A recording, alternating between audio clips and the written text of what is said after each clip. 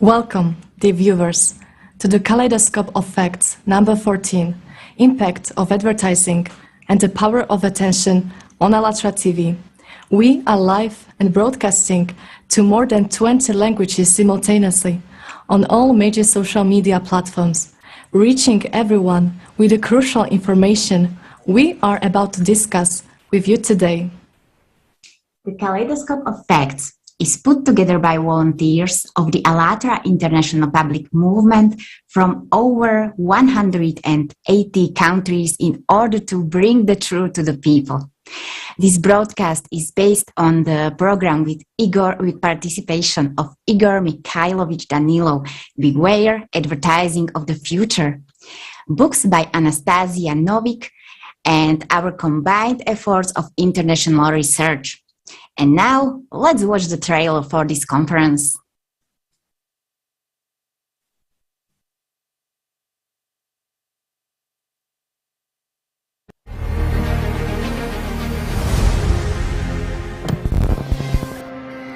Everything you think or do requires your attention.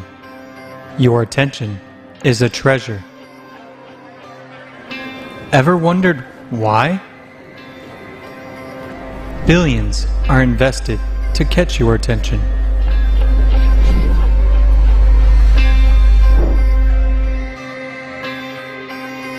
Don't you feel like being manipulated? Me? Never.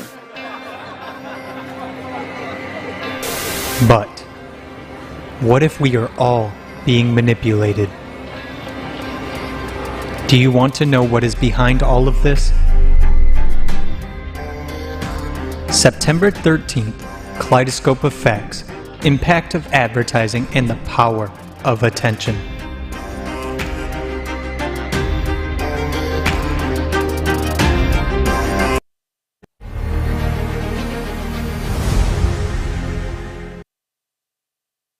We live in a consumerist format of society that is based on continuous and constantly increasing consumption. And how do you make people buy things, buy more often, and never stop wanting for more? Advertising. First question, why advertising? I mean, advertising has always been around us. Therefore, it must be something good and useful to have so many ads all over our lives. But can advertising be bad or harmful?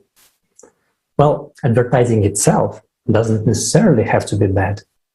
Advertising might even be helpful sometimes.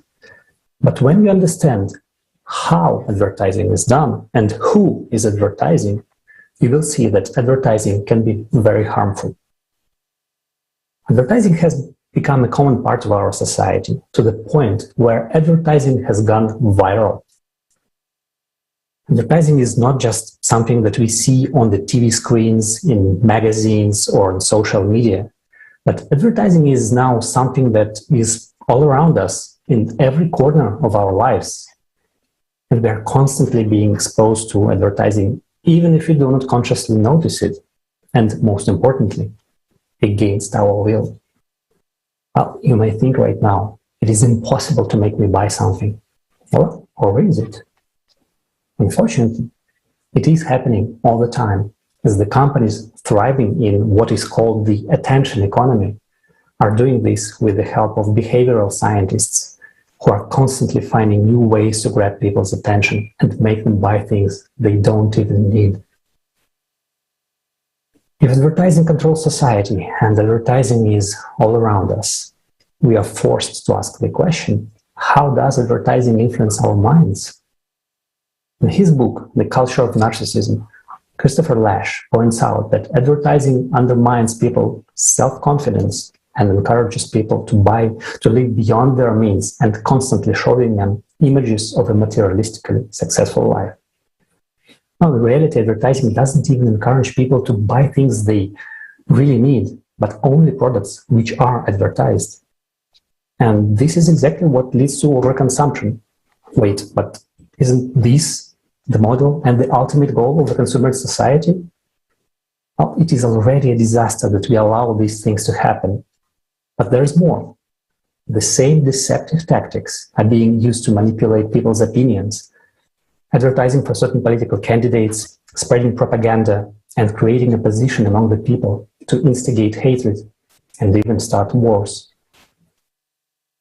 This all means that advertising nowadays has become very powerful, no longer just a distraction, but also a manipulation tool with the power to control society's thoughts and actions. Unfortunately, advertising today uses very unethical strategies that are causing harm not only to consumers, but also to society as a whole. So, how do you make a person pay attention and turn him into a consumer? Well, you need a tool. And one of these tools is advertising. And ultimately, when talking about advertising and influence, well, everything we're talking about is information, or more specifically, ways of presenting information to change a person's perception. We also have to admit that without our attention, information is just, well, information. And it is only when we pay attention to something that we give life to this information. In other words, information does not have any meaning without our attention, and nothing lives without it. Thought might have crossed your mind that this is no big deal. Everyone is paying attention to something at any given time, so why bother? Well, I'll be getting a little bit ahead here, but there's one very important, crucial thing that not a lot of people knew before today, that of all the living creatures in this world, only we, humans, possess this power of attention, and without it, nothing would exist. Even the term pay attention literally says that we are paying, but what is it that we are paying with? If you want to know the truth, and you are wondering how this affects you and your life, stay tuned, as today we're going to dive deep into these topics, present facts and undeniable evidence of what is going on behind the scenes in this game of stealing people's attention and manipulating their consciousness that we call life. We will also talk about how advertising is shaping the society we live in today, and finally, what can be done to correct our course, change the format of society to a creative one where human life is the highest value.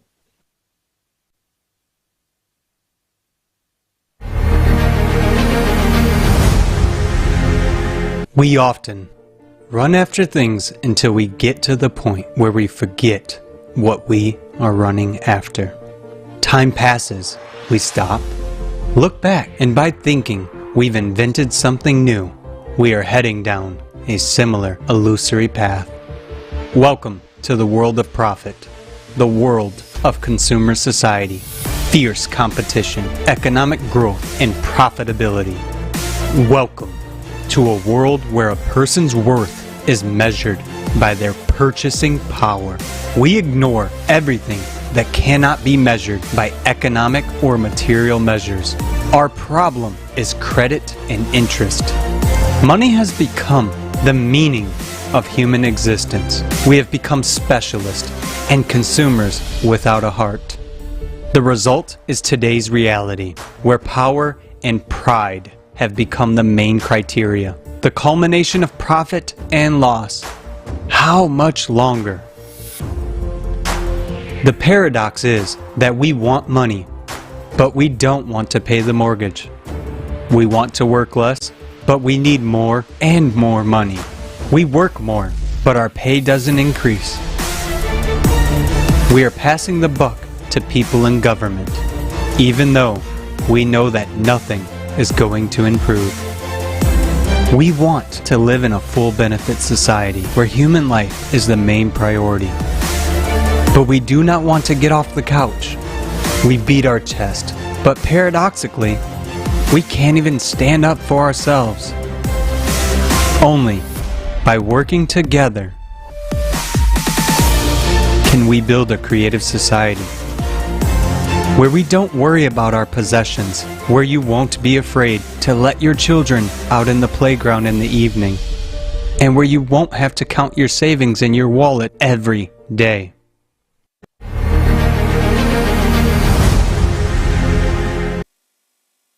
So now we have learned about consumer society, and we understand that each of us is a part of that. You might think that consumer society and advertising were born not so long ago. But what if we told you that it all started 6,000 years ago? Let us figure out how we got here. Let's dive deep into the history of humankind and find out how this tool has been manipulating us for centuries. And now, let's hear from the Russian historian Natalia Pavlova. Mrs. Pavlova, the floor is yours. Здравствуйте, уважаемые Greetings, dear friends. Indeed, humanitarian knowledge shows to us that advertisement as a tool of manipulation have existed in ancient societies, and communication, which started to call advertisement, we see it in the consumer type of society of ancient people. Multiple reading of ancient sources and artifacts of ancient Mesopotamia leads us to an understanding that people had an understanding of advertisement as an interaction and purpose of transmitting information from one person to another in order to produce and reproduce the mind and consciousness of people and to attract attention to the object. For that, different myths and literature texts were used on clay tablets. The function of advertising was the increasing of income of the sale of service or products. Here we can pay attention to the facts that the way of living in Mesopotamia and in Sumerians, it was vividly represented, since they consumed the same amount of products as we do right now in the modern world. Sellers tried to attract attention with advertising, and in fact, they attract attention of all buyers into material desires. A sociologist and Igor Klachkov, a sociologist and translator, brings the Sumer-Akkadian culture closer to the modern ones. And it starts from 6 millennium BC till the 21st century. We see on the clay tablets vivid images of people carrying communications, how they distributing gifts among the participants of society, and the clue is to increase the status of a human. Anatoly Kifushin, the doctor of science, also noticed that Sumerians enjoyed communicating with gods, since only gods was able to fulfill desires of every person. And it should be noted that exactly through priests it could be done. Priests was really effective promoting the form of these desires in the form of prayers. And exactly manifestation of all these instruments contributed to social inequality. And it can be noted that social inequality is one of the factors for this advertisement to exist in society. Also, we can pay attention that in the ancient society, life of one person depended on the personal relationship, on the personal attitude of the head of the group towards him. The person who was in power was solving important issues on whom the fate depends. People invested desire to be themselves the rulers and occupy high social positions. And to fulfill such needs, they were searching for people who would actually fulfill their dreams and desires. And first of all, it was priests. Priests provided such services as statues, and as we see right now, a man who prays, and also such a scene in a hallway where visitors was waiting for the reception to the boss. We know how often people can be afraid for waiting for the visiting the boss, and you need to ask to deities, you need to ask to God for the resolving the situation. Vladimir Yemenyanov, translator of Sumerian tablets, revealed that energy of a human, me, it was called as the desires of a human. So to say that the will of God is the desires of a human. It also was represented that for Sumerians only external beauty was valued. Appearance of ritual behavior and consciousness as a result of reproduction of the consciousness of Sumerians. Spiritual culture begins with rituals and spells as a part of a rite. Another example is that the science of advertisement in Class of Sumerians, this is advertisement of services how to defeat the disease. According to the study of astrologer Ekaterina Markina, first of all, you need to call for a priest. And tablet amulet with a spell against the demon Lamashtu for placement in the house. The exile scene. Also, here can be noted such a principle when we order some service to impress people around you. Second, find magic materials, something which implements your desires. Third, bury the image of a dog at the threshold. Fourth,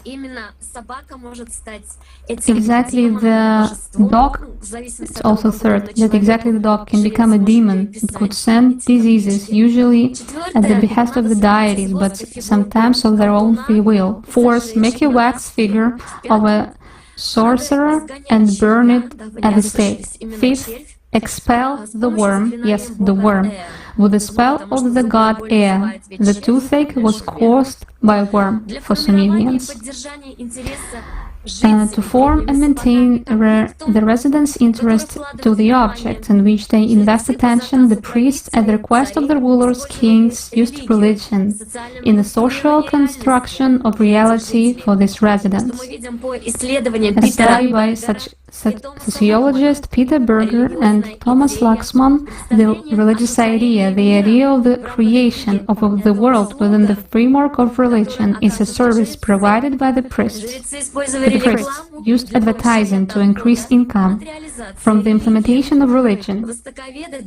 Orientalist, scientist Andrei Zubov and Olga Stapova, astrologist Ekaterina Markina, the origins of the sacralization of power through the transmission of information, forming and maintaining of influence of the rulers. Also, the Assyrian king called themselves the king of the universe.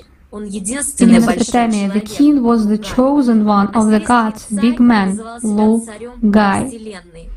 Historian, doctor of scientists, František Dvornik, adoption book he was writing that Mesopotamian rulers were adopted by gods. The royal power was not considered legitimate without the priest's recognition. In gratitude for this, the kings brought rich gifts to numerous temples of Nippur, built and reconstructed temples in the cities. And they showed by this example the gratitude to all residents for the service of the priests. The brightest example as well can be the fact that in the 3rd 1000 BC, the ruler of Gudea was deified. Sacrifices were made to his statues. Places of commemoration and afterlife fitting of the ruler appeared around them. Orientalist, doctor of scientists Nadezhda Kozareva, together with Vladimir Yemelyanov, they was showing that according to the tablets, Gilgamesh is the first wonderful person in history. This idea was imposed, and they succeeded in this. And the king of Sumer and Akkad, Shulgi, took care of all the prosperity of the country and called himself the life of Sumer. That is why the imposing idea that Shulgi should be the life of Sumer. Let's talk about that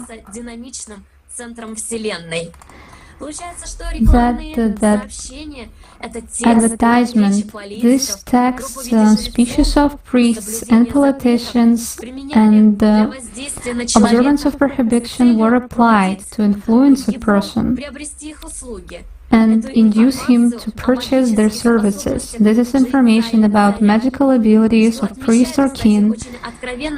And very frankly, anthropologist and ethnologist Sir James Joyce Fraser noticed that the king was preserved as the priest was continuation of a deity because it was profitable for them. Each inhabitant of Sumerian wanted for them to be worshipped as well, and priests provided such an opportunity to each consumer. Mark Bloch, idealist and doctor of science, says that analogies in the Middle Ages, there are the same analogies regarding the royal power. And when we talk about advertisement in the consumer society in more details, you can watch in the books of John Kennedy, The Braid, David Reisman, and those are actually wonderful people who write about discoveries in the field of advertisement in ancient societies. And by historical facts, we see indeed that thoughtful use of advertisements were used by priests and kings to attract people's attention and met as energy to establish strong royal power. Advertisement is a method of manipulation, and people themselves directed their energy to kings and priests, and they strengthened their rulership because they themselves wanted to rule. So advertisement, it is more than a seller promotes a product. Thank you for your attention.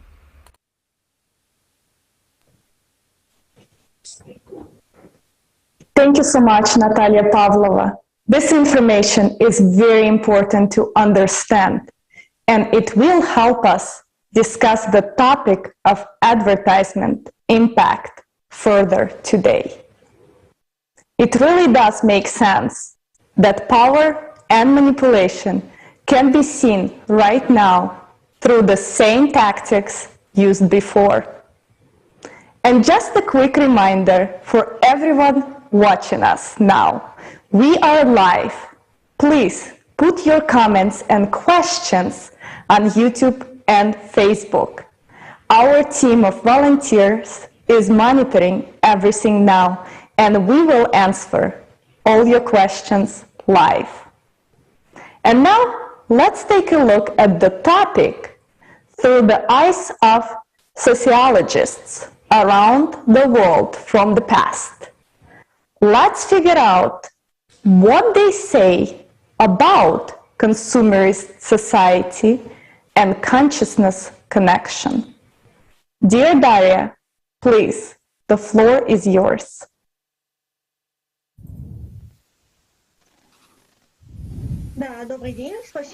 Yes, thank you very much. Good evening, good afternoon to everyone. I'm very pleased to participate in this conference. Sociology, the science that studies public consciousness and the patterns of its development.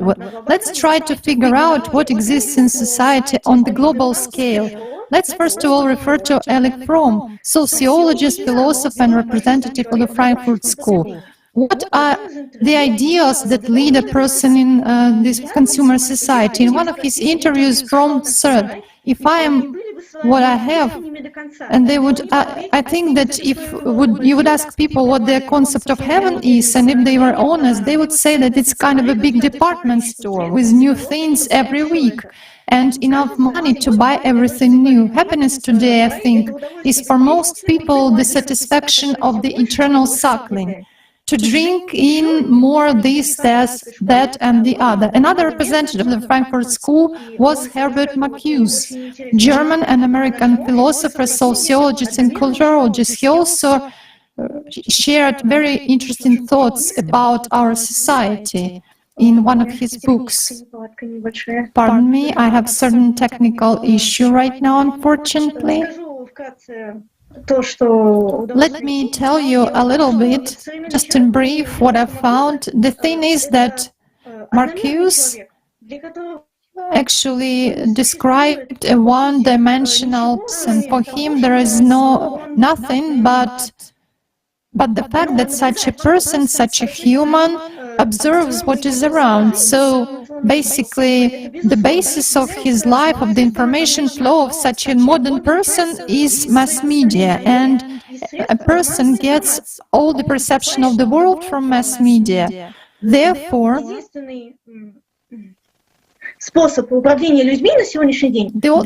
the only way to manipulate people nowadays is through mass media. When internet has appeared, the situation changed even for the worse, because despite the fact that internet provided people with more freedom, basically this technology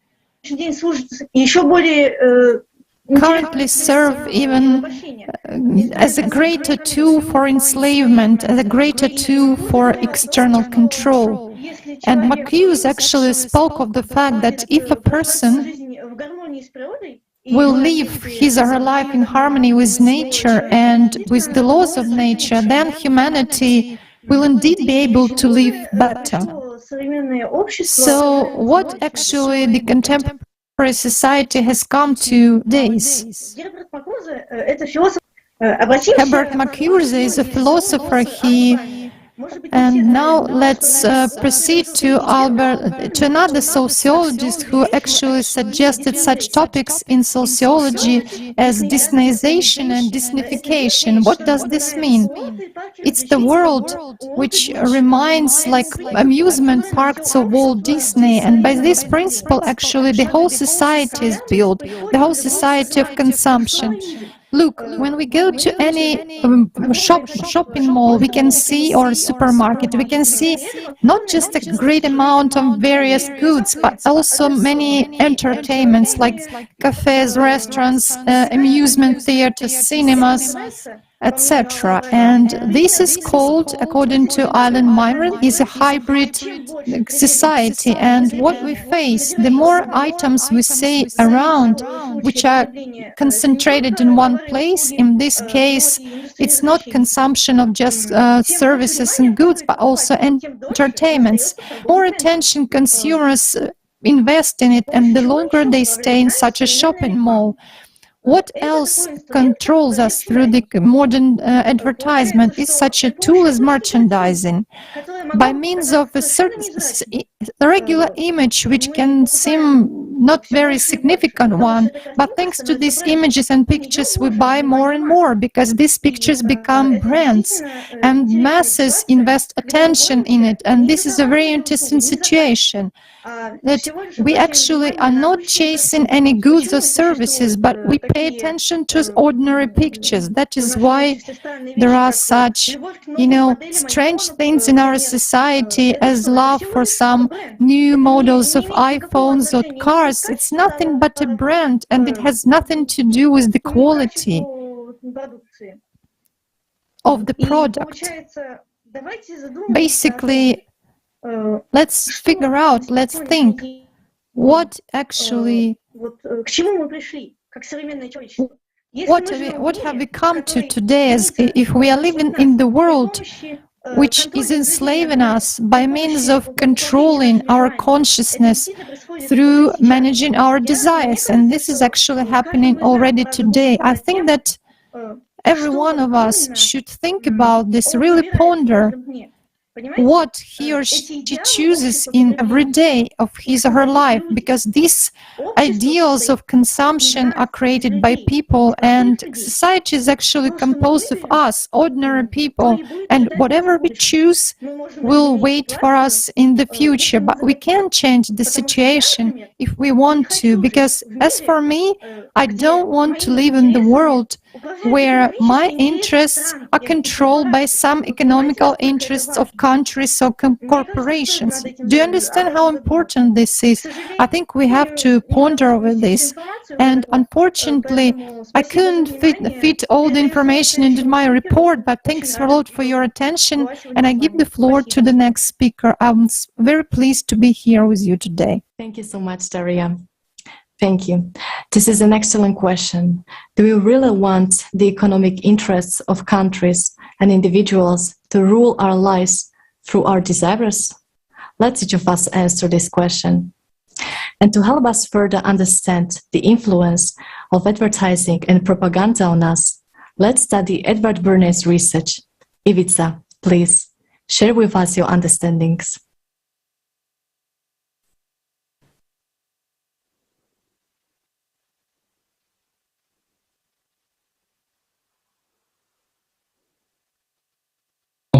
Sad možemo krenuti sa marketingom. Marketing se pojavio od 1920. godina sa Freudom. Od 1920. godina oglašavanje počinje dobijati nove značaje. Temeljne promjene u njegovoj pojavnosti učinjene su kroz Freudov rad. Fundamental changes in appearance were made by Freud's work, which fell into the hands of his Edward Bernays. Reading his uncle's manipulirajući posvješću.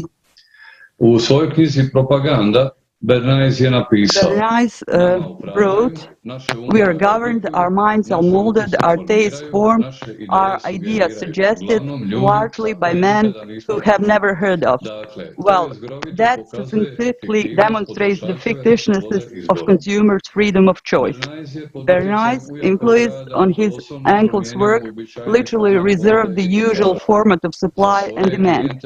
For his clients, he initially changed the conditions of the environment, thereby shaping demand, and then came the supply. For example, as he did with piano sales, Bernays negotiated with fashionable architects, and they began to include in their designs music rooms with dedicated space for pianos. And it was up to the consumer to decide, by looking at design, what he wanted, that he wanted a piano. The fact is that man has a dual nature. There is spiritual and animal nature in him. Depending on which of nature dominates, this is the choice of that person makes.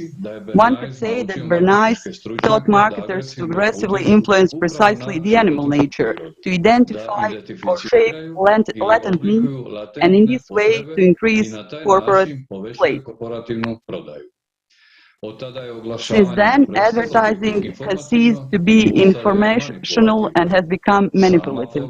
The formula itself has changed. Previously, demand gave rise to supply, but now supply must shape need and ultimately demand. It also created such a field as PR, which began to control public opinion, to influence the public's perception of public figures and manipulate stereotypes. The truth is that with the development of society, the methods of manipulation of people are only improving. One of the most telling examples of manipulation of public opinion was the order to increase cigarette sales. It turned out to be easier to do by the involving women. And if you want to know how he did it, well, our next speaker, Andrea, will tell us about this campaign. Andrea, the floor is yours. Thank you. Thank you. I'm very happy to be participating. The essence of the most impressive experiment was to teach women to smoke. At the time, there was a taboo on women smoking, and Edward was approached by one of his clients, the manager of a tobacco corporation, saying they were losing half their market, asking him to find a way to break that taboo. After taking to psychoanalysis, Bernays found out what the cigarettes meant to women. It turned out that It was the symbol of male sexual power. He figured out how to challenge the power. And in 1929, at the annual Easter parade in New York, he invited several high society model girls and persuaded them to hide their cigarettes under their underwear. At his sign, they had to take out the cigarettes and smoke at the same time. He also alerted the press that he knew there would be activists at the parade to light something called the Torch of Freedom. So there were plenty of media representatives, and when at his signal the girls lit cigarettes and the slogan "Light the Torch for Freedom" sounded, scores of reporters filmed, and the next day the news broke not only in the New York publications but throughout America and then went around the world. Cigarette sales rose instantly. The campaign ordered by the tobacco industry was presented by Bernays as news, which it really was not. Bernays was convinced that news, not advertising, was the best means of conveying the advertising message to an unsuspecting population. This was done by the decision of one man only, and it points out the influence one person has on his own. Some way one person can make a difference in the opposite direction by debunking manipulation, spreading the truth and real information. This way, each one of us can help create a world in which knowledge and truth is accessible to everyone. And that way, we are truly free and cannot be even manipulated.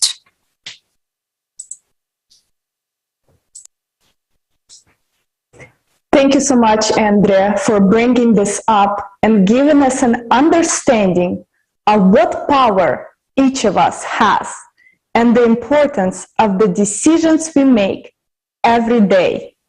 And also, I just would like to remind you that we are live, and I would like to read some of the comments we have received. So one of the comments, it says, it was very interesting that advertisement is coming from Sumerian civilization to us. The other comment is saying, guys, thank you very much for the truth, and thank you for all your efforts. There's coming understanding to all of us, and people have real opportunity to come out of the materialistic ways of living we have. And another one I will read is from Alexei, and he says, this is a very interesting conference. I did not think that the advertisement has been around for such a long time as a disease. Thank you so much for your comments, and please leave them on Facebook and YouTube, and we will answer them and also share them with our audience. And right now we would like to move to the next topic. And what about ethics? What role do they play in mass media?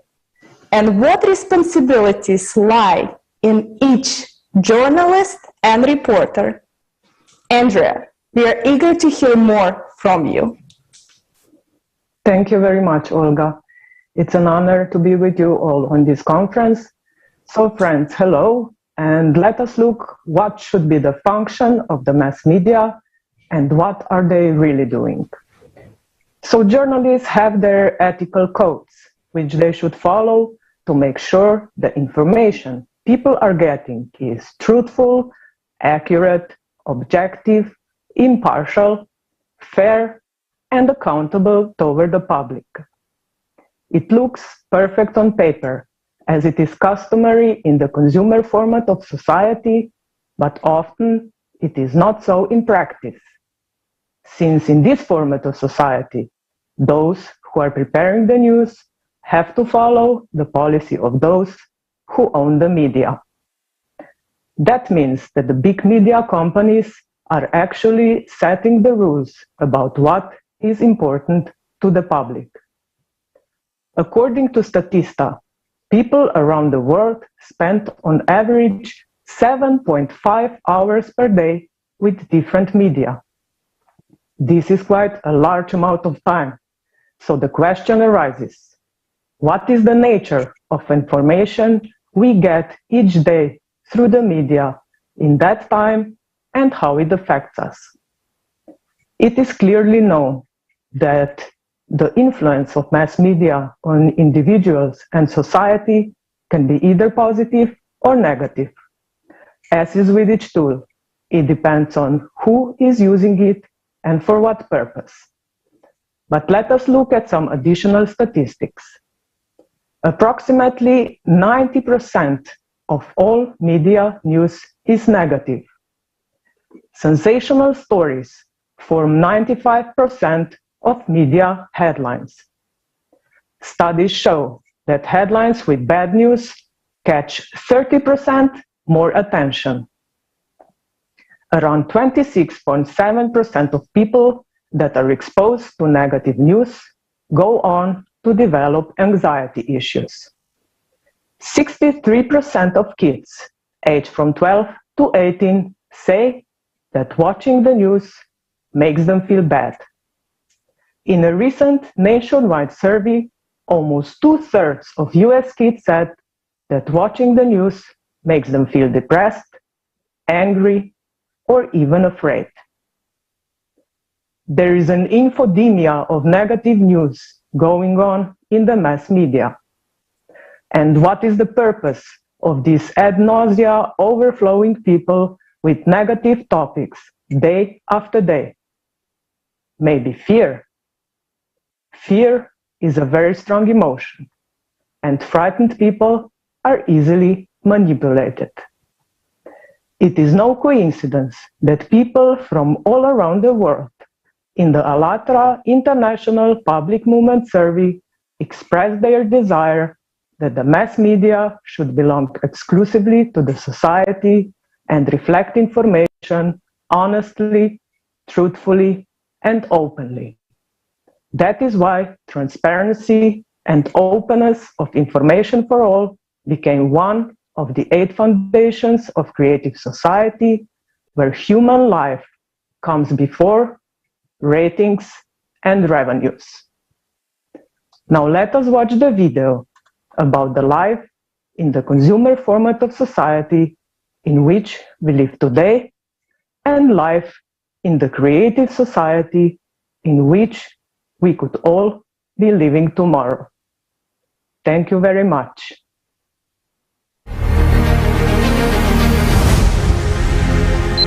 How much time do you spend for life, and how much on survival? You work from 8 to 12 hours a day to earn money. You need that money to live. You must work for a living.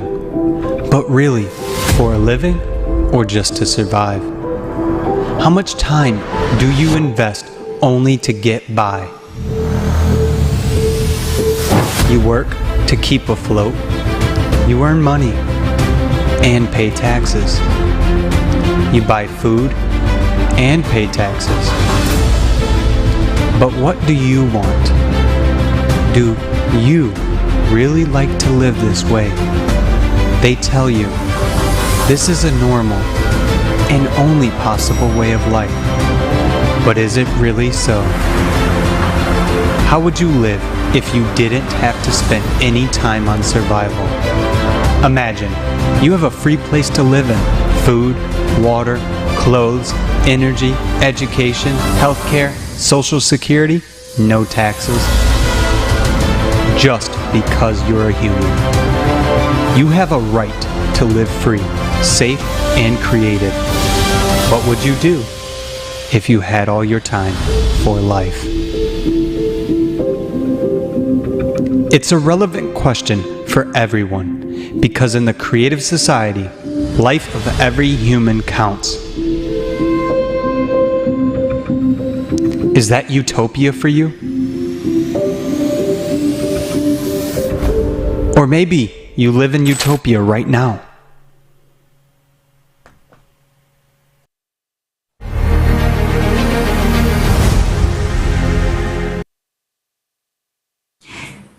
Have you ever considered why we call utopia an ideal world when we live in utopia right now? Paying taxes is eating us alive, and we can all feel it in our adulthood. We are being wrapped, and we agree to it. Isn't it time to build a society that is not based on stealing away from you and me, but giving us an opportunity to live? We just want to remind you that we are live and broadcasting in 20 plus languages simultaneously. Please write your comments and questions on Facebook and YouTube, and we will answer them as we go. Let's come back to advertising and its techniques and learn about the 4 stages of advertisement triggers. Daniela will share with us more about AIDA. Daniela, the floor is yours.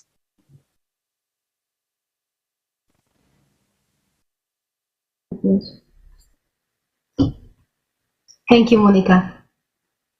So, hello, dear friends. I would like to tell you about marketing model called AIDA, which describes 4 stages through which a customer goes through from the moment of seeing an advert for the first time to purchasing a product. AIDA stands for awareness, interest, desire, and action. The first introduction of AIDA dates to the 19th century, and since then is the AIDA model commonly used in digital marketing, sales strategies, and PR campaigns. So let's get through these 4 stages. First one is attention. The goal of this step is to attract attention of a customer. The question stating the purpose of this first step is, how do we make buyers aware of our products or services? In 21st century, this can be very difficult to achieve considering the information pollution we experience. Marketers need to be creative to stand out from a queue.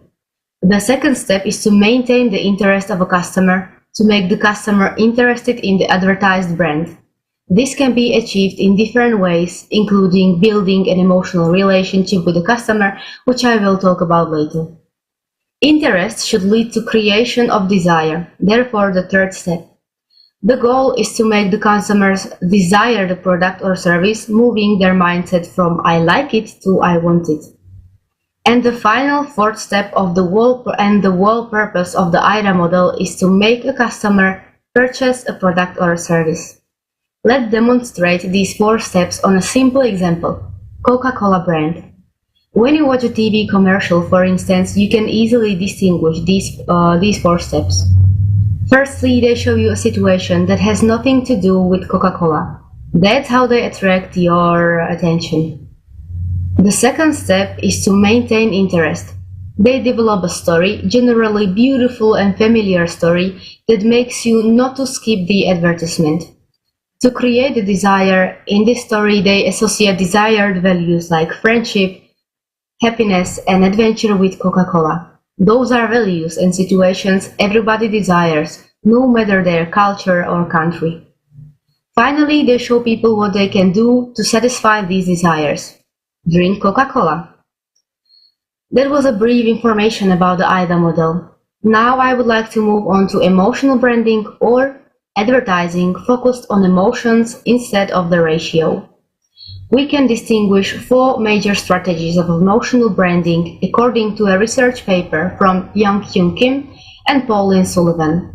Those strategies are sensory branding, storytelling, cause branding, and empowerment. Let's begin with sensory branding. Sensory marketing engages and triggers consumer senses like sight, sound, feel, taste, and smell. According to a research article from Martin Lindstorm from 2006, brands that appeal to multiple senses will be more successful than brands that focus only on 1 or 2. This is being used in various branches like fashion, food industry, cars, cosmetics, even in real estate. Imagine going to work and bypassing the pastry when suddenly you feel beautiful smell of freshly baked croissants. Without your knowing, your body has already started biochemical reactions as a response to that smell. Another strategy is storytelling, when brands create the story behind the product so people can easily bond with the product. Cause branding is a strategy that offers customers opportunities to make a positive changes for social issues by placing a purchase for their product or service. Customers therefore gain satisfaction for helping these social issues experience moral emotions which play a central role because they are linked to their desire to serve a higher cause. Last but not least, empowerment as a marketing strategy.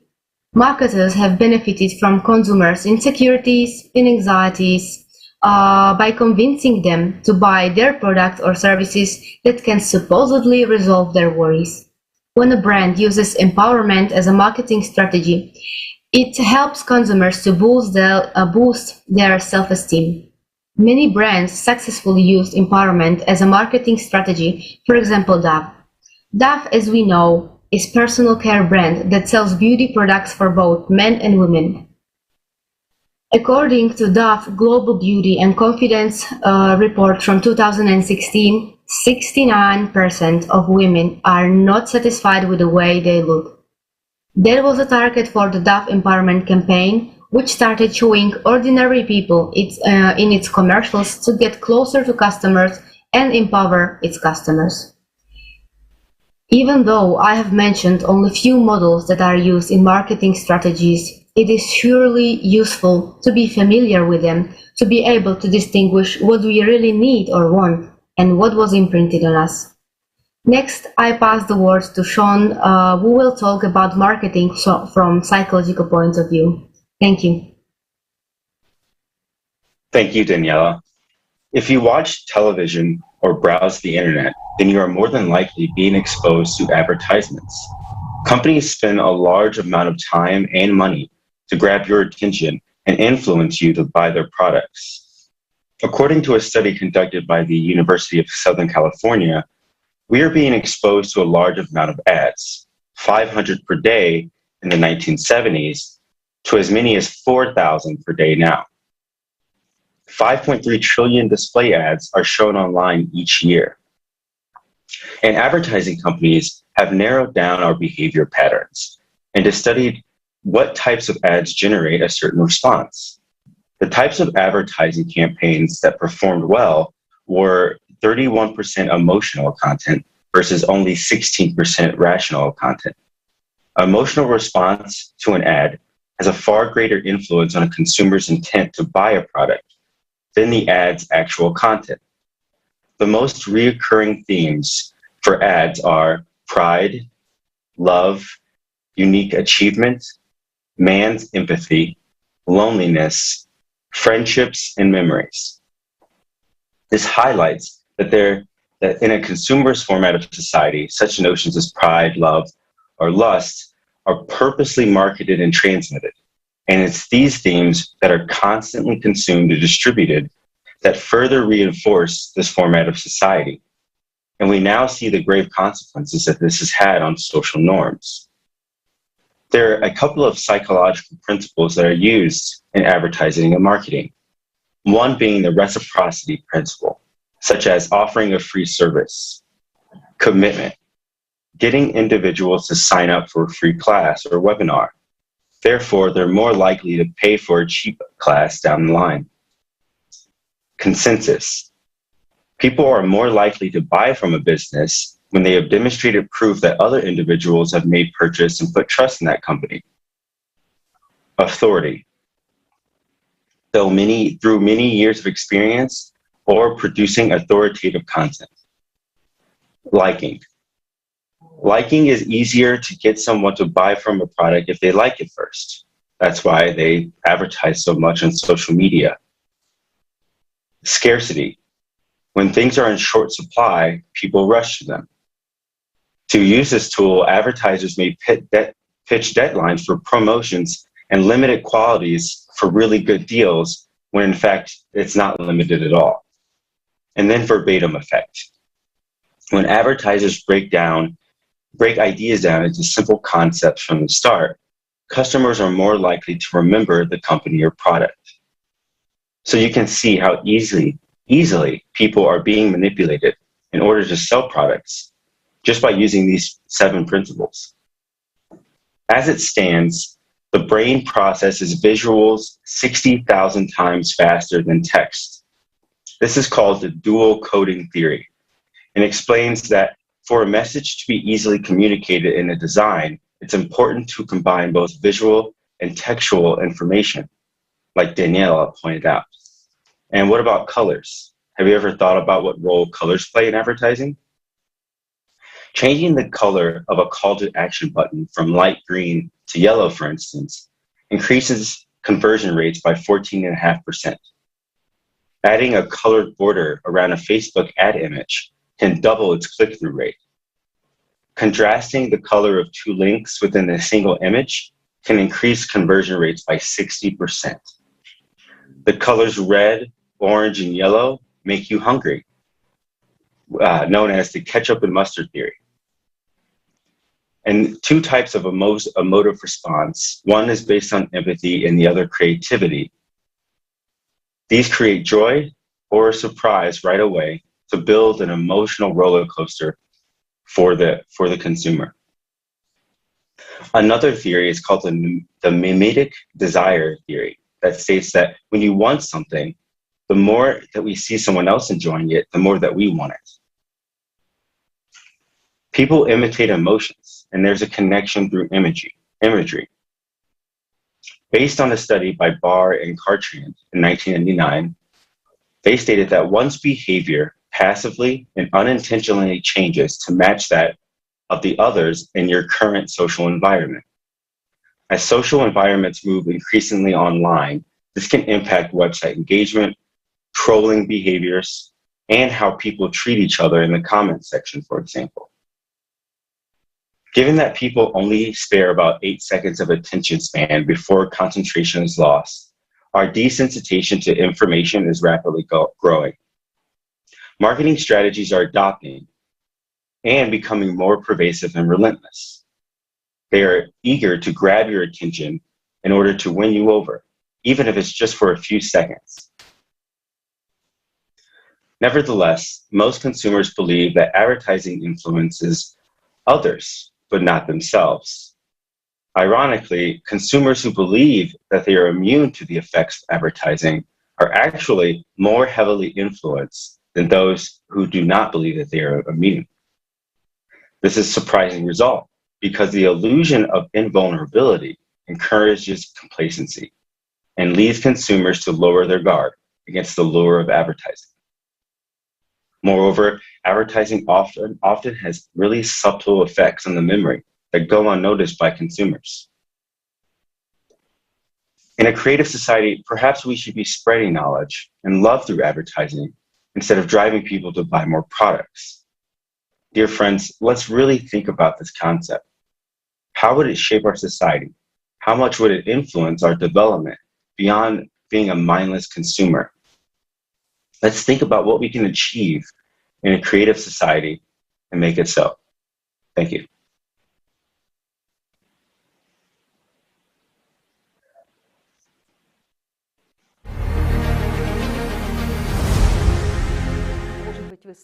Maybe you heard of the phenomenon of consumerism, overconsumption of today. And people very often buy more products than they need. Look at women who often say, I have nothing to wear, and in fact they have a wardrobe full of clothes. Or they say there is nothing in the fridge, but fridge is full, but they say there is nothing to eat, and so on. And whatever product you take, people have more than they need. They accumulate all this stuff in their houses, and these things already put pressure on the person, on his psyche. And in this way, it kind of leads again to this neurotic state. So you have to be very cautious with advertising, and people need to use their brains and think about how much of what they buy is really needed. But really, today there is the impact on the psyche, the impact on people's emotions and on their lives. It's not a fair game, so to speak, with the consumer. On the one hand, advertising evokes emotions in a person, making him want to show everybody that his status is higher than what it really is. On the other hand, he's not given such a salary which would allow him to correspond to this status.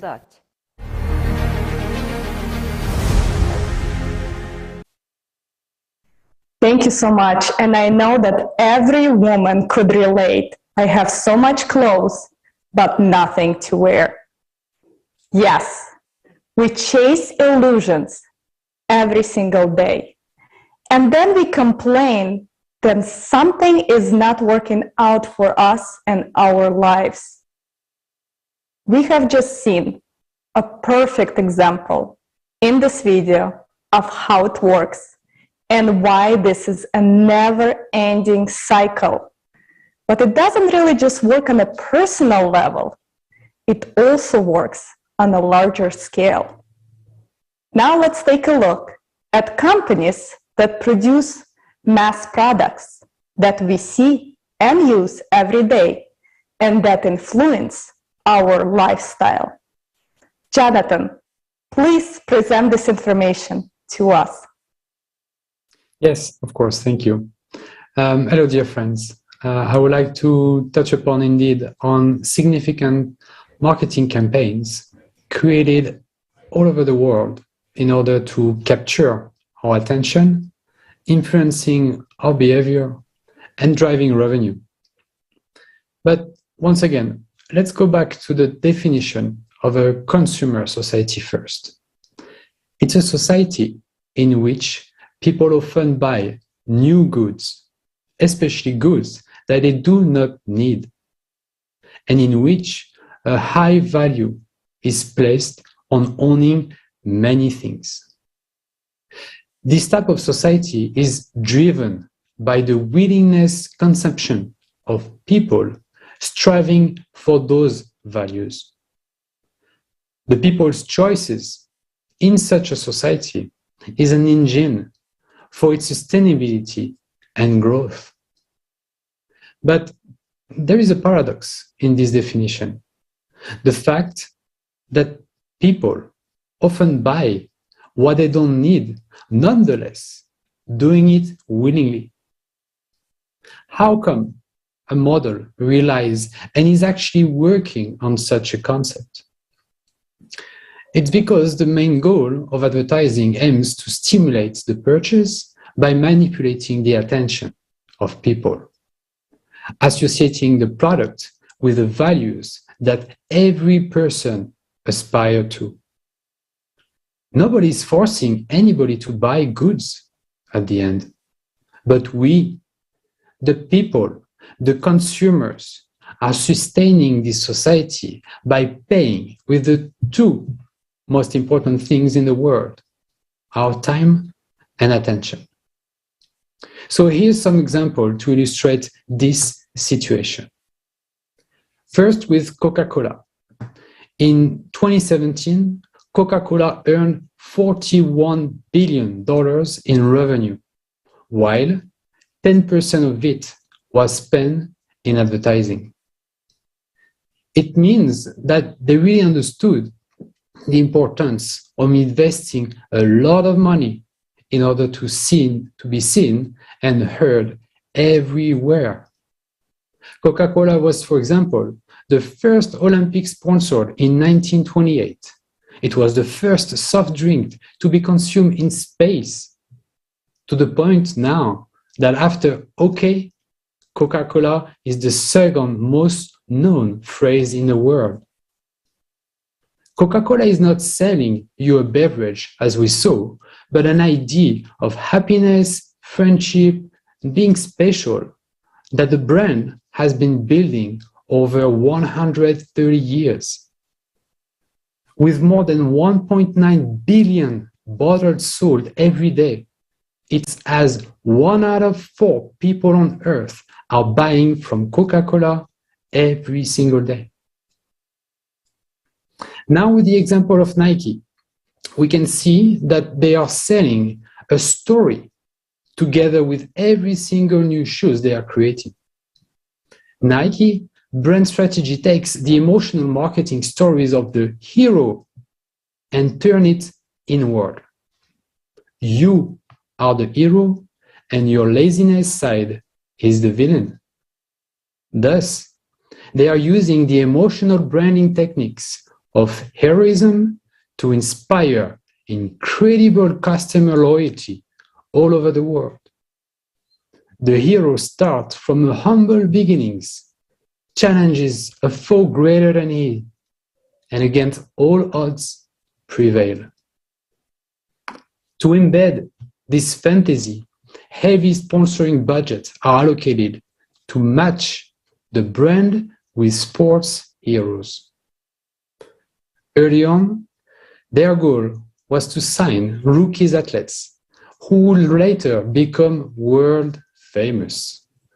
Michael Jordan, Tiger Woods were among them. With both of them, it's almost solely because of their name, reputation, and sheer star power that Nike were able to increase sales dramatically, become the giant company that it is now. For example, they forecasted $3 million in revenue the first year selling the first Air Jordan shoes, but end up with more than 100 million revenue, an increase of more than 3,000% regarding forecasts. Finally, as a last example, Red Bull with the Stratos project. It took place in autumn 2012. One of the company owners said that this project cost $50 million. Since that event, earnings have grown gradually from almost 5 billion in 2012 to 6.3 billion in 2020. The Stratos project also broke several audience records. On YouTube, the broadcast was watched live by 8 million people.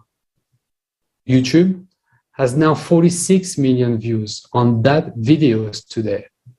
And the Red Bull YouTube channel earned a bit more than $1 per 1,000 views. It shows how impactful on people the event was and how much attention it brought to the brand. Those examples, out of many marketing campaigns, follow the same model, investing into the creation of a virtual ID people are buying over the actual product. The idea of friendship over a soda, the idea of surpassing yourself over a pair of shoes, or the idea of getting wings over an energy drink. However, after this Stratos jump, we all understand that Red Bull doesn't give wings, because otherwise Baumgarten will have not crashed towards the earth at 1,342 kilometers per hour, but will have enjoyed a little bit longer the view from up there. I hope you clearly see now that after capturing your attention, it's our emotion which makes us buy what we don't need. Thank you. And now let's watch a video with Mario Jury regarding how psychology and sociology are used as marketing tools. Thank you.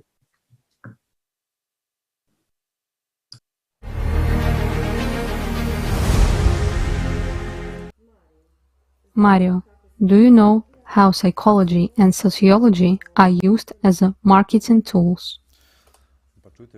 Well, listen.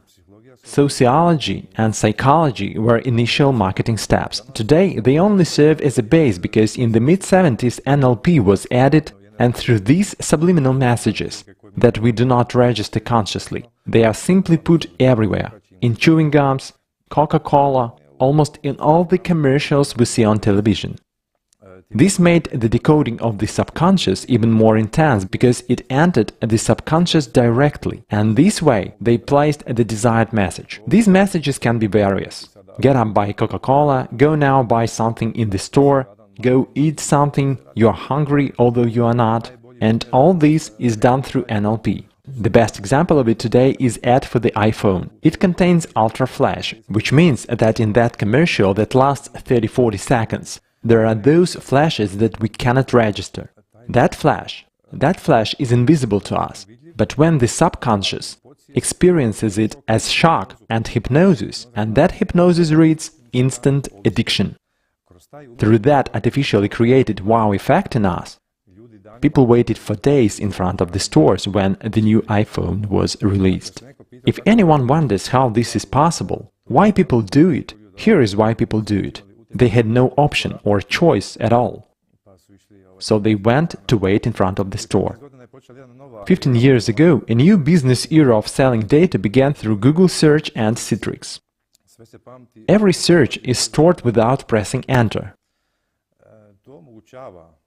This now allows large corporations to become owners not only of our personal data, of our behavior, but even of our thoughts. Yes, our thoughts. This data is now being sold to whoever offers more. So whoever offers more, it now really owes the market to trade with. So it's now new data exchange market. So the data is sold to a third party, in order for them to sell exactly what they wanted using those thoughts and subconscious wishes. Like algorithms are getting smarter, which makes us more transparent to them. That's what it's all about. Through us, both by polling and analyzing, and by making statistics about our behavior, they learned so much about human that they know more than human knows about himself.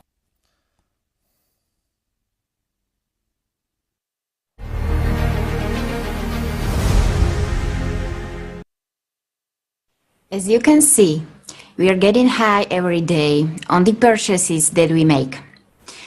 But the excitement doesn't last long. It's like a drug that you have to take daily. With new and flashy things to buy and consume, we are forgetting what the meaning of life is and why our attention is being stolen from us right under our noses. Regina will share with us real-life examples of what she has observed in her daily life and the impact it has on younger generations.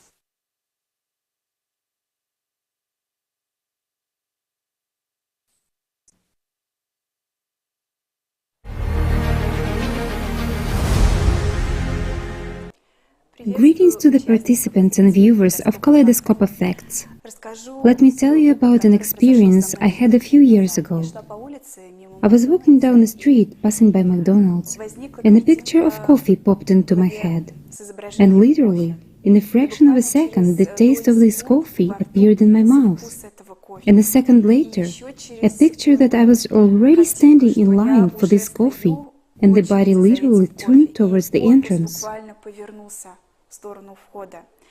And in fact, it was such a shock to me that this kind of advertising already exists, that it is so easy to manipulate a person's consciousness like this.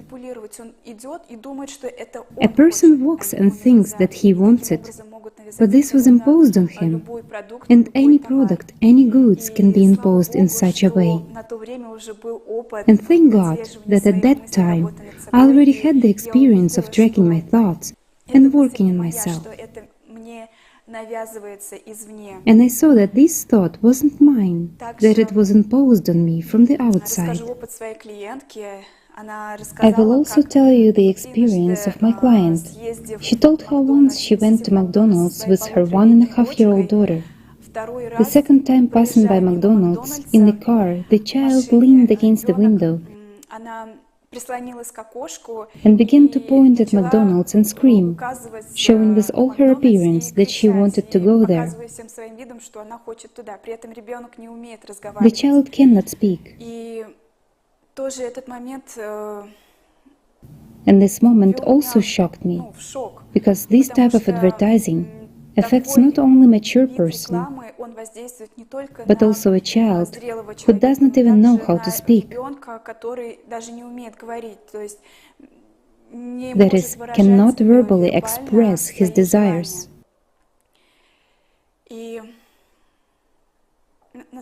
In fact, this is serious. And it is so important for each person to learn to control their thoughts, their desires, and see this impact from the outside. After all, for corporations, we are not people. We are just walking wallets.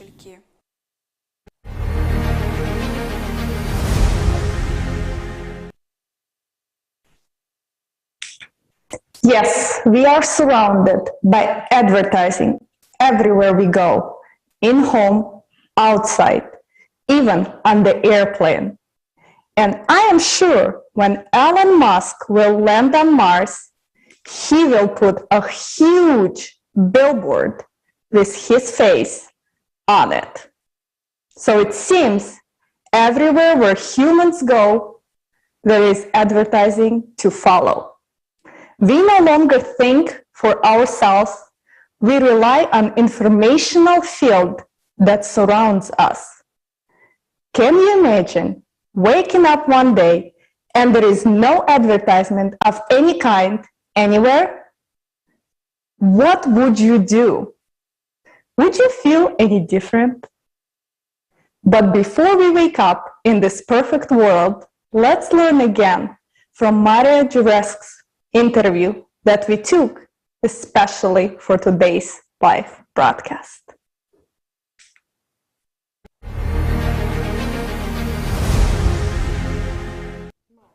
Mario, do you know any techniques of subtle influence at the mass level or the level of the targeted population?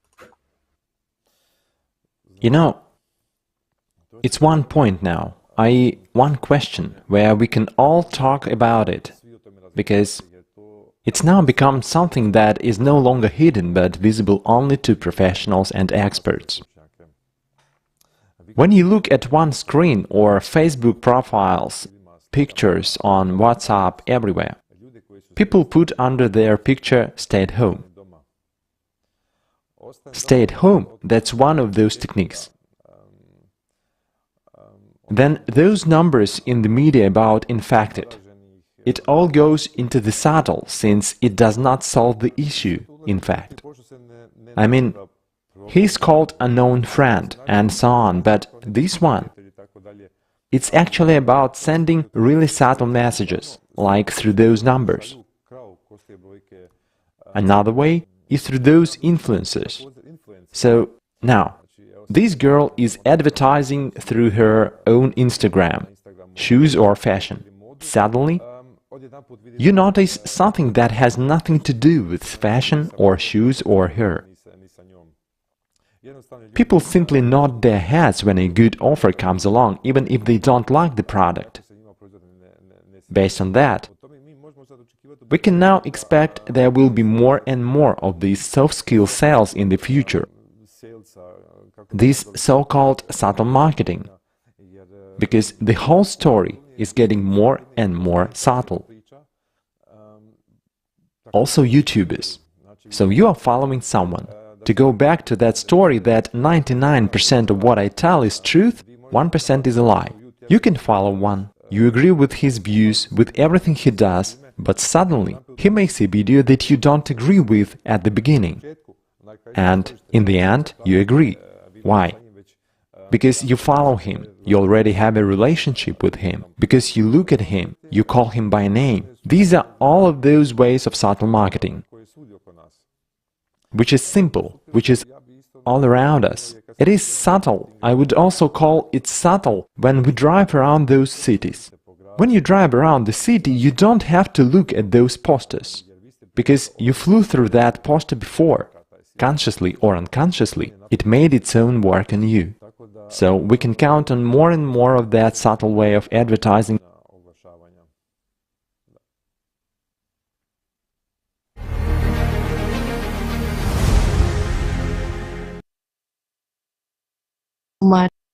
Mario Juric, for your honesty.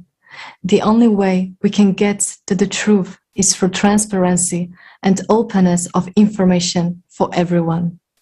And we would like to remind everybody that we are live and broadcasting into 20+ languages. A Kaleidoscope of Facts is a project of the Allat International Public Movement run by volunteers from over 180 countries around the globe. We would like to thank every single person today who is presenting tonight, who helped us to do research and prepare, who's behind the camera, all of the technical support, designers, and thousands of others who have made this possible today.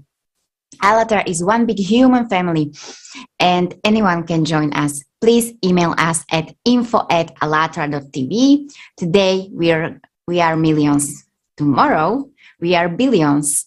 Also, please comment and write your questions as we go on YouTube and Facebook. Now we'll discuss a very interesting topic about social statuses we all hold and how we project them to ourselves through the informational field that surrounds us. I would like to introduce Ukrainian professor Irina Moisevna Banova. She is a professor of the Department of Design of the Khmelnytsky National University, honored worker of education of Ukraine, chairman of the Khmelnytsky Regional Organization of the Union of Designers of Ukraine, academician of the Ukrainian Technological Academy, and chairman of its Khmelnytsky department. She will share her knowledge with us. Mrs. Banova, the floor is yours.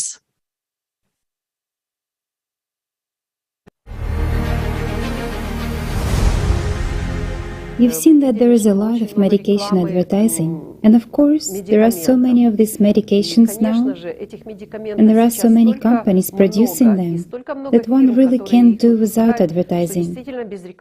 When there was only one company or a few of them, it was natural that people would buy what was offered to them. And now this competition has led to the fact that consumers' minds are actually influenced by advertising. And people start to think, what should I buy? And sometimes they buy things they don't even need. Well, for instance, some time ago it was very popular to bring in pottery, crockery from Germany, for example, and many people had crystalware in their cupboards, all those German crockery sets and so on. So it was a mark of status. People wanted to show that they were able to afford that too. When I read something on the internet, ads always pop up. And it seems as if someone is monitoring your life on your phone. Whenever you say a word that you need something, and right away you get a hail of ads sent to your Viber on Facebook, I mean to your social network accounts, or just to your phone. And this advertisement starts to work. Well, really, if you need this product, you start looking at it, and then at some point after you bought it, you think, did I really need it? That's the point when a person should have thought about that in the first place. Do I really need this product? But sometimes it so happens that a product's low price attracts people too.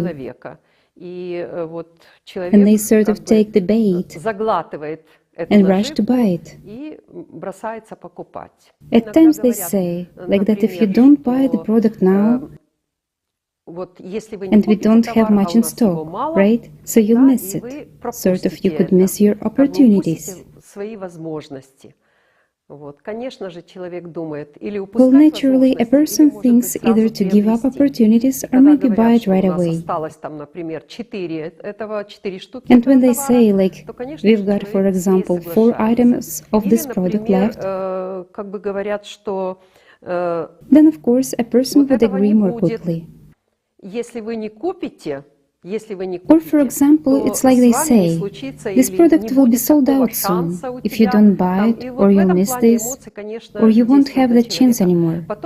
So that's when emotions certainly impact the person. And certain emotions also occur when a series of pictures are demonstrated. Or, for instance, they talk about that. I mean, they show children, for example, beautiful women, dogs. So those who love children, and most of people usually love children, immediately begin to react to this advertising.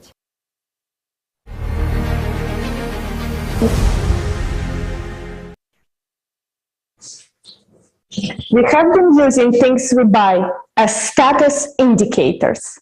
It used to be a teapot that you can plug into an outlet that made us high class. But now it is a rocket that you can send off to the space. What is next?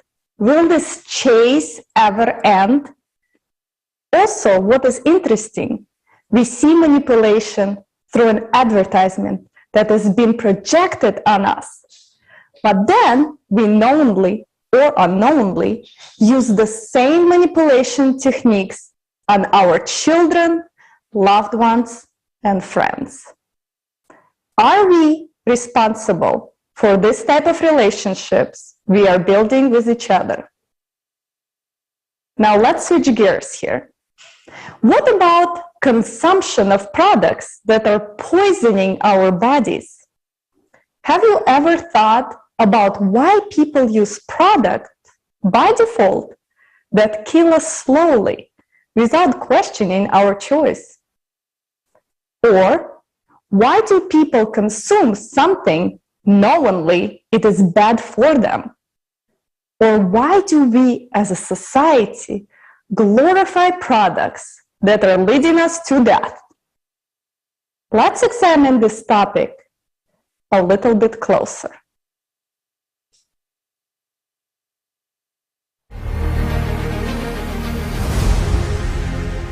There is explicit advertising, which can be very nice. So goods are sold and people get informed about a product or a service or about someone when it advertises an expert, for example, or a certain area of expertise, and so on. This is an open information commercial. But when there is implicit advertising, people are being forced a certain attitude towards a phenomenon. And sometimes, well actually not sometimes, but very often, it is about negative phenomena in our lives. If you take an example of alcohol, virtually there is no direct advertising of alcohol whatsoever, but there is quite a lot of hidden advertising. We all know that the world is run by big corporations, corporate groups, and so on. Naturally, they want their businesses to go well, so that they prosper, getting more and more profit.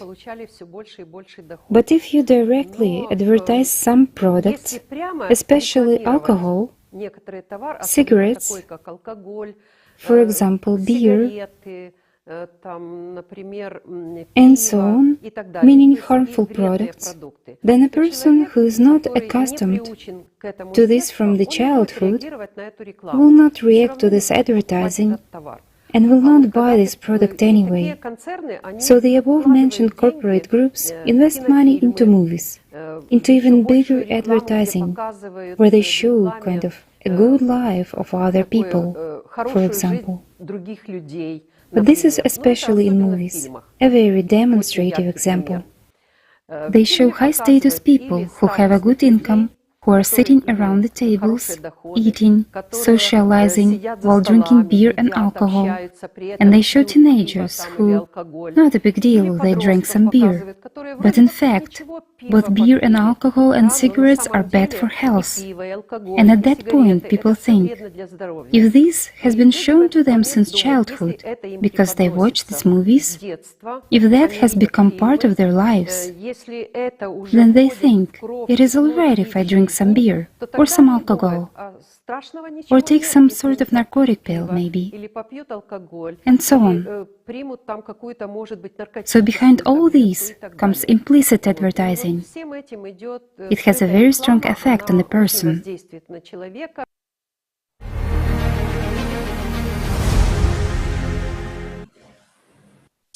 Let's dive a little bit deeper and look at specific example of where subliminal advertising is being used and how it is integrated into our everyday life. Natalia, the floor is yours.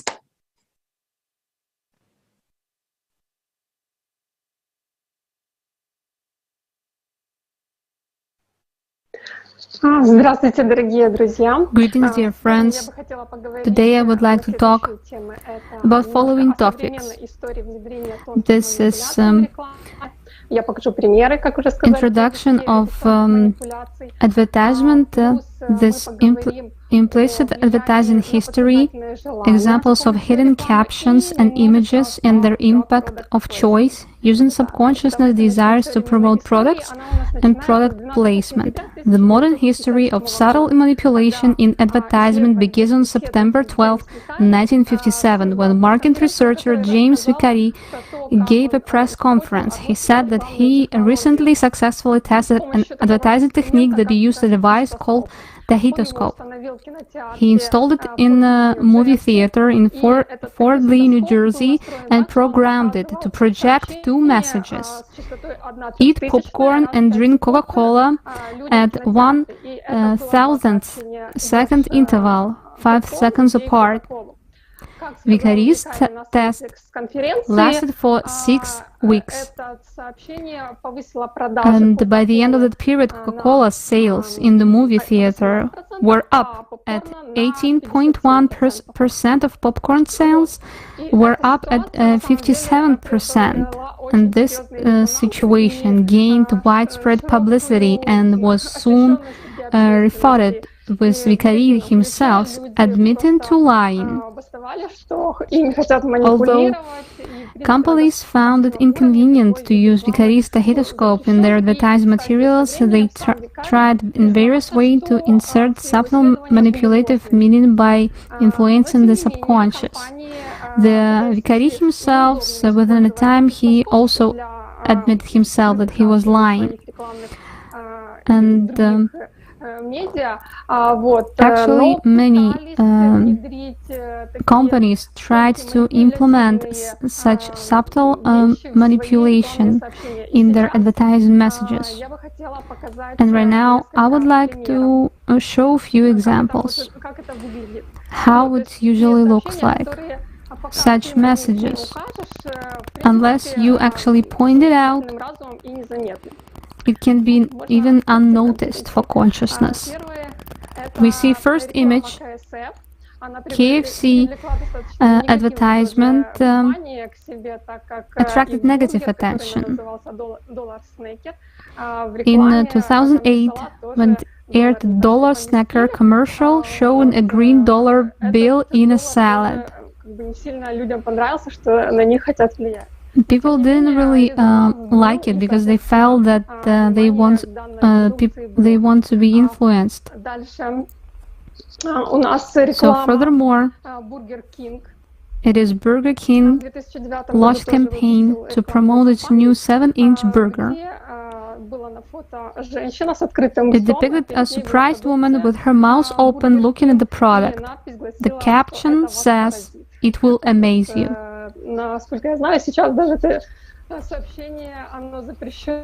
Even right now, such message is prohibited, but back then it's also caught widespread resonance. Another example is logo.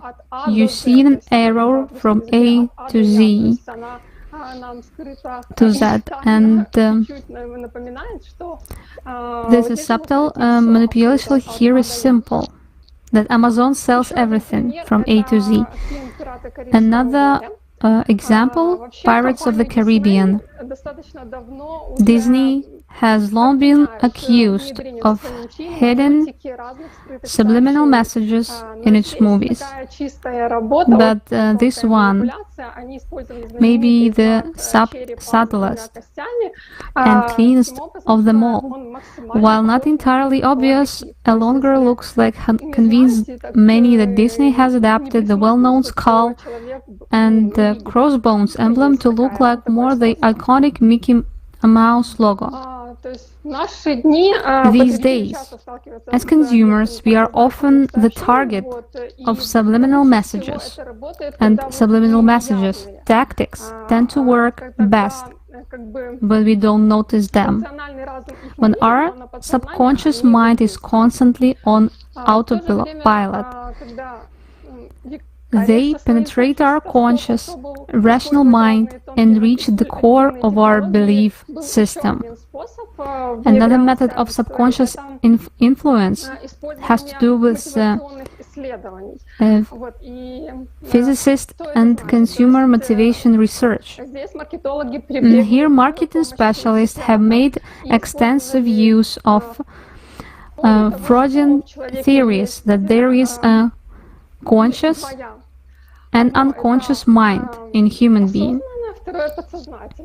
And most often, people make decisions based on their unconscious instinct. And marketologists try to influence these unconscious instincts.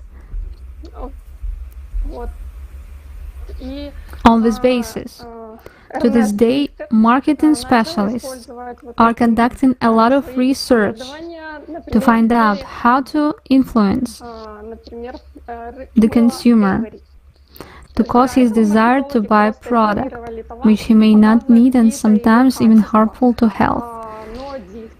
One of the fathers of this trend in advertising was Ernest Dichter, who used motivational research to advertise Ivory soap. He created an advertisement which didn't show the product properties but associated with sexual desires. As Dichter's wife, Hedy, said many years later, so he saw the soap was more than a soap, and the tub was more than a tub. Another interesting fact, what I would like to mention, some marketing analytics points out that although Vicari's subliminal advertisement and motivational research appeared almost at the same time, however, Vicari's technology was criticized, banned by the government, and condemned by the public, but advertising based on motivational research did not face the same level of political and public influence. So the public attention was diverted. And while subliminal advertisement was legally banned, motivational research and the creation of clips that influence the subconscious have been continuing to this day, and it's considered normal.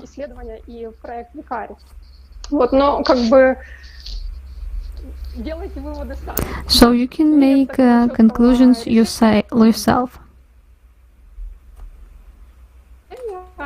There is no certain decision of what is the more manipulation than the Kaleidoscope method. Everyone can decide it for themselves. So, furthermore, we can talk about product placement. It's a covered advertising technique in which branded products or logos are placed in movies, TV series, TV shows, music videos, blogs, computer games, books, and other media.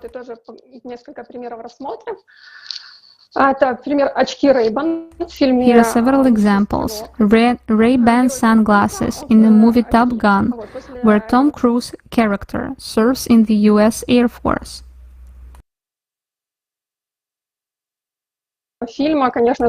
After this movie, the brand's sales skyrocket, and a huge number of young people rushed to the US Army in order to be as cool as Tom.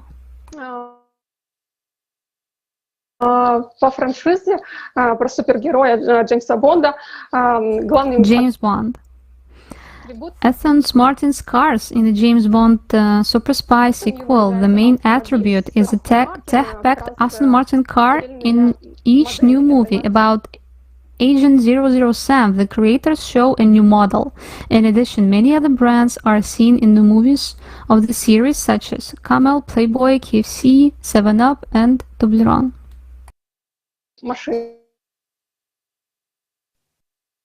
I'm sorry, it seems we're having some... Про Джеймса Бонда там очень много product placement, КФС, также пользовались...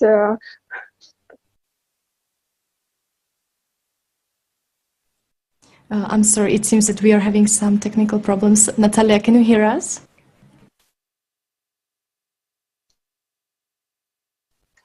Да, я слышу вас. Oh, perfect. Okay, it's working. Thank you so much. You can continue.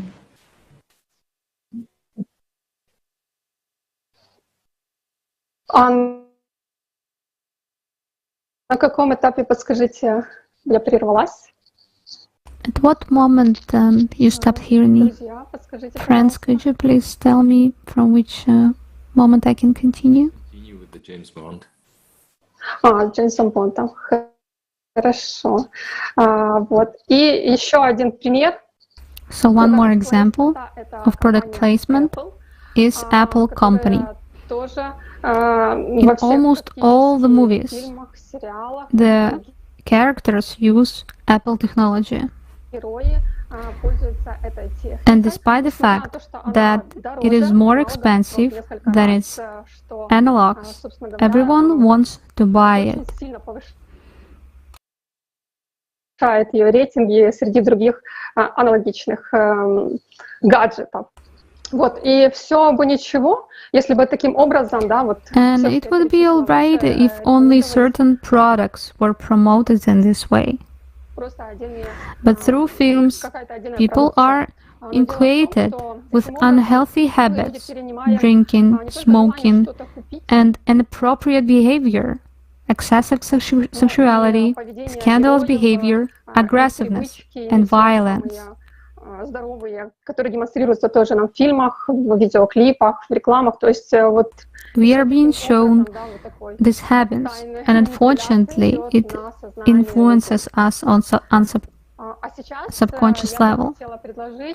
Right now, I would like to suggest to watch an excerpt from the video with Igor Mikhailovich Danilov.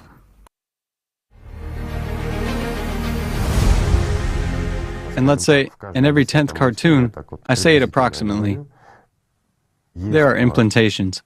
There are indeed working implantations. That is, someone is doing it intentionally. These are not empty people. These are people who, not in words, but indeed, are familiar with metaphysics, who know how to control this. It's the same as some rock musicians who make implantations, when, such that...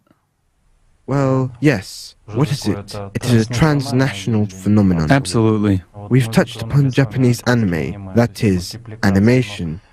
But as for music, it's international. Well, yes. And idols are created, pop culture. That's what I'm saying, too. Not all by far, but there are famous rock musicians who purposefully, intentionally create their compositions, which are aimed specifically at implanting. The implantations in this case are precisely the programs that unfold in a person and cause various phenomena, meaning it is a direct, targeted manipulation.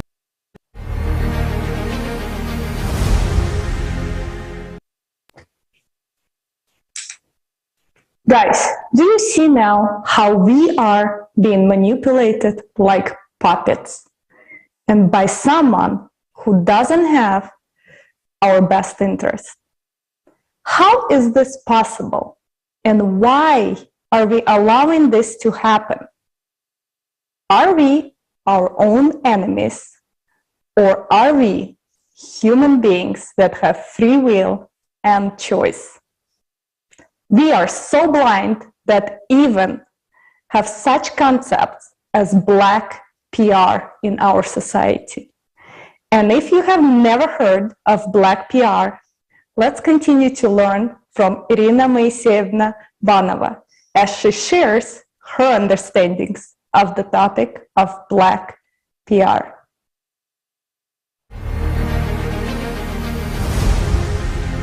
Well, PR is public relations and establishing communications of a certain corporation or a certain production company, so it could be public relations of an enterprise or a private person.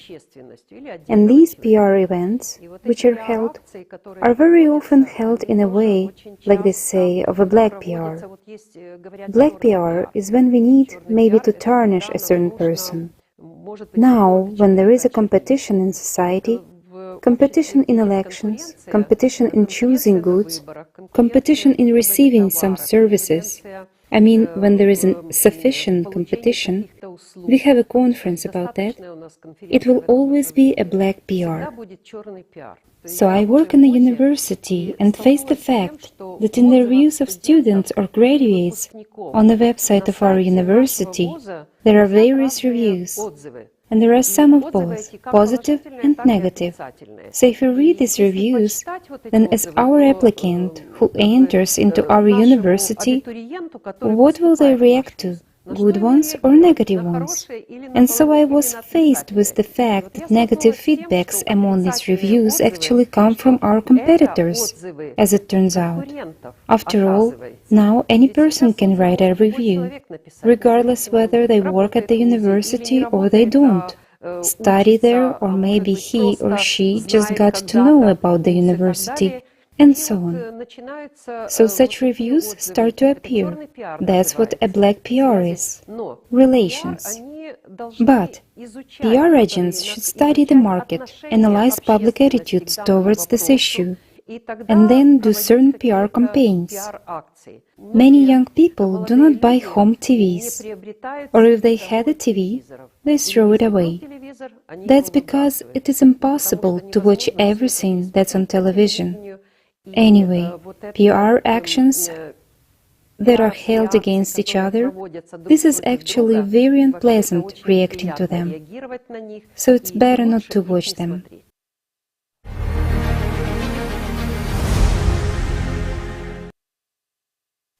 Thank you so much, Mrs. Banova. Dear friends, we want to hear from you in the comments if you support such a concept as a black PR, or if you have any questions about how it works. We would like to remind you we are live and will be answering your questions as we go. Now, let's watch the video segment from the program Beware Advertising of the Future from Allat TV.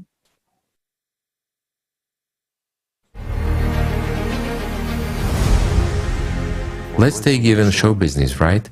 Yes, because it's easy to develop a person. Everything can be developed. There are a lot of such technologies now which are not like those ones, of course, but just technologies which, let's say, first rumors are spread, then gossip, then one person says something, then another one, then the third one, and such sort of invisible marketing. I mean, the most sophisticated...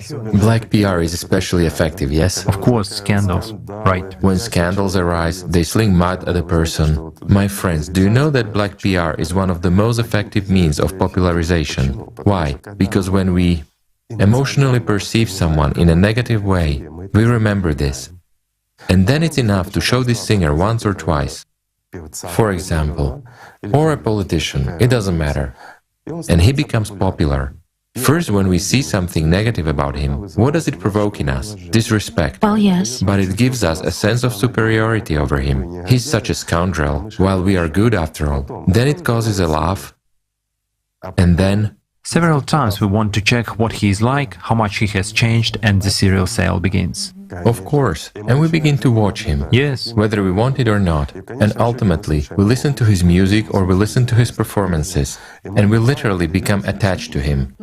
Just imagine, if everyone praises a person all the time, he ceases to arouse interest.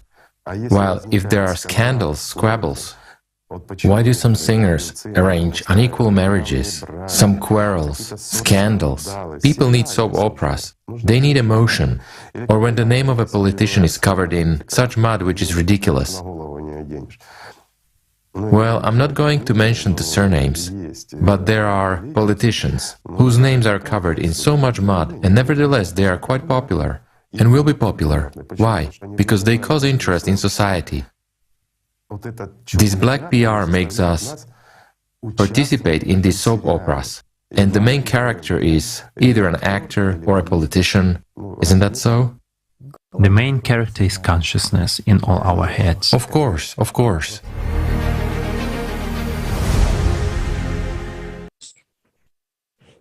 Yes, this is right. The main enemy is our consciousness and uncontrollable thoughts. It is obvious that we are being controlled and manipulated by advertisements, mass media, PR, and all the marketing efforts that surround us. We are losing our own identity and personality to peer pressure, manipulation, and control of the masses. And right now, let's check on your comments from social media networks. And again, we are live, so please leave your comments on Facebook and YouTube. We are checking on them and we will read them out loud. So one comment comes from Dimitri, and he says, when you drive in the big city, it feels that every single corner is all about advertisement. You can't even look anywhere. Tatiana writes, it is very strange that such huge amount of advertisement that we have right now is considered the norm, and it is everywhere. And then another one is from Anna, and she shares with us, I would love to live in the world without advertisement. How can we do it? Stay tuned, we will answer that question. It's actually very easy. And right now, let's come back and talk more about important topic. Tanya, the floor is yours.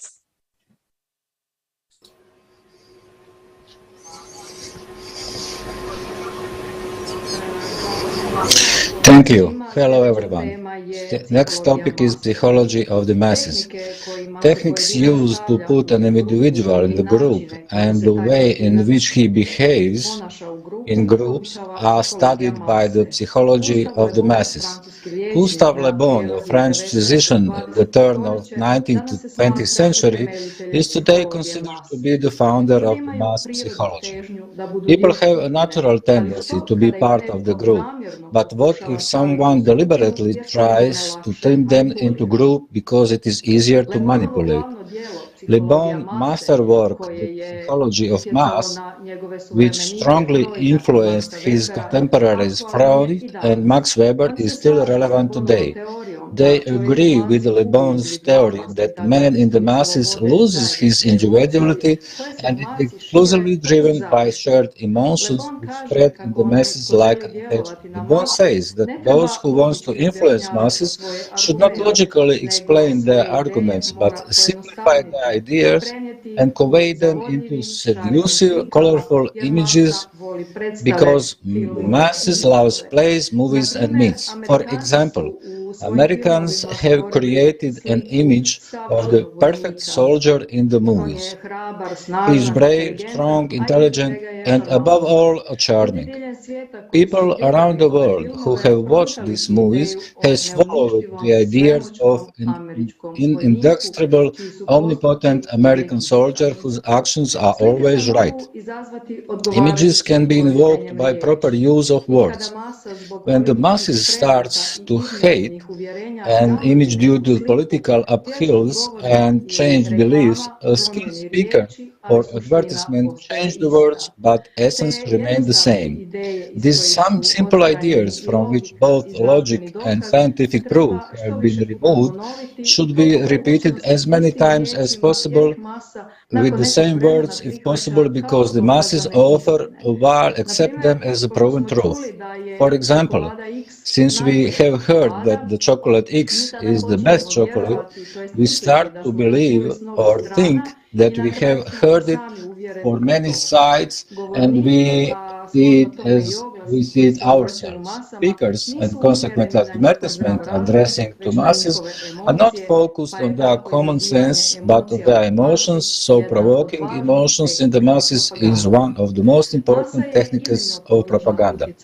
Masses are extremely susceptible to the influences of authority and gullible, uncritical and receptive. Individual in the masses behaves completely differently from how he would behave if he is alone and cannot explain what happened with him.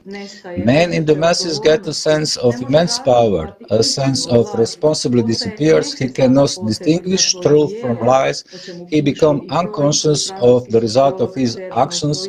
Freud and Serge Moscovici wrote about it. Consciousness is narrowed, man is dominated by material desires, emotions and instincts, and his true nature is completely blocked. This shows how mass fits perfectly into the consumer mindset. In the consumer society, groups are purposely created that are manipulated and led into directions that social engineers want. For example, various brands are formed that are imposed on people as authorities that are masses followed. In fashion, sports, pop rock groups, and for example, the Beatles are a good example. Some sports brands like Nike, Adidas hire a famous athlete and thus direct the whole group of his followers in the direction of buying these products. It is important to point that once again that in mass man loses his individuality. He is doomed to belong a group and thus to obedience to authority, where that authority is the state, church, the president, corporation, or a media, as long as he shifts responsibility to others. A man who takes responsibility for his life, for his decisions and actions, man who is aware of his true nature and who understands how the system works, will not allow the masses to influence him in any way. He will recognize the imposed impulses from the outside and will not succumb to them. In the creative society, the joint action of people will not be through the masses, it will not be guided by emotions or instincts. People will be guided exclusively by honesty, kindness, and conscience.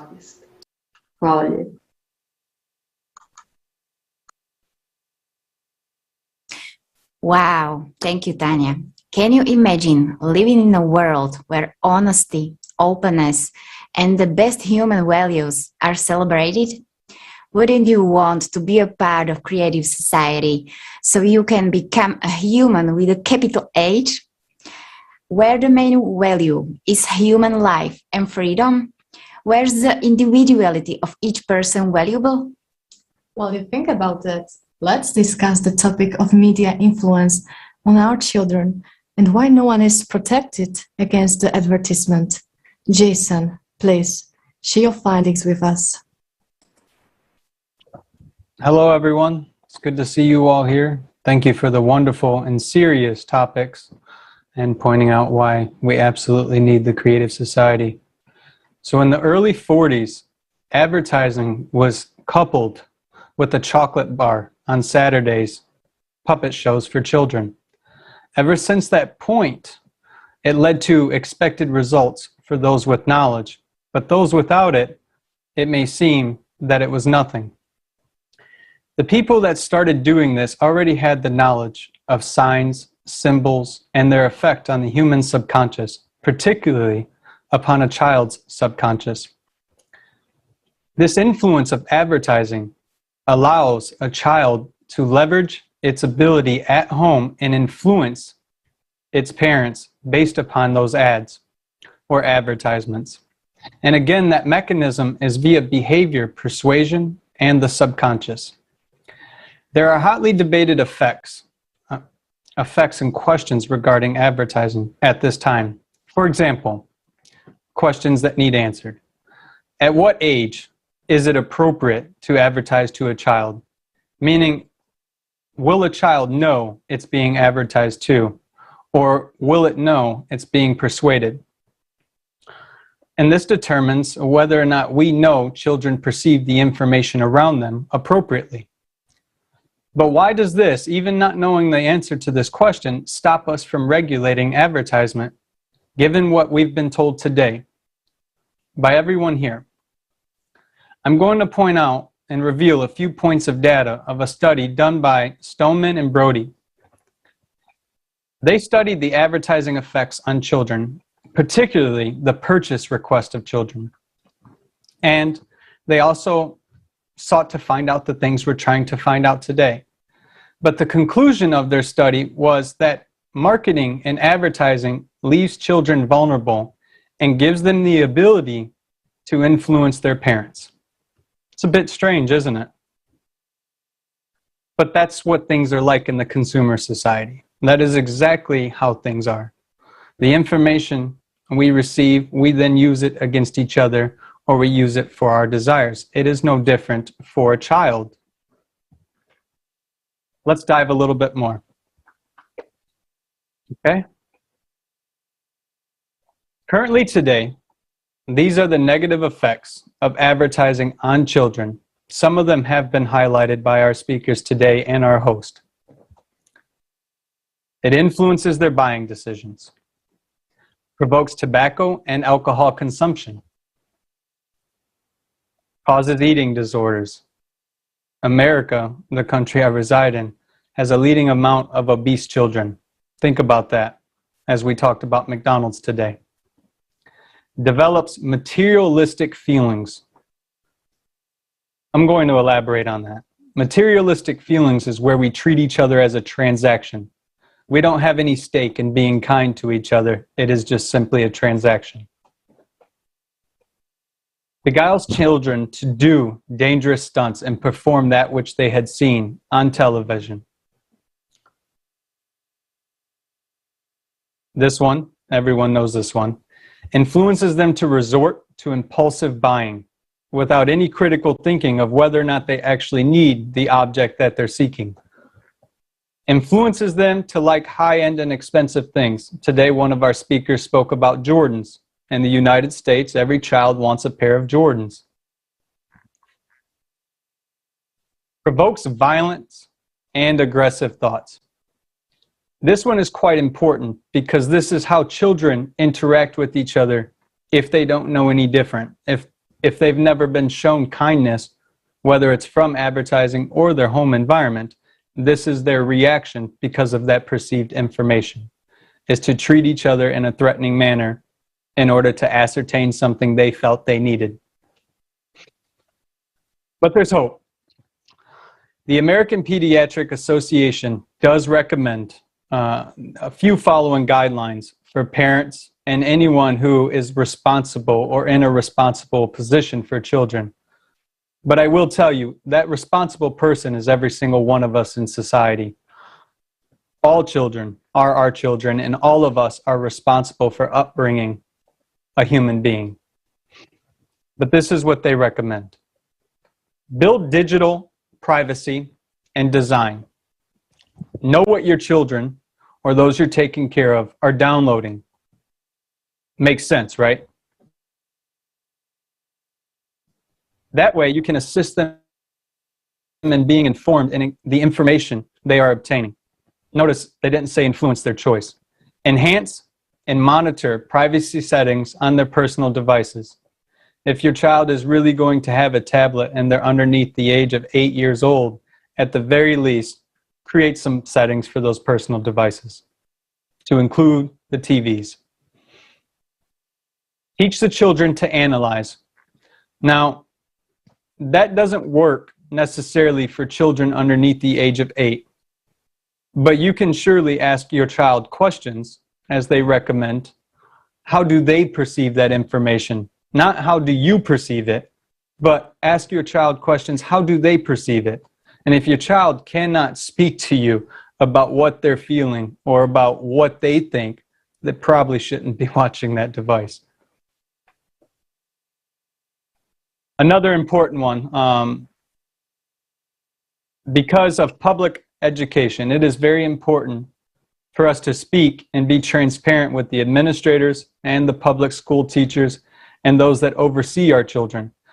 Because a lot of technological classes, there isn't an oversight of what information that child is taking in. So you may be doing all the things you can at home, but if you're not sharing your experience and discussing that with the people that are going to be taking care of your children for 8 to 10 hours out of a day, it really doesn't do any good what you're doing at home for the 4 or 5 hours you have them.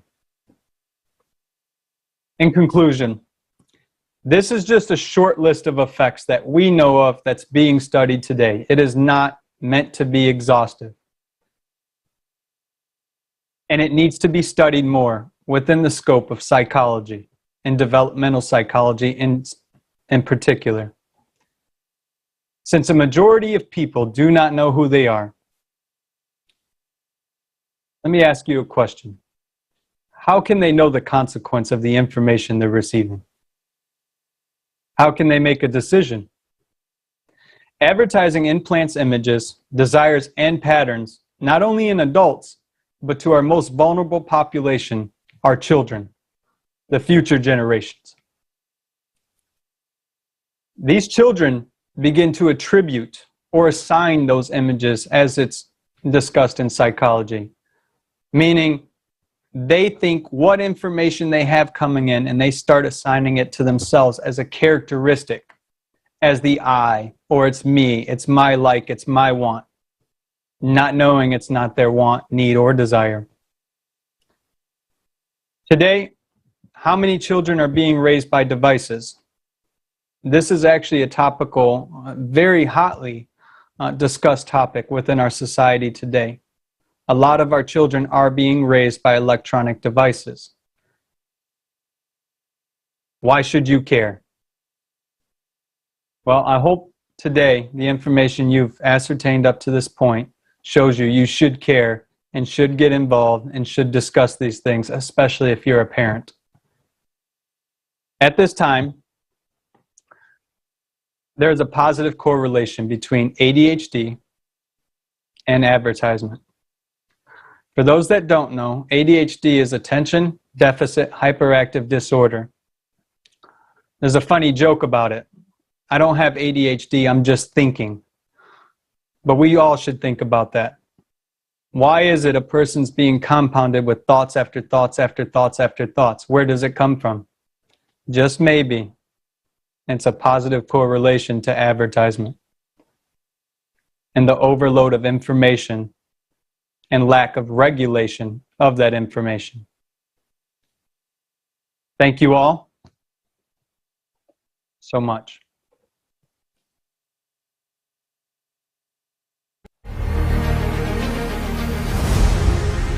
It really makes life easier when you have order in your life. And when I constantly accumulate things, it's very hard to maintain order, so it's probably due to what we get from the media, often subliminally, and that this is presented to us as something that's going to make us happy. You can see it very clearly in the advertisements that are especially on television, but nowadays also on YouTube and on various websites. And then people feel that if I don't have those things, I'm unsuccessful, I'm unhappy. And if I have those things, I'll be happy.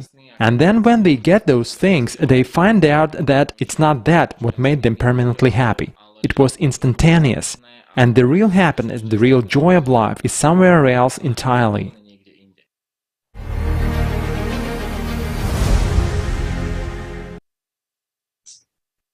We know that everyone is chasing happiness.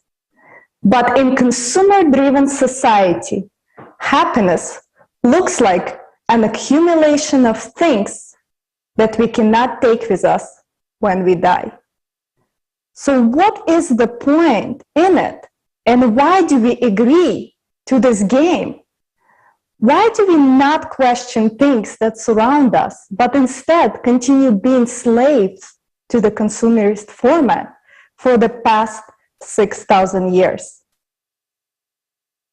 We now just heard many speakers on the topics of how we are being manipulated in our daily life by advertisements, how we have built immunity and don't see it happening to us. We think that someone else is being influenced by advertising, marketing, manipulation, propaganda, black PR, fake news, but not me. As you have heard today, everyone is in the same boat. So where are we going? And why? And what is the most valuable resources that is being stolen from us daily? It is our attention.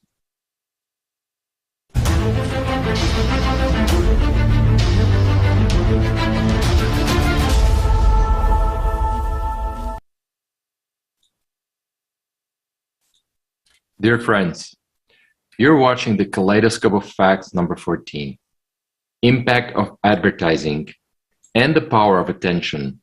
On Allat TV, we're live and broadcasting to more than 20 languages simultaneously. On all major social media platforms, we are here to answer the questions and find a way forward, which is creative society. More information on allatraunites.com. Please join us as we move to our second part. As you were able to hear and see in today's format of society, where the focus is on profit, companies and individuals are using various techniques to influence you to buy their product or service. You may not even notice that we are exposed to this every day. They used not only obvious and noticeable practices, but also those that are hidden and people usually don't notice them. And with this, we will continue in our second part of Kaleidoscope of Facts. We will look at these practices from the perspective of science. I would like to welcome Tatiana Zinchenko, a psychologist who also participated in analyzing the artificial consciousness Jackie. Welcome, Tatiana. It is good to see you.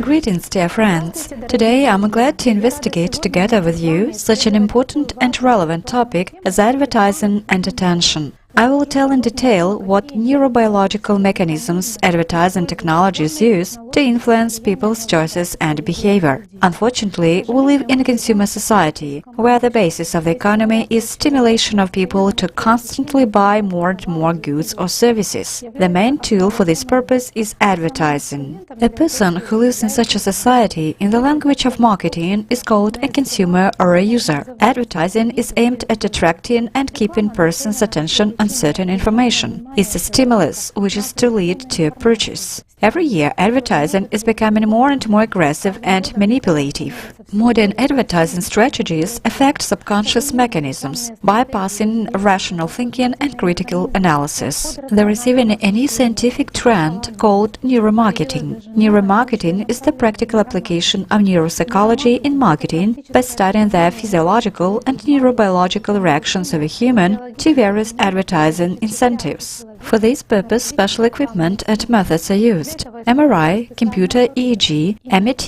magnetoencephalography, polygraph, lie detector, eye micro-movement tracking, eye tracking, and reading of emotions on the face by micro-movements of facial muscles, etc. It is all done in order to find out how a person really reacts to a product or advertising incentives, what emotions he is experiencing, and what he is going to do, whether he wants it or not, whether he is enjoying something, showing empathy, disgust, or indifference, and which elements of content he is paying attention to in different formats: billboards, signboards, website, videos, games, or apps. Neuromarketing on the internet uses artificial intelligence for psychodiagnosis, which not only analyzes all the data received, but also collects information, taking into account hundreds of biomarkers. Neuromarketing analyzes physiological indicators, which allows us to track the reaction of the buyer on a subconscious level, even before that choice is made, allowing for a much deeper analysis. It means to select those triggers that are more likely to work for that particular category of consumers.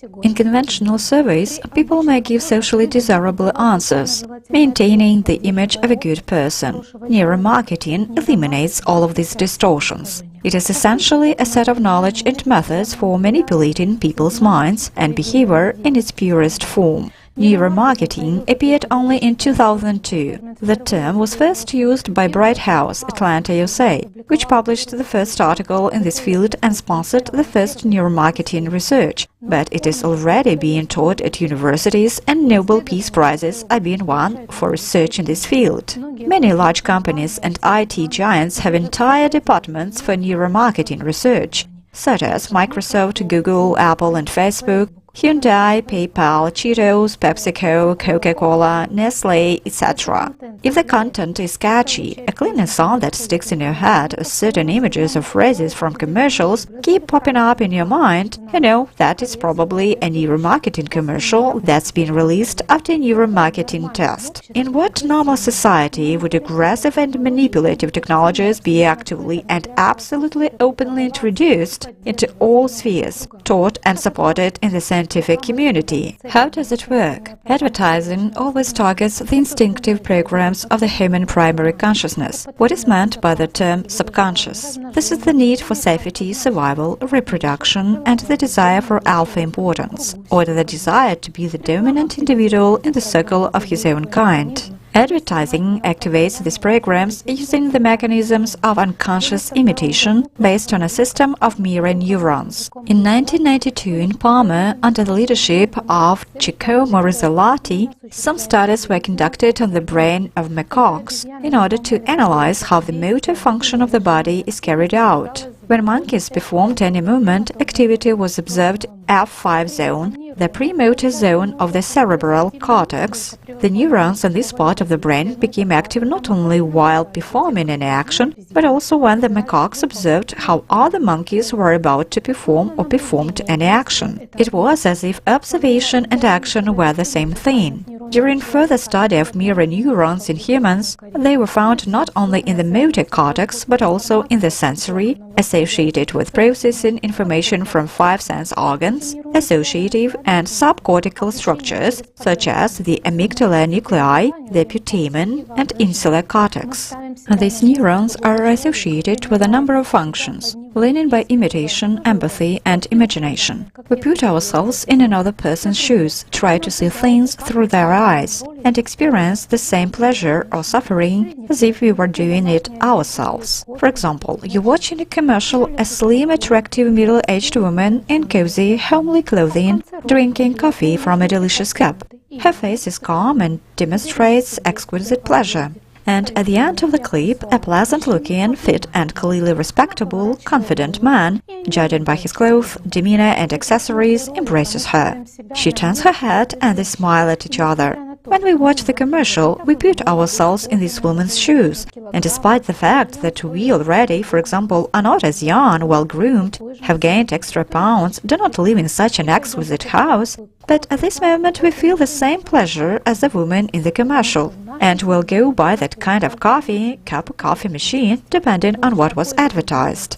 Because in our minds, this is the way to alpha status and security. You will be just as loved, appreciated, graceful, surrounded by the care of an equally strong, respectable man, the alpha male, if you drink this kind of coffee. Absurd, but precisely such thoughts and associations arise in our mind due to the mechanisms of unconscious imitation. What is more, before we put ourselves in this woman's shoes, our consciousness had already gone through processes of evaluation and comparison of ourselves to her for alpha importance. It is precisely because she looks cooler that we so easily succumbed to the power of this program of primary consciousness. Alpha importance is sold, and not a product, service or illusion of security, and of course the possibility to experience pleasure. Conventionally, having something or using a service, I will be more significant, respectable, respected, better, more influential than others. Even if the advertising is any text or there is no person, but only goods, it will work the same way,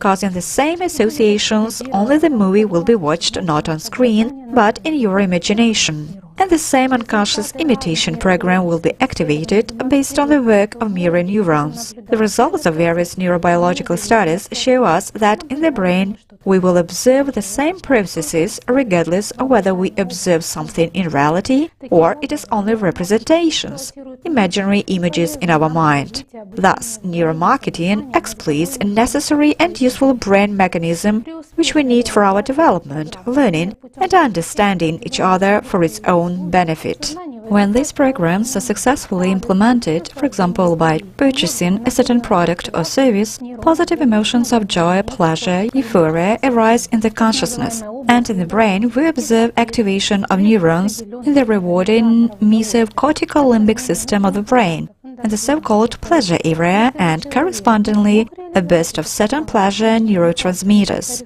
dopamine and internal opiates, endorphins and enkephalins. If a person has not been able to implement these programs due to a lack of some resources, a partner's or parents' consent to purchase something or money in time, etc., he will experience negative emotions, activation of neurons in the punishment system of the brain, limbic system, cingulate gyrus, amygdala, and release of neurotransmitters of suffering, frustration or stress, acetylcholine, noradrenaline, cortisol. But both positive and negative emotions will eventually lead to a person to a purchase, in the first case to gain pleasure, in the second to reduce suffering. In recent years, many experts have noted an increase of number of patients with a new form of addiction, especially during the pandemic, as people were buying a lot online due to the use of manipulative information technologies in advertising. The reason is spontaneous online shopping.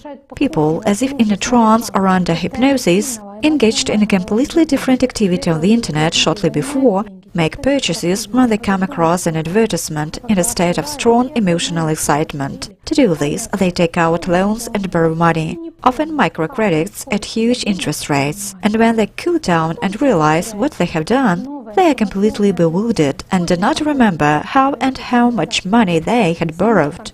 Then it's all happening again. This new information addiction is very similar to what happens with gambling. Naturally, it leads to family conflicts, divorces, people losing their jobs, etc. To protect yourself from the aggressive effects of advertising, it is very important to maintain an observer attitude toward those thoughts, emotions and desires that arise, critical analysis, and most importantly, to carefully monitor and not allow the unconscious imitation program to unfold on the basis of alpha importance. It is easy if a person, or better all of society, begin to live with other values themselves, to strive, give, develop, learn and improve themselves and the world around them. In the creative society, manipulative technologies will be banned at the state level, and advertising will only be used to inform people.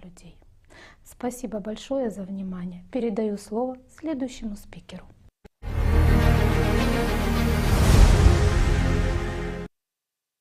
Thank you, Tatiana, for such a detailed explanation of how global marketing companies are using our attention and knowledge of neuroscience for their own purposes. Attention is the main power in every aspect of life, and it's very important for people to understand it. The resource of attention for human beings is limited. So what is attention and why it is so important to use it wisely? Where is this powerful source is coming from? Who and why distract us from the main goal of our life? Our next speakers, Eva Lещенко and Alena Gritsenko, will tell us more about the power of attention and its main value for each person. Ева, the floor is yours. Здравствуйте, дорогие друзья! Рада сегодня быть с вами. Как говорил предыдущий спикер, Татьяна Зинченко, кандидат психологических... Hello, our friends. I'm happy to be here. As Tatiana Zinchenko was saying, if content catches you up, if some music constantly plays around in your head and some phrases from advertisement, then you should know for sure that this video was published out after neuromarketing advertisement. In order to begin in our head exactly this program. A person always has a choice to move along a straight road to his goal or turn off being distracted by illusions and go another way.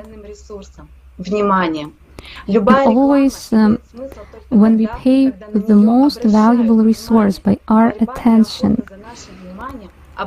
So, how does it activate information? Let's start by looking at what its official sources say about. Attention in the concentration and force of mental activity on a particular object and decision it made between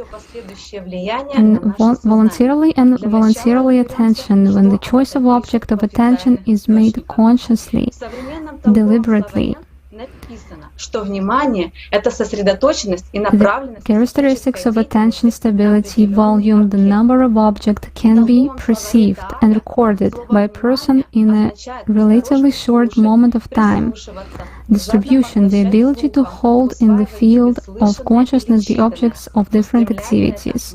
It was explained in the modern explanatory dictionary. In Dalit's explanation dictionary, it is stated to take a hit in the sense of to listen attentively, to listen, and to absorb by the ear.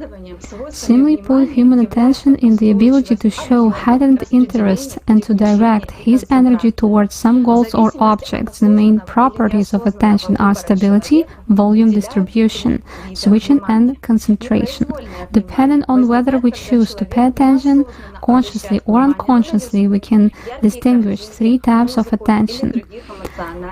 Involuntarily, attention occurs when a person unconsciously pays attention to novelty, bright pictures, music, or other emotional stimulus that arise unexpectedly. The task of advertising is to attract our involuntary attention and to raise desire. Voluntary attention is when a person consciously seeks and stops at the information his or her needs. Post-voluntary attention is also characterized by a person's conscious choice, but it lacks the attention which is a typical feature of voluntary attention. It may be sustained for hours. Say a person wants a car, he will devote his attention solely to it, gathering all the information related to it, whereas he goes and may spend a long time doing so until he makes his choice. Involuntarily and post-voluntarily attention are more commonly used in advertisement. What does the word attention mean in different languages? In Chinese, hieroglyph of attention has three parts. The first part is prefix meaning note, the second part as thoughts, have it in mind, and the third part is power. Thus, attention in Chinese means the directed force of thought. In Latin, attention operam is made up to two parts, op for help and for being. Would translate as providing help. In English, we have such a pay attention, and in Chinese there is also directed power of thoughts. In Ivrit it's translated as put your heart, and in Russian the word внимание, it's formed from comes from to take, with the prefix inside in. In all languages, there is a clue that attention is a resource, specifically our inner resource, which we manage. Thus, we come to the point where attention is a kind of currency with which we are free to pay for this or that, order to acquire something for ourselves. Attention. Next speaker will talk about it in more details.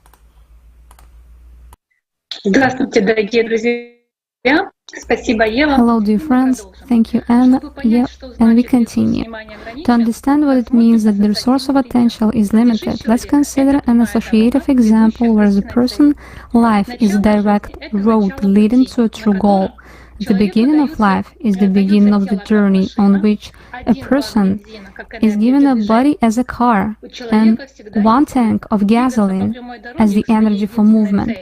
A person always have a choice to move along a straight road to his goal or turn off being distracted by illusions and go another way or in the opposite direction. In the second case, he will not have enough gasoline to get to the goal. It will remain lying somewhere around and landfall by the road. And now we listen to the video.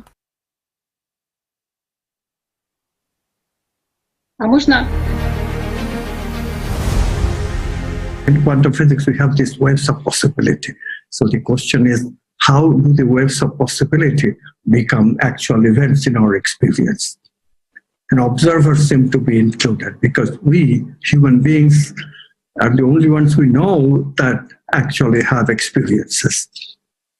So this question was very difficult to answer because no material interactions can do it. This was what von Neumann was showing from quantum mathematics. No material interaction can convert waves of possibility into events of experience of the observer. So how is the observer observing a quantum object? This question is the basic question of all science, not just physics. how does the world exist in manifestation at all? Because in quantum physics, it literally says that the universe itself is all just potentiality. And of course, von Neumann tried to answer that maybe the observer's consciousness does it, because he was daring enough to propose that maybe it's time to admit that there are some non-physical stuff, non-material stuff in the world. This is an extremely important question, because attention is everything. Attention is the ability to focus on a particular subject. The mind is, if you allow it to be controlled by the brain, this is the thing. What we don't realize is that if the brain scientists were right, then of course we would be the brain and we would behave like the brain. And the fact is that the brain, once conditioned into the me-centeredness and, of course, negative emotions and pleasure circuits that the brain already has, and additionally this information addiction, that's another very vile habit that brain picks up today, which you didn't have yesterday. But that's the way it is. So then if we live like the brain, then what happens? The brain is constantly bombarded with stimuli. And the brain will be attracted to this stimulus or that stimulus, depending on the conditioning of the brain. That response of the brain from one instant to another may not at all have anything to do with meaning of my life, purpose of my life at all. It would be basically random thoughts sort of guiding me. And many people live that way. They're called drifters. They cannot keep attention. They drift from one to another to another. Kids, hyperactive, cannot pay attention, right?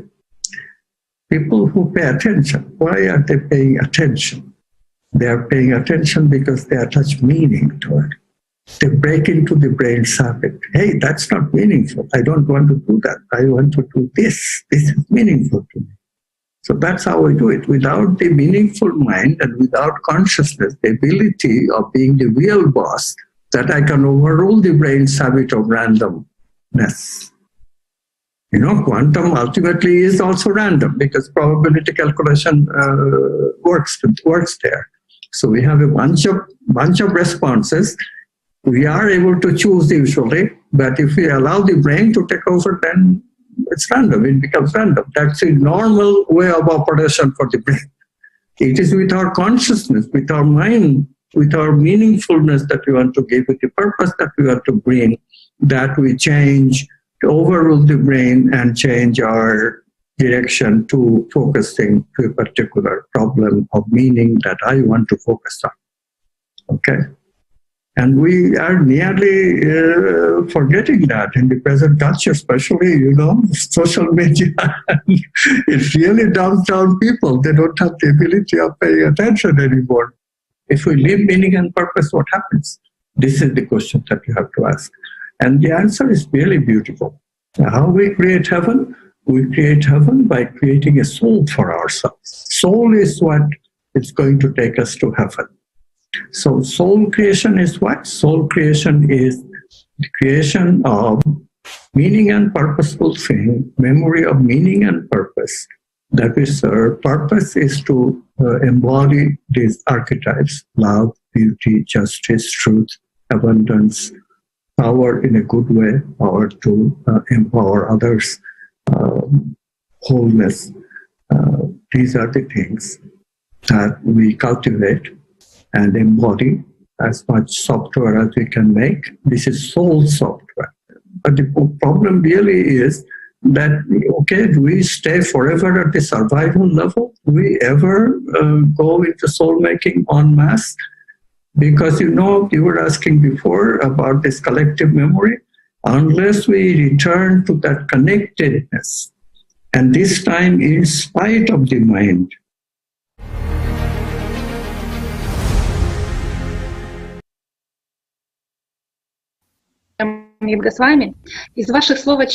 Thank you very much, Mr. Goswami. It is obvious from your words that attention is a power, a force through which the so-called waves of opportunities become our actual experience. What kind of force is it, and where does a person take it? In physics, force is a measure of impact on an object due to which it changes its state. In psychology, force is an ability to resist external or internal influences and an ability to initiate new processes or actions. In ancient societies of the East, there is a concept of force and power associated with the power of God. Philologist and PhD in philology Mikhail Maryanov, in his work Force Concept and Work, he says that in Harris Papyrus, ancient Egypt, 2nd millennia BC, there is a word net, which means deified force. In the same work, the Sumerians considered the divine word as a means for manifest the power of the gods. When your word breaks out, trees and herbs grow on the earth. The concept of power is interpreted as divine power. This concept is semantically connected with Haju, life force. To define the essence of the concept of the force or power of attention, let's turn to the books Allatra and the Primordial Allatra Physics Report. According to ancient primordial knowledge, the power of attention is a huge vital energy in which the creating power of Allat is focused. The concentration of attention is able to focus and accumulate certain types of energies, the search of which generates the act of action, the creation of something, emotions, thoughts, actions, events, invisible and invisible words. And it forms a fate of a person during the life of after the death of his or her physical body. So we can see that the power of attention is the concentrated power of Allat. But what is this power of Allat, and where does a human get it? We found answer in the books Anastasia and Noah. The power of Allat is the power that comes from the world of God. It's the primary force which begets the primordial initial action. In the mythology, this power is called the mother of all things, the creating divine feminine principle, the mother bird, the will of God, the power of God's thought. According to ancient spiritual knowledge, it is the power of Allat that arranges everything in the visible and invisible worlds, makes everything move, be in motion, transform, according to a certain plan. It is after the concentration of this power that the entire system of the animal mind is chasing. Why do they chase for it? We'll find in the video the value of attention. You have talked about games and the fact that in games it is programmed where a character is going, and there was exactly such an experiment with photons where there was, well, a roughly similar theory concerning this world too, that for as long as there is attention of a human, this does exist, but as soon as the attention disappears, it ceases to exist. Well, is this world really sort of built in such a way that if you take attention away from something, it no longer exists? Of course. And what for? After all, what takes place here? I'll say even more. A demon is alive for as long as a human is alive, meaning humanity. The system exists for as long as soul-filled beings exist. Once there are no soul-filled beings anymore, there will be no system. It is pointless. What is it needed for? That is, it lives solely due to our attention, and that's all? It has no other resource? Absolutely. But what for? Meaning, it draws in detail the reality at which an observer's gaze is directed, right? That is, from a wave into a particle. I'll put it simply. What are all these gadgets powered with? Electricity, energy. Absolutely right. Attention is what? Energy. What does it originate from? From personality. From personality. What does personality get it from? From the soul. What does the soul get it from? From the spiritual world. The spiritual world is pure, Allat. Yes, it's the source of life. That's the answer for you.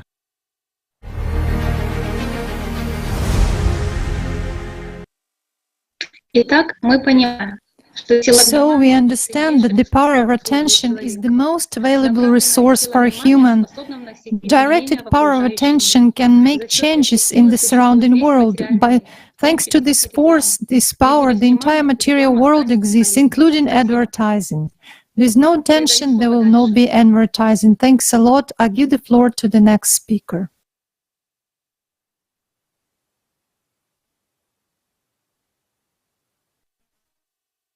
Microphone. Yes, thank you. Hello, dear friends. Alona, Yeva, thank you, ladies, so much. Surprisingly, most of us barely know anything about attention, though it is the primary tool which we use every moment of our lives. We use it literally in everything we do, irrespective of whether we do this just in our head or in the real world. True scientists and true explorers, they understand how important it is to learn all possible manifestations of the subject they are studying. They look at it from different angles and from different perspectives.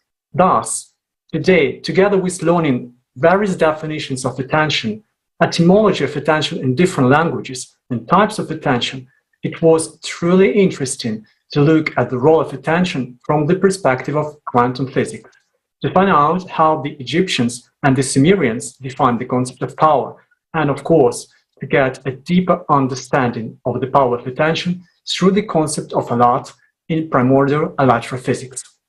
I believe that today every person has found in all the aforementioned something that has helped to comprehend the essence and the importance of attention.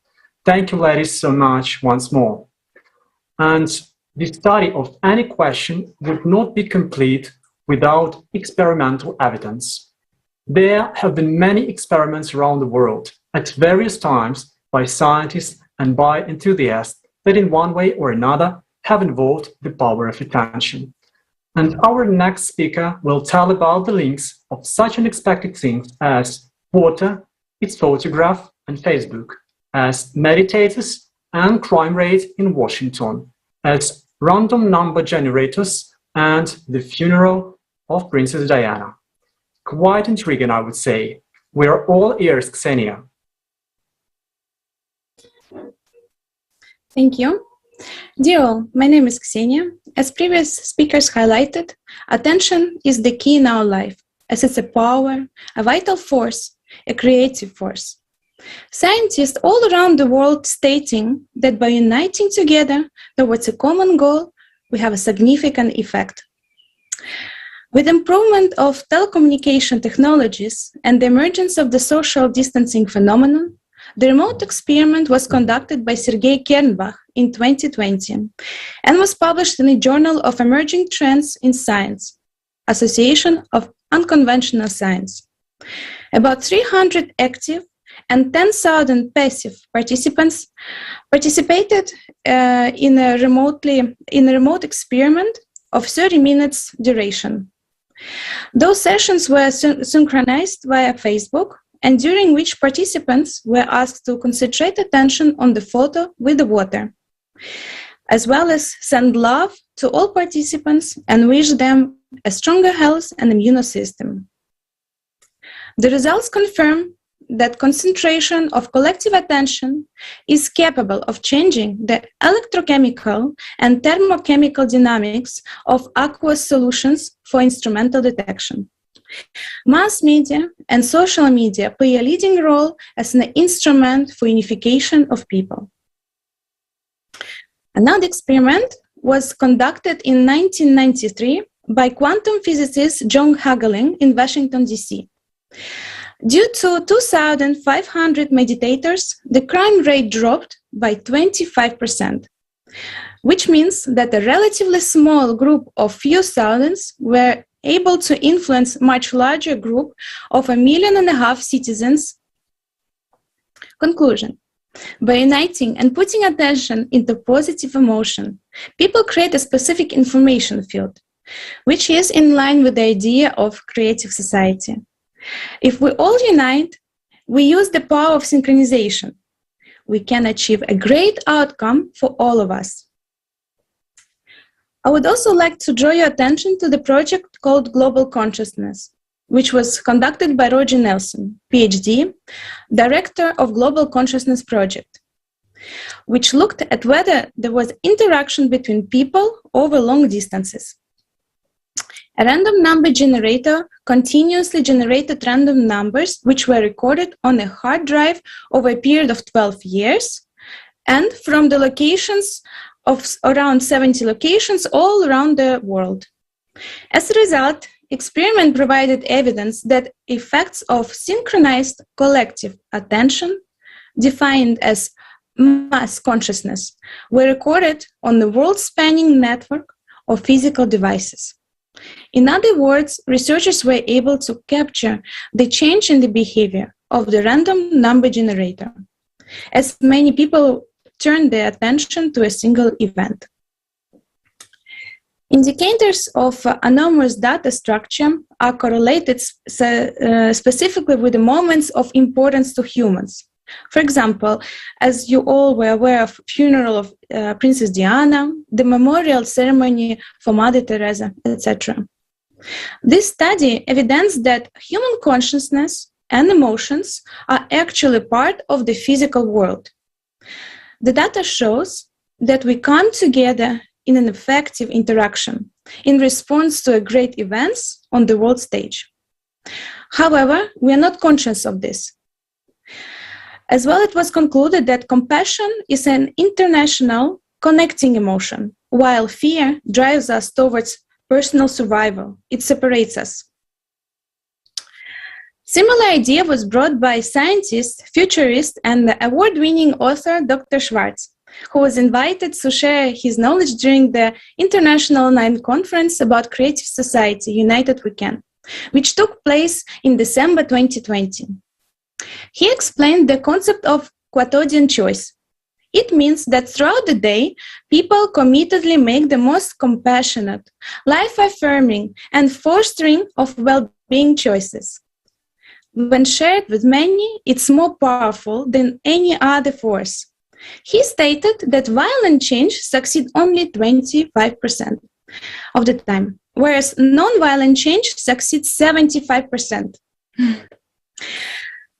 I suggest we watch a fragment from the program with Igor Mikhailovich Danilov, during which he is sharing with viewers on how we can apply the power of collective attention, the concept of egregore and use of it for the benefit of our society, and create a wonderful world for our children.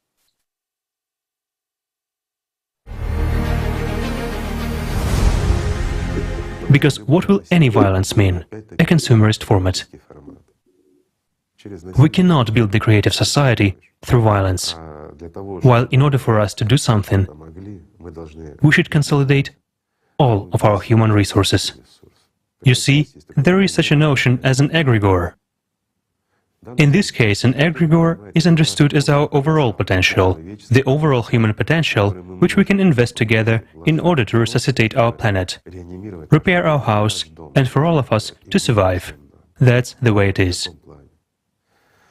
We are talking precisely about the egregore. There is no other way to do that. And again, when 10 years ago we were literally 7 billion, we wouldn't have managed to do that. Now we can do it. Why? Because there are 8 billion of us.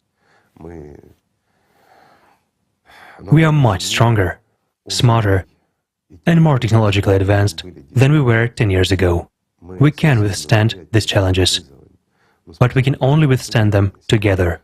And in order to join hands together, we need to give up many things: foolishness, stupidity, selfishness, alpha, and pridefulness. These trifles that will disappear anyway, in fact. But the question is, will they disappear together with us, or will they disappear without us in humanity? Humanity will remain, but the stupidity will disappear. Or will it disappear together with us, together with humanity? It's up to us to decide, my friends. And the issue is serious. Unfortunately, these are not jokes.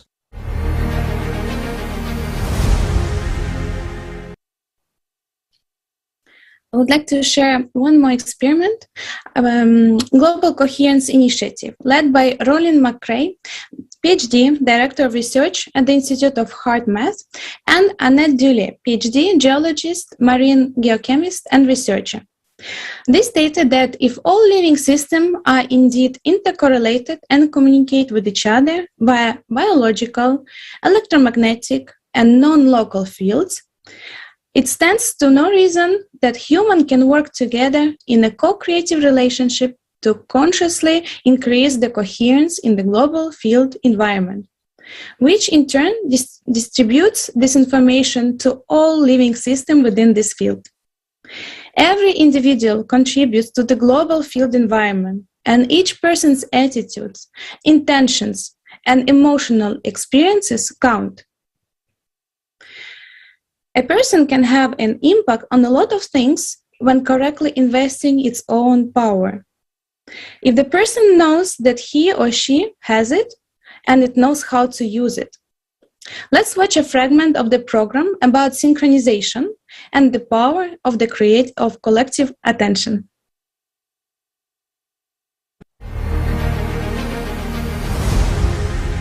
How we should unite, isn't it, my friends?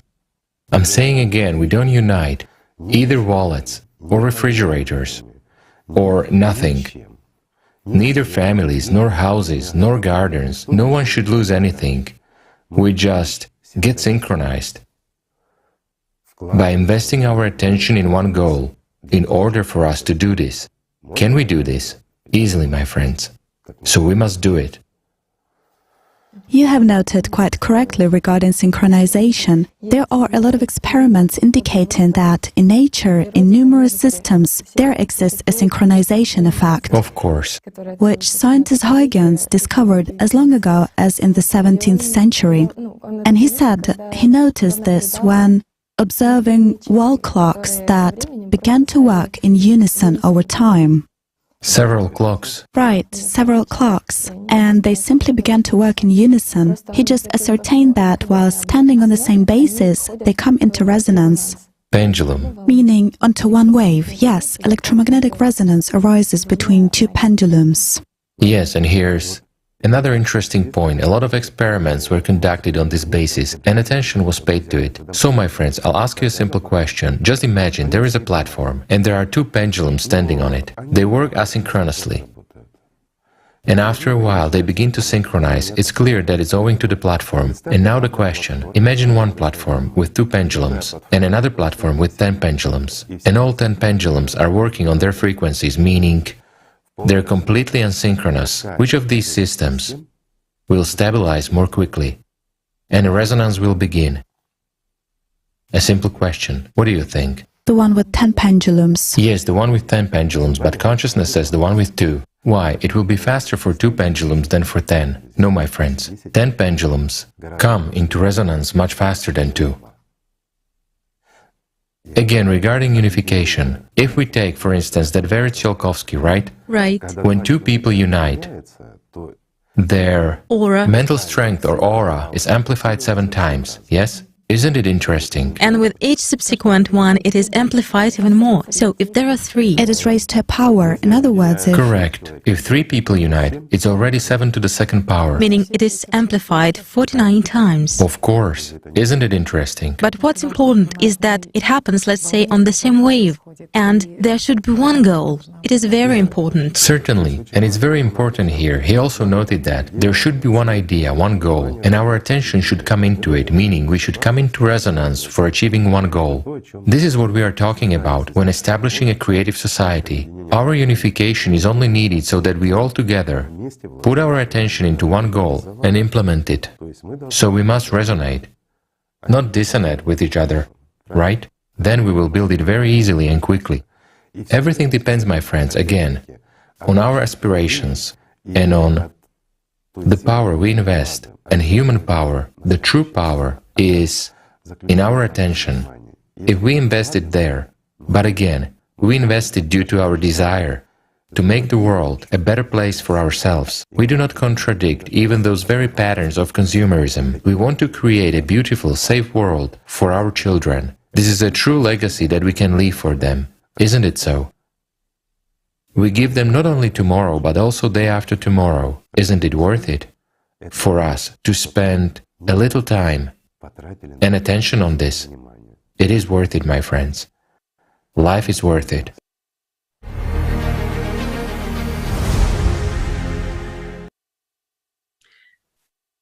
Those experiments demonstrate that attention is the power, a vital as well as a creative force. On what we put our attention, it begins to live within us and becomes our reality. In other words, Paying attention to specific information, such as images, thoughts, or desires, we launch a program for life.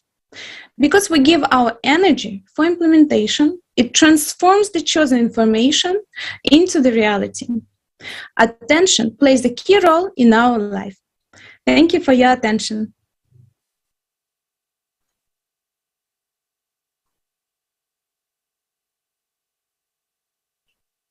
Thank you so much, Ksenia, for sharing with us your research. It is clear the information gets activated by our attention. It's truly important for people to realize what amazing power we keep within ourselves and our responsibility for the choices we make. Dear viewers, let's look at the process from the neuroscience perspective in advertising. Marek Jakubas will tell us more about the core of advertising. Marek, the floor is yours. Thank you very much, Alla. So, friends, let me just remind you that in our conference today, we explore the impact of advertising and the power of our attention. So, what is advertising at its core? In fact, it is the ordered information. And where do we put our attention to? Again, we put our attention into information so that we can better understand how it works. Let's deep dive into the micro world and see how the information itself works. Today, we are used to perceiving the material world as the primary one, but attention to what is at its core.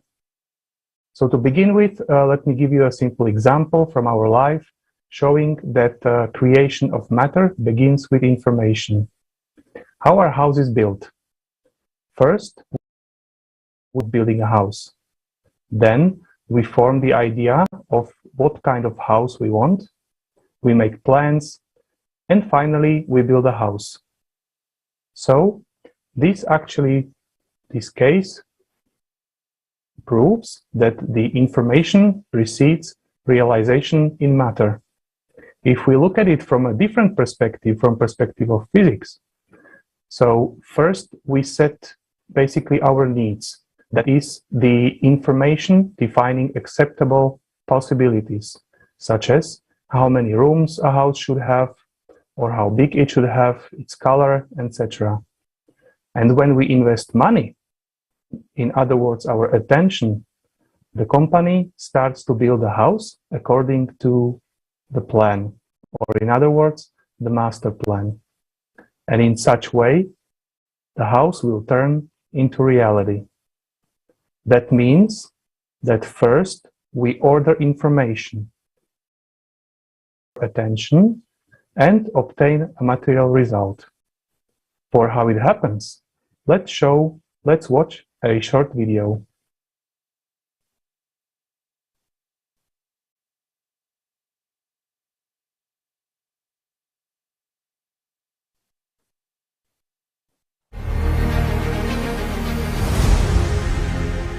Imagine that you've decided to have a kind of experiment. For this, you need water, a glass aquarium, and small building blocks for making shapes. They are as light as foam plastic, and their colour is, let's say, not the usual white, but transparent. Your actions. In an empty glass aquarium, you build a beautiful castle using the transparent building blocks of foam plastic, like child's toy construction set, with a lot of rooms, towers, and so on.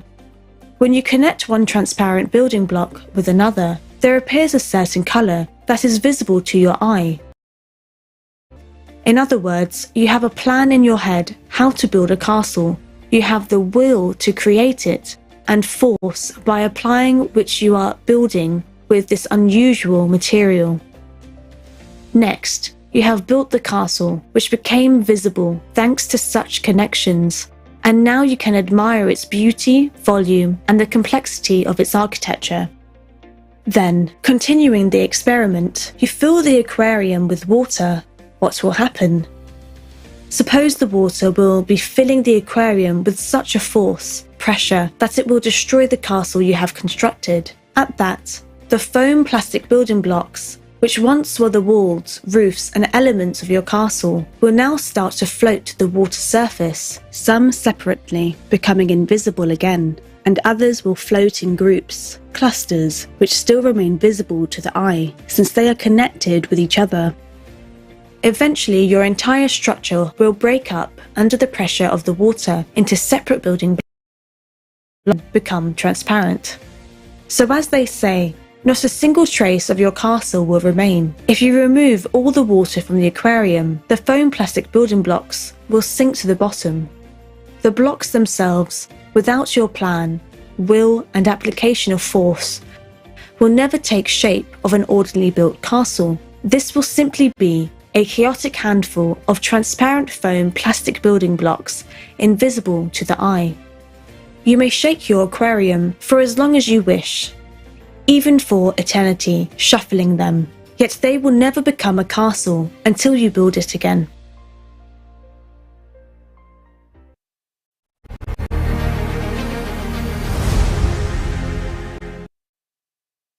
Yes, so as we've seen in the video, it is the ordered information, those very information bricks positioned strictly in their places that distinguish, for example, a house from a tree, connecting with it to a certain plan. These bricks form visible matter and set its properties, such as the volume and form and mass and other characteristics. Actually, there are a number of scientists supporting this hypothesis that there is the information at the base of the matter. For example, the American physicist, theoretist John Archibald Wheeler in the 90s put forward a concept it from bit, according to which the immaterial unit of bit is proclaimed as the essence, the original basis of all things. Or the British scientist David Bohm, as well as Stanford neurophysiologist Carl Pribram, experimentally proved that the universe is a hologram, where everything is interconnected and information is its fundament. That is, everything consists of information. They basically proved that the attitude of today's society, in which we generally think that matter is the foundation and everything is built on it, is wrong. It is exactly the opposite. Information is the foundation, forms the matter. Also interesting is the etymology of the word information. The word itself consists of two parts, the prefix in and the rest forma. Even in this if we take this basic approach, that allows us to deduce that the term information refers to the representation of something in a certain form. Gennady Zverev, professor at the Ufa State Aviation Technical University, suggested that the term originated from Latin informare, that means to generate a form or to put into a form or to inform. In its essence, and in the video we've seen shown as the bricks, is everywhere around us. And it is neutral. It represents all the possible variations of reality, of which we as human choose and activate them with the help of our attention. So let's watch a short video.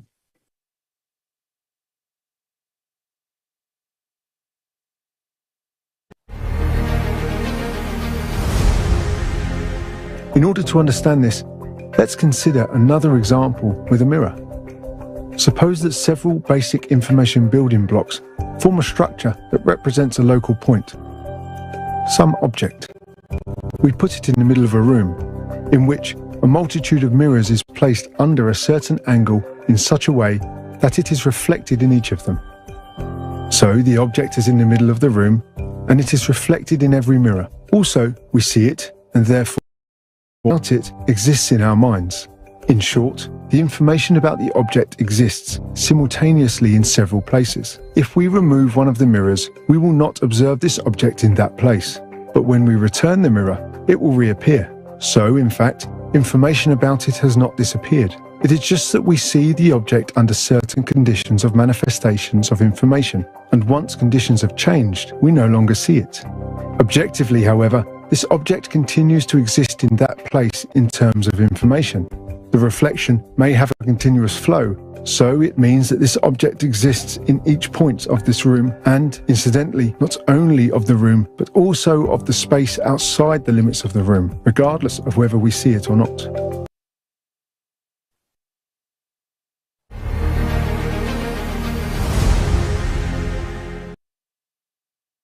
So, as we've seen in the video, the information is everywhere, and it gets activated exactly by our attention. The video was shown with help of a mirror.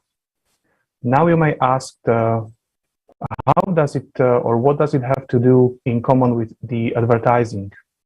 So advertising is also just an information which starts to impact us only if we endow it with the power of our attention.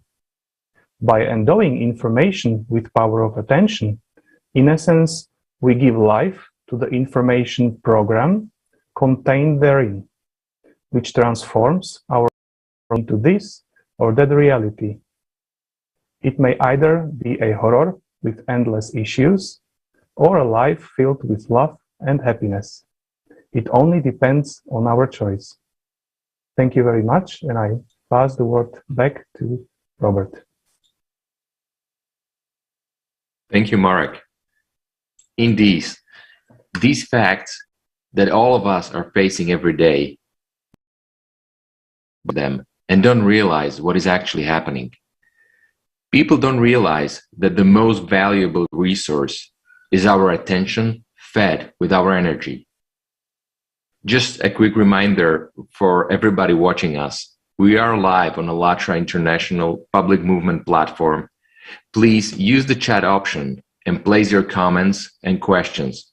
We will try to answer your questions live. If not, we will answer them later by email. And you can also email us on info.tv.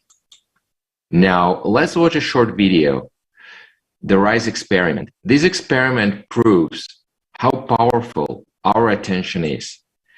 And every day, when we focus our attention on certain thoughts, they become real. The results of this experiment are astonishing, and I can confirm it as I have done this experiment myself as well. So let's watch the video.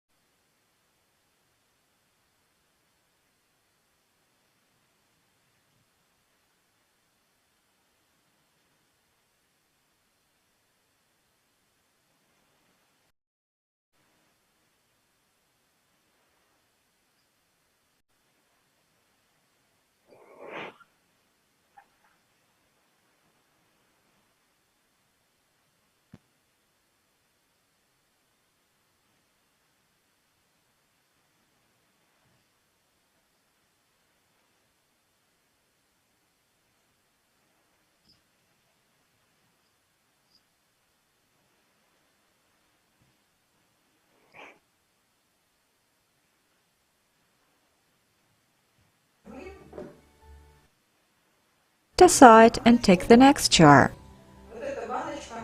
This jar is called full.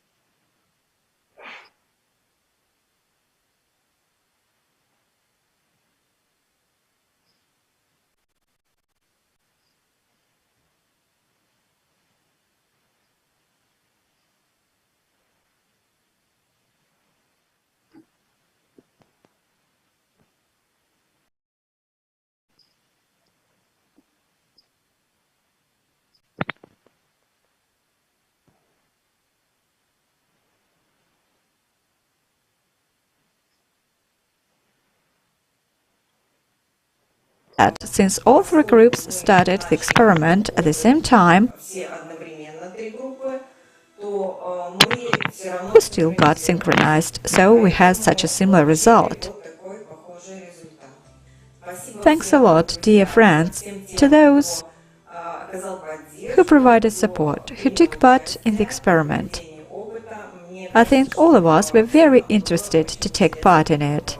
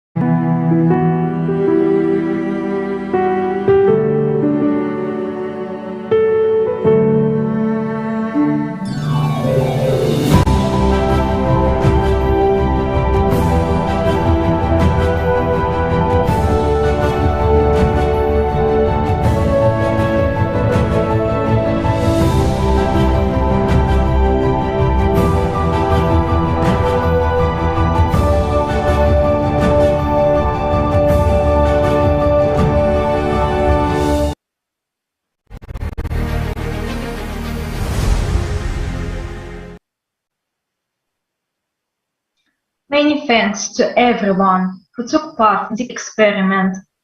It proves once again that our attention is a real power. And if we all combine our attention and effort in building the creative society, we can achieve it in very short time. We can create the world that humanity deserves, all together. People do not realize that behind every advert is a huge scientific and psychological research on human behavior and preferences. Oleg Glushakov will tell us more about the methods that media is using to create a certain demand in the public. Hello, Oleg. We're happy to see you here. The floor is yours. Please.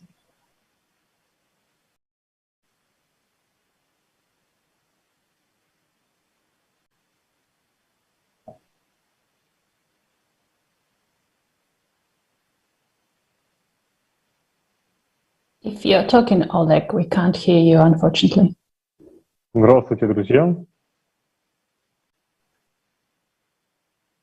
Рад сегодня приветствовать всех, кто нас смотрит, слышит, видит. И хочу рассказать об очень интересных явлениях. Эффективность современной рекламы не ставится уже под сомнение никем. За таким успехом рекламы стоят вполне изученные и экспериментально доказанные современными науками. Рассмотрим два социально-психологических феномена, которые во многом объясняют эффективность СМИ и рекламы. Первый феномен — конформность, такое своеобразное психологическое качество. По сути, склонность к изменению индивидом своих установок, мнений, оценок и поведения на манер тех, которые господствуют в данном обществе. Примером исследования, которое ярко иллюстрирует конформность отдельного человека, служит эксперимент Курта Левина с двумя пирамидками. Этот эксперимент повторялся неоднократно в разных странах мира и разными учеными, и всегда показывал одни и те же результаты. По ходу опыта к группе, состоящей из нескольких подставных лиц и одного испытуемого, показывали две пирамидки черного и белого цвета. Задавался вопрос цвета пирамидки. Подставные лица всегда четко отвечали, что обе пирамидки белые. В подавляющем большинстве случаев испытуемый, которому вопрос всегда задавался последним, утверждал также, что обе пирамидки белые, хотя сам прекрасно видел настоящие цвета пирамид. После эксперимента на вопрос «Почему вы так ответили?», большинство испытуемых не могло дать разумного ответа. Из этого исследования видно, как зачастую человек принимает чужое утверждение, даже если оно не соответствует тому, что он видит сам своими глазами. Еще один яркий пример, более простой — мода в одежде. Следуя модному тренду, мы легко отказываемся от удобства в одежде, привычного для нас, отдавая предпочтение новому идеалу красоты. Следующий значимый эффект называется групповое подкрепление. Это социальный феномен, согласно которому прочное общество формируется простым, банальным повторением какого-то утверждения, идеи или концепции членами этого общества. Независимо от того, насколько обоснована или доказана тиражируемая идея, вскоре члены общества считают ее абсолютно верной. Сейчас реклама создает групповое подкрепление, поддерживая различные, неподтвержденные фактами концепции и идеи, освещая их с видимостью, уверенности и правоты. Фраза «миллионы людей не могут ошибаться» обычно подталкивает без сомнения принимать информацию, что нередко приводит к широкому распространению современных мифов и заблуждений. Например, если мы болеем, то сразу вспоминаем самые известные и разрекламированные лекарства, даже если они не подходят нам для лечения вот именно нашего этого заболевания. Два этих социально-психологических феномена дополняют друг друга и во многом объясняют, как любая и рекламе информация распространяется в обществе, укореняется в общественном сознании. The norm. And these are natural laws of the human psyche and mass media consciousness, mass public consciousness. They have been, they are, and they will be. However, the question remains open, since the media and advertising have such an impact on us. What information do we want to replicate further? What ideas do we want to see dominating in society tomorrow? And these are questions I address to all attention. Thank you, Alex, so much. These questions seem to become more and more critical day by day. I would even say that we should have answered these questions many years ago, and that it's almost too late to answer them today, as we are literally on the edge. In fact, in the current consumer society, everything is directed at stealing our attention, at persuading us to pay it to unnecessary, meaningless things, wishes, and information, which gradually but inevitably destroy our lives. There is a fight for every single drop of our attention.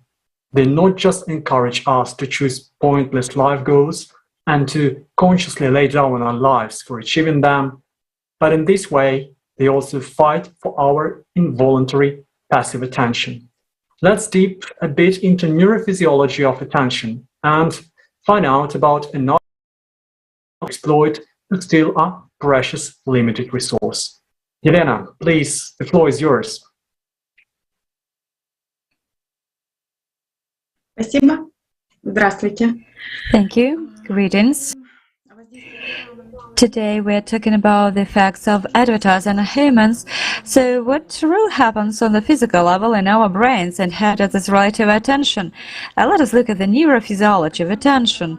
Alexander Romanovich Luria proposed a structural and functional model of the brain with its conditional division into 3 blocks.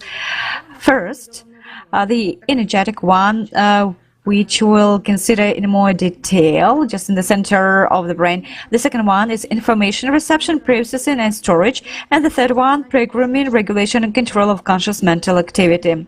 The first block is energetic, and it got its name because of the function of regulating brain activation, and it includes the reticular formation, as well as the limbic system, which has already been mentioned. This is the oldest part of the cerebral cortex, the function of which is an effective emotional assessment of incoming information and an emotional motivational one. The limbic system is involved in memory processes, positive and negative emotional experiences, and reaction formation.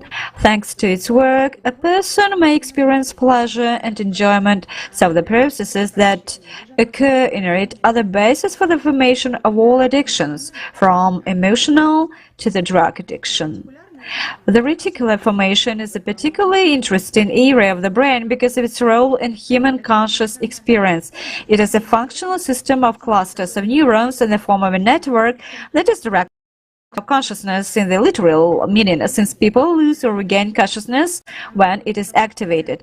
It is in the center of the brain and forms the central nucleus of the brainstem, which extends from the medulla oblong top of the midbrain. You can see it just showed it with a bar. You can see it in the diagram.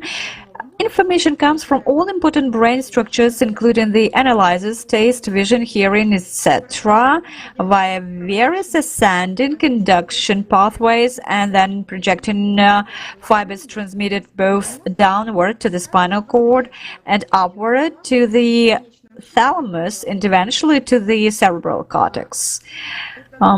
This central reticular mechanism does not just take in and transmit information. It is like a filter. It ignores some of the information and transmits some other information. It can amplify the signal or weaken it and thus influence the activity of most other parts of the brain.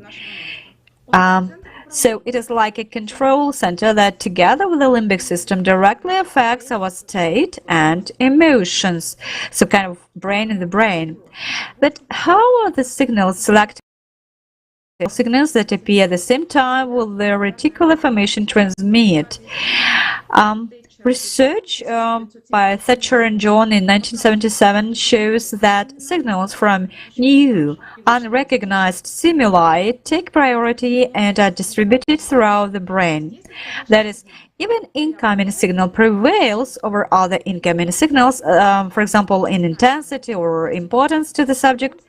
It becomes a universal global message that is widely sent to other areas of the brain, including the rest of the cortex.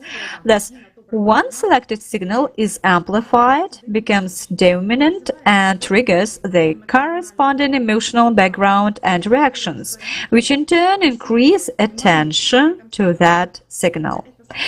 It is exactly this property that is used in advertising. That is why it usually sounds louder, looks brighter in color, intensity, light, also some kind of unusualness and novelty, such as frames and dynamism of objects, sudden intensification or weakening of separate stimuli, introduction of pause or change of rhythm and tempo movements involuntarily attract attention, so that the reticular formation is just obliged to transfer information further to the limbic system and activate the cerebral cortex. That is, to attract our involuntary attention and trigger an emotion without the person's intention or desire to see or hear anything, without had a predetermined goal in mind. That is to select information for us, instead of us, and make a person go along with the myriad desires that advertising and the consumer society imposes on us. The key is our attention.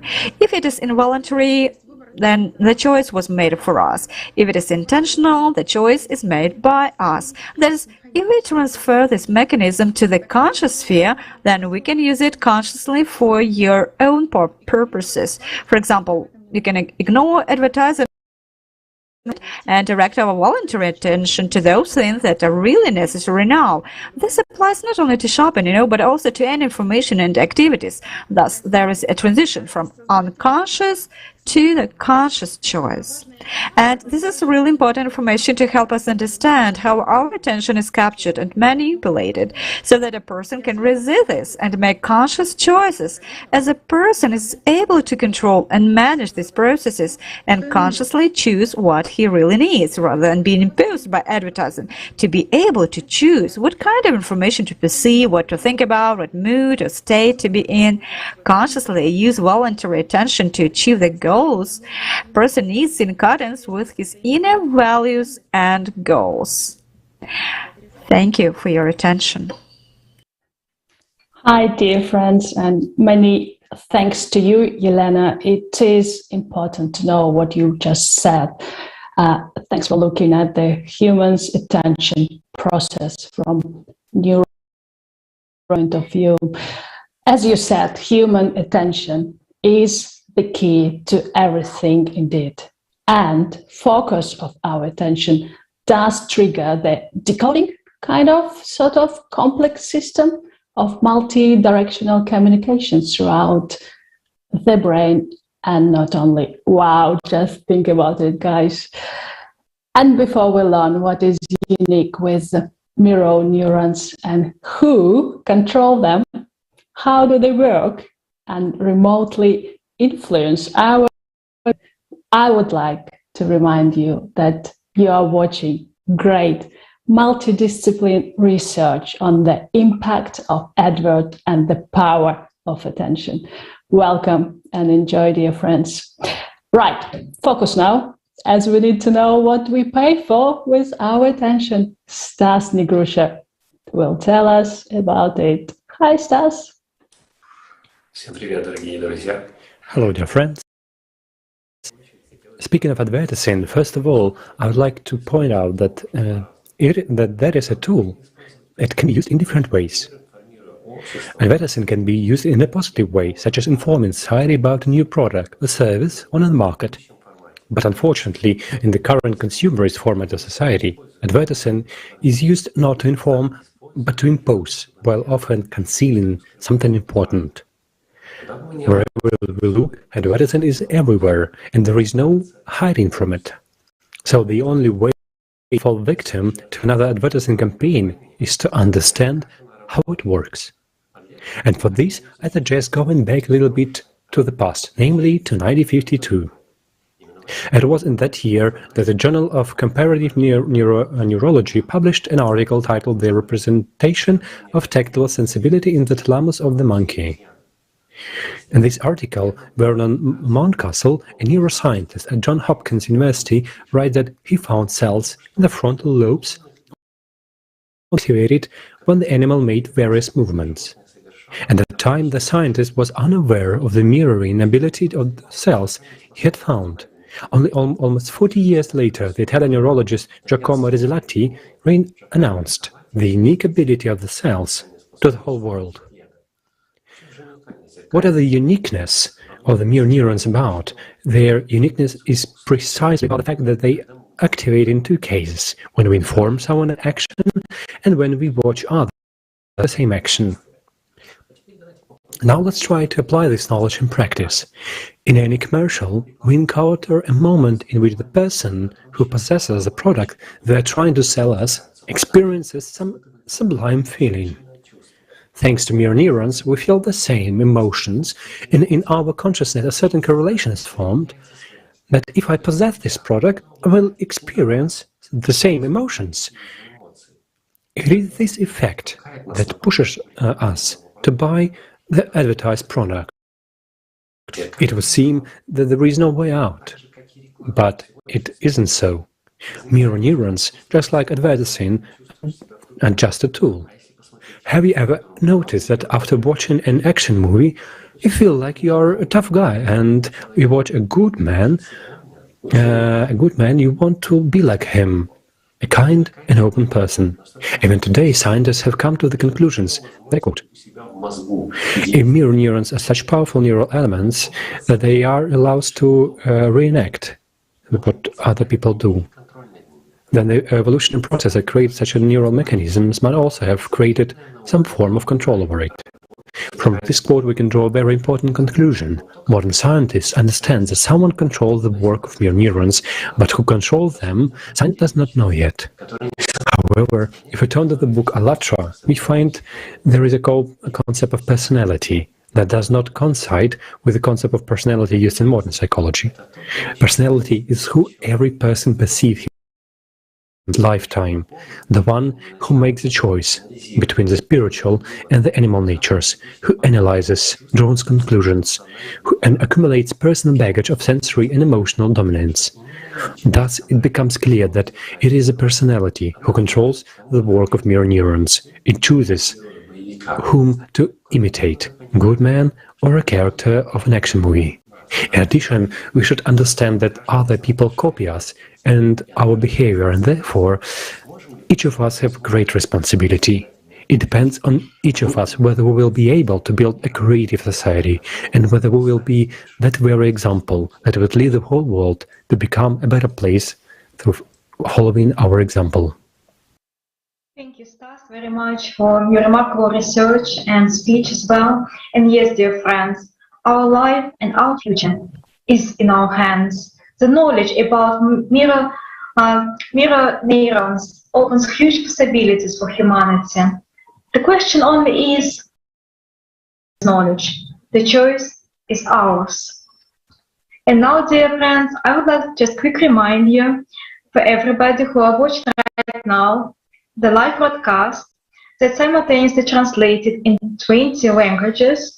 And this Kaleidoscope of Facts is a project of Allat International Public Movement and run by volunteers from over 180 countries.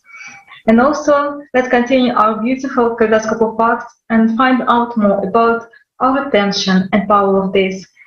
And now Ed Shatohian will tell us more about human psychology and what cognitive dissonance is all about. What does it mean? And how does it impact our lives? Ed, it's over to you now. Thank you, Alla.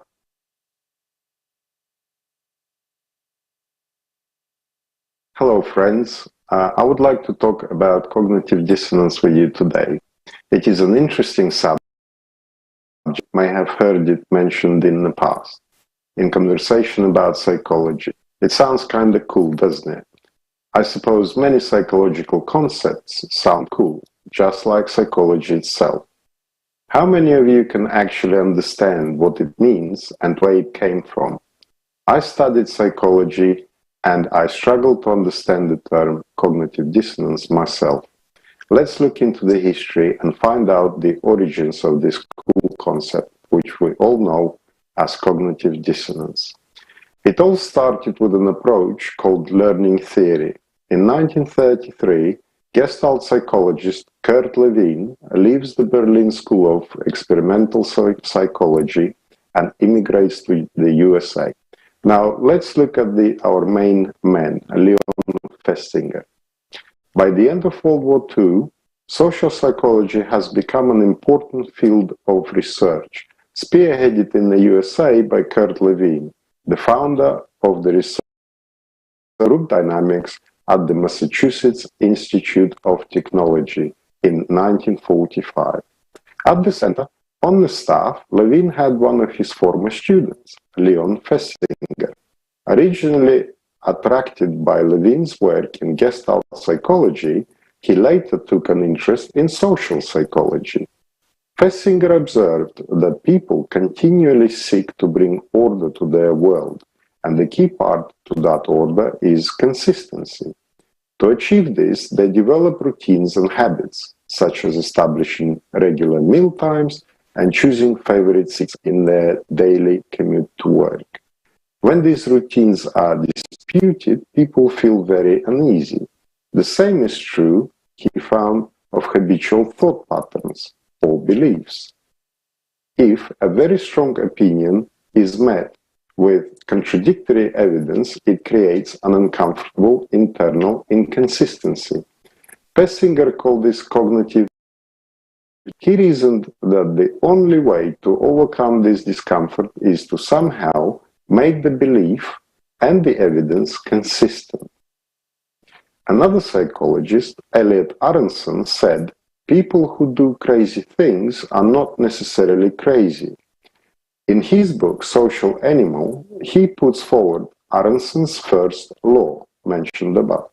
The crazy things include acts of violence, cruelty, or deep prejudice, acts so extreme that they seem to reflect a psychological imbalance on the part of the perpetrator. Aronson argued that psychotic people certainly do exist. However, even psychologically healthy people can be driven to such extremes of human behavior that they appear insane. The relation to cognitive dissonance, to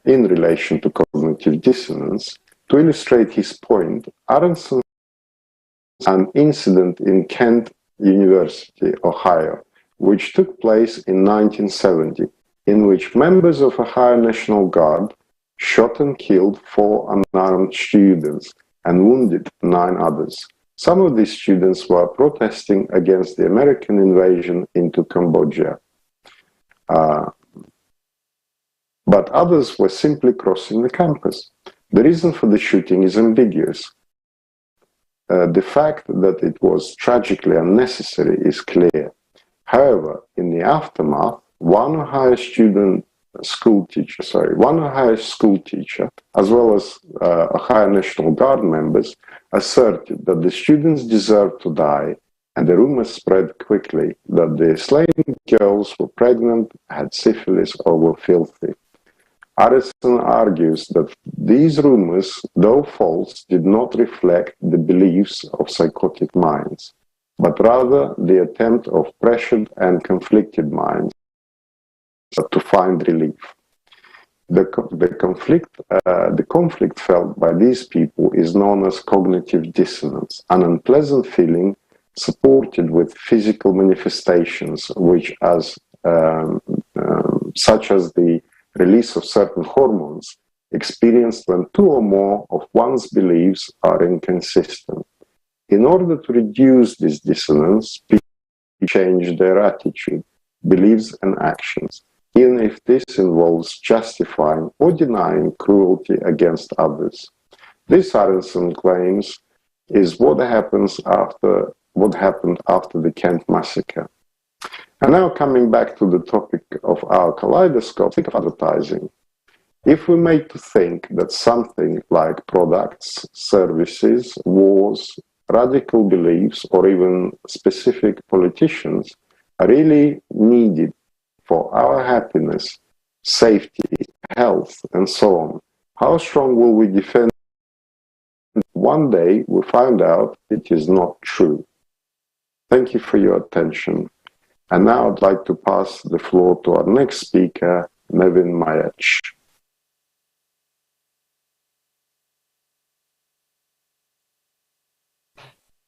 Hvala. Thank you, Ed. And hello, friends. Attention is the most powerful tool at one's disposal. The tool by which man freely creates and experiences the world around him. The question arises as to how one can influence a man to pay attention to something he did not want and also to choose something he will not otherwise choose. In order for a subliminal message to have an impact on a person, it is necessary for it to pass by his or her attention.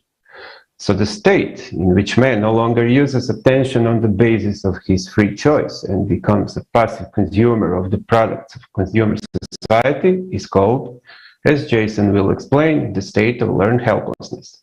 In fact, it is man accepts discomfort, does not try to oppose it or run away from it. In this state, man completely and uncritically accepts the offers sent to him by the system, whether in the form of politicians, media, priests, etc. The process used to bring a person to a state of learned helplessness is called cognitive dissonance. We can also call cognitive dissonance a discrepancy in understanding. Cognitive dissonance was studied by social psychologist Leon Festinger in an experiment that sought to get an answer as to whether people will change their beliefs in order to conform to their behavior, all in effort to reduce cognitive dissonance. I'll explain that a little bit. Every man has his own worldview and beliefs. If he is confronted with some beliefs or experiences that contradict his worldview or his attitudes and beliefs, he psychologically enters a state that is uncomfortable for him. Person then uses all available tools to reduce the inconvenience and discomfort. A man who drinks alcohol hears advice that he should stop drinking. At that point, it's an attitude that conflicts with his current behavior and worldview. Then he enters a state of cognitive dissonance.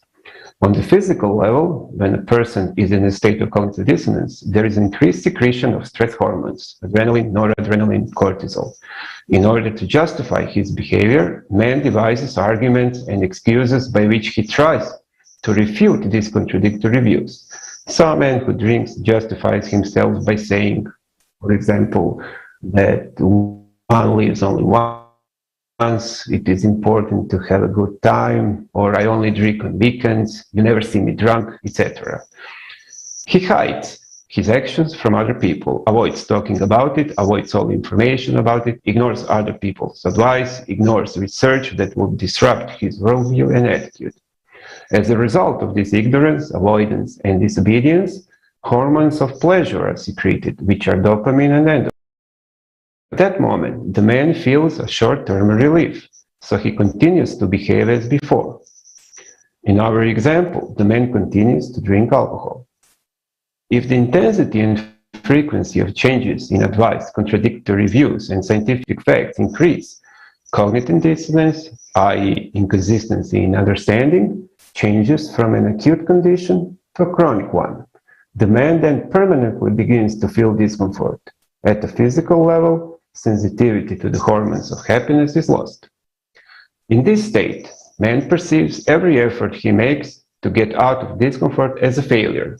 He stops trying, he stops making any effort to get out of the state of discomfort and enters a state called the state of learned helplessness. At that point, he becomes suggestive of choices and behaviors that he does not decide on. Then the advertising messages of the consumer society become the only valid choice to which one directs one's attention. In some people, cognitive dissonance does not have to be. These people use cognitive dissonance to examine their attitudes and beliefs and have no problem changing them. Many choose to confront the problematic attitudes they had until then and make positive changes in their own lives. In our example, the alcoholic stops drinking. Thank you, guys. Alexei, please continue. No, Allat, thank you, gentlemen, for such a comprehensive explanation. For sure, every person experiences cognitive dissonance in some way or another, and to some extent. But the scariest thing is that nowadays, too many of us constantly live in this state. I would even say that we do not actually live, we exist. We believe we're helpless to change the situation in our family, our city, our country, our world. Otherwise, how can we explain all these horrible things happening right now in the world?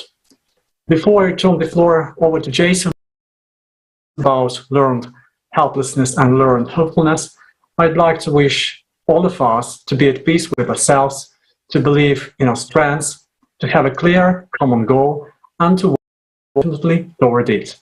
And now, Jason, please. Thank you all so much. It's been a pleasure listening to the topics today and the information presented. Now let's discuss one short thing before we get into learned helpfulness and learned hopefulness, because it's an important facet that wraps up almost everything that has been shared with our audience and each other today by friends. Bandura, in 1977, described self-efficacy, and it's important to know this. Self-efficacy refers to an individual's belief in his or her capacity to execute behaviors necessary to produce performance attainments. Everybody got that? I share this with you because there was a desire to inform you that each and every one of us is personality.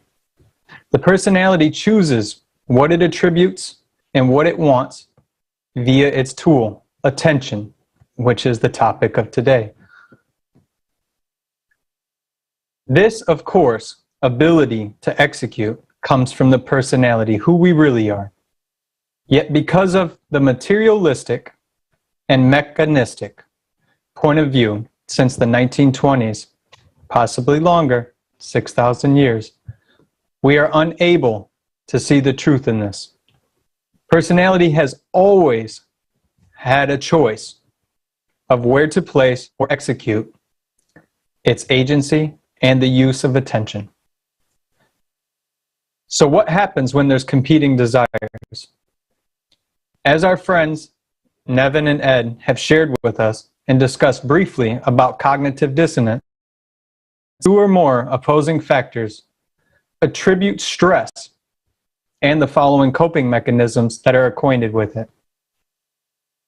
Now please, as you think about that, let's watch a short video on what learned helplessness is and see if you can find it within yourself. Thank you. Elephants are habituated to a rope since childhood. First, they are tied to a tree, and an elephant calf, trying to escape, understands that the rope is many times stronger than him. Then, already being a grown-up elephant, he no longer even makes attempts to become free, because he understands that the rope, which is stronger than him, will win anyway. And when already a human who, well, the strength of a human and an elephant is incomparable, but an elephant still submits to a human and follows him with his head down, is the same in human society. The whole point, imagine. An ordinary human, skinny and little, is leading an elephant on a rope. Why? Because the elephant believes that the rope is holding him. Friends, we have the same thing. Nothing is holding us, except our imaginary rope. And I would simply like to say, friends, let us stop being stupid elephants and let's become humans.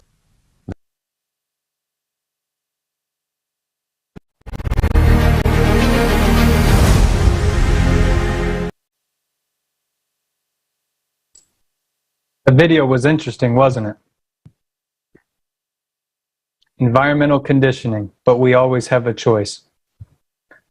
Let's explore two easy models presented by Mark Zimmerman in the 90s. The first model is the learned helplessness model, okay? And it goes like this. It's right there on the screen, so follow along, please. Experience of lack of control, perception of uncontrollability, of the uncontrollable event, and a future expectation of uncontrollability. And this in turn leads to the symptoms of helplessness. Easy enough, right? But there's also a proposed learned hopefulness, because we have a choice of what we choose. And that particular one of the learned hopefulness model goes like this: experience of control, perception of control, causal attribution of successful control, and a future expectation of control. These are characteristics of hopefulness or psychological empowerment. What do these show, and what can you do with this knowledge after listening and after watching and possibly rewatching? They show that we barely understand what it means to execute one's attention, or the control and flow of thoughts, or what we as personality attribute to ourselves, that which is aspects of consciousness. Learned helpfulness in its essence is the tendency to accept aversive stimuli as an acceptable form of coping, but it's not. However, learned hopefulness can be used in the exact same manner. Instead of giving attention to that which doesn't benefit, you give attention to that which does benefit, thus moving forward towards the goal. Thank you, Ed. Thank you, Nevin. And thank you, friends, today for your attention.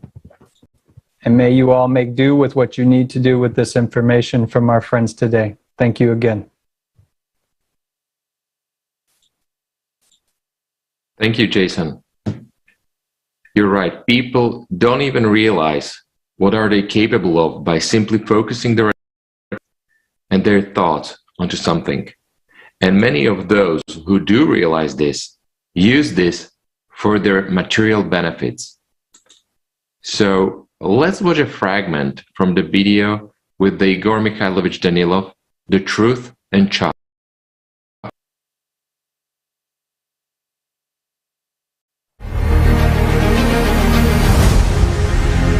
And now, my old friend, a physicist, has become very active.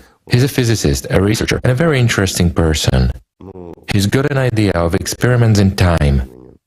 After he heard, especially lately, that other physicists succeeded in bypassing the second law of dynamics, he's restless and doesn't give any rest to me. After we created XP Energy and declared about it, he says, well, you've got everything. Come on, he says, that's it. I'm actually afraid to even turn on the phone now. But he's a good guy, we thank him. Not really a guy, he's already a grandpa. This is a true scientist indeed. Actually, it's interesting.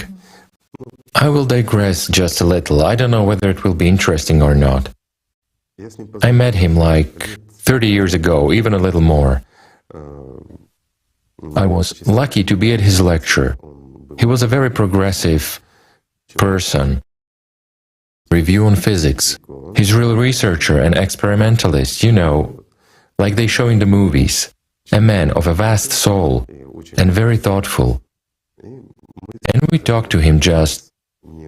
It happened so that after the lecture, our group met with him and raised a banal question about electrons, about the process of observation. Well, everyone knows this and so on. And so I asked him a simple question. I said, observation of an electron, everybody knows how this particle behaves. We understand perfectly well that the superposition of an electron is not defined. It's in a state of a wave. If we are not observing, it's a wave. If we are observing it, it becomes a particle. So there are no questions here and so on. I suggested I said, what if we, for instance, conduct 10 experiments, do 10 tests, record them all on video. If you remember bulky videotapes with such a good video camera, we record it and then selectively watch. What will happen? He said, well, there were a lot of experiments like that and so on. I said, of course a lot, yes. But again, I said, if we're observing, it is there. But what if we observe it later? And only in one experiment. That is, we can mix the tapes and say, destroy, really destroy 2 per day. And then we selectively, we mix them, shuffle them. On the last 5th day, we destroy 1 tape and watch the last one. Will this affect the experiment or not? Well, we don't know the outcome of those results. Of the results until the 5th day. Anyway, he became interested. He had great opportunities, a laboratory access and everything, and we actually did this experiment. Day 5. First, I mixed the tapes, then he mixed them. They were in the same package. It was impossible to see, so we destroyed one and turned on the last one. And what did we see? Guess what? Particles. And here, I asked him a question. I said, wait, how can it be that we, 5 days after, influenced the result that took place 5 days ago? And here's a very important point. Why we became friends with this Archimedes? Well, no offense, he shouted Eureka after all, right? I still call him Archimedes, but he doesn't take offense. The point is that he was the first to pay attention and ask a concrete question when he returned to his senses from all that. He asked that very question, which isn't answered by any of the outstanding physicists of our time and which is avoided by them.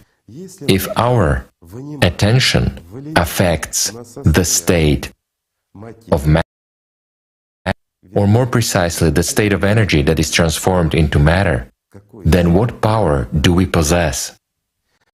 So he and I actually conducted a lot of very interesting experiments on various topics. But in this area, we made a very interesting observation, as some fellows expressed the idea before us in theory.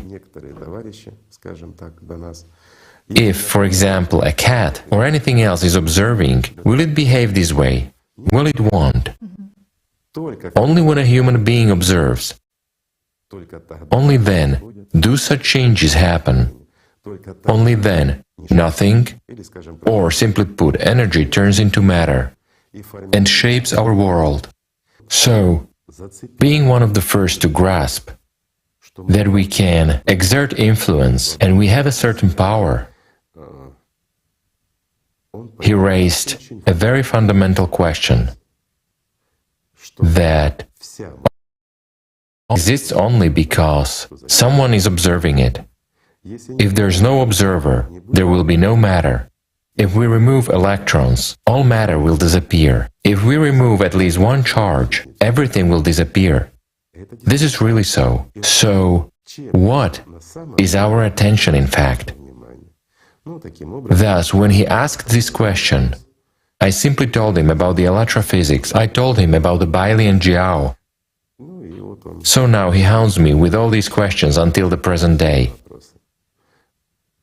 But again, this offer regarding a Drosophila, an ant or the like, is really interesting. On the one hand, yes. On the other hand, it is consistent with what people want. They want a time machine. Do you know what is interesting? It's interesting that the second law of thermodynamics is invalid. It's invalid because we possess the power of observation, meaning the power which, for people to understand, shapes that which we call information.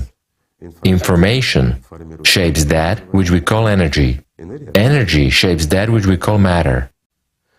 But still, these displacements of matter don't interrupt the flow of global time, because they will occur in accordance with its flow. It's clear now, isn't it? Yes. Meaning is the power coming from the spiritual world itself that proves the existence of God.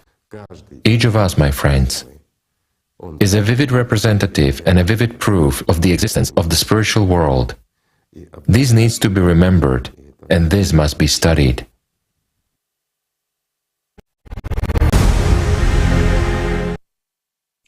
Igor Mikhailovich, thank you.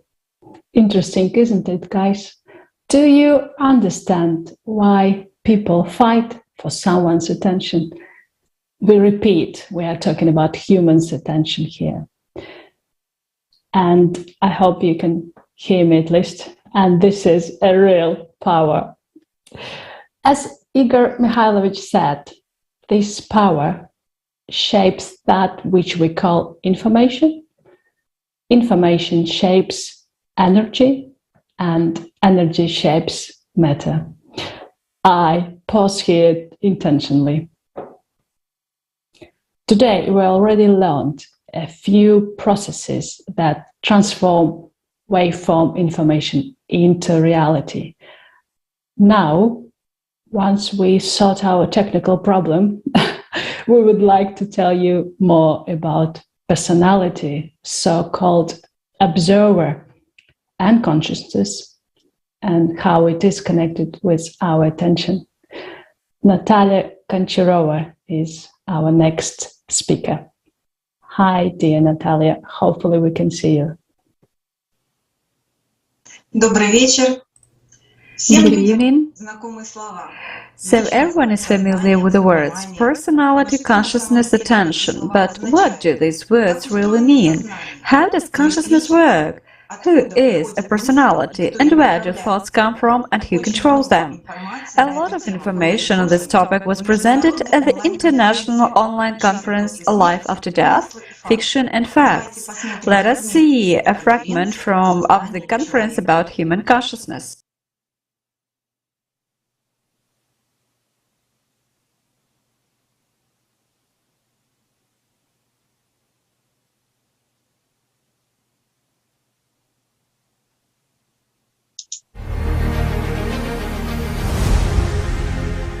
What is the difference between a human being and an animal?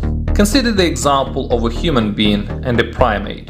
In both humans and monkeys, the primary consciousness begins to form in the womb. This is the consciousness of the animal. There is no difference between a human and an animal at this stage. Scientists have even found that newborn chimpanzees have more developed brains than infants. Let's consider what functions the primary consciousness performs. After human birth, it is directly linked to the entire body. It controls the chemistry and all life processes. Primary consciousness is directly connected to the organs of perception, vision, hearing, and all our tactile sensations. This consciousness has a fate intelligence, approximately like a child of 5 or 6 years old. All needs are confined almost exclusively to questions of dominance and survival. The similarities between humans and primates are also observed in the emotional sphere. Hatred, hostility, envy, greed, pride, all this formed in the primary consciousness. Scientists have concluded that human and primate brain cells are almost 99% genetically similar. If the human brain is almost identical to that of a monkey, then why is human consciousness so different and superior to that of animals?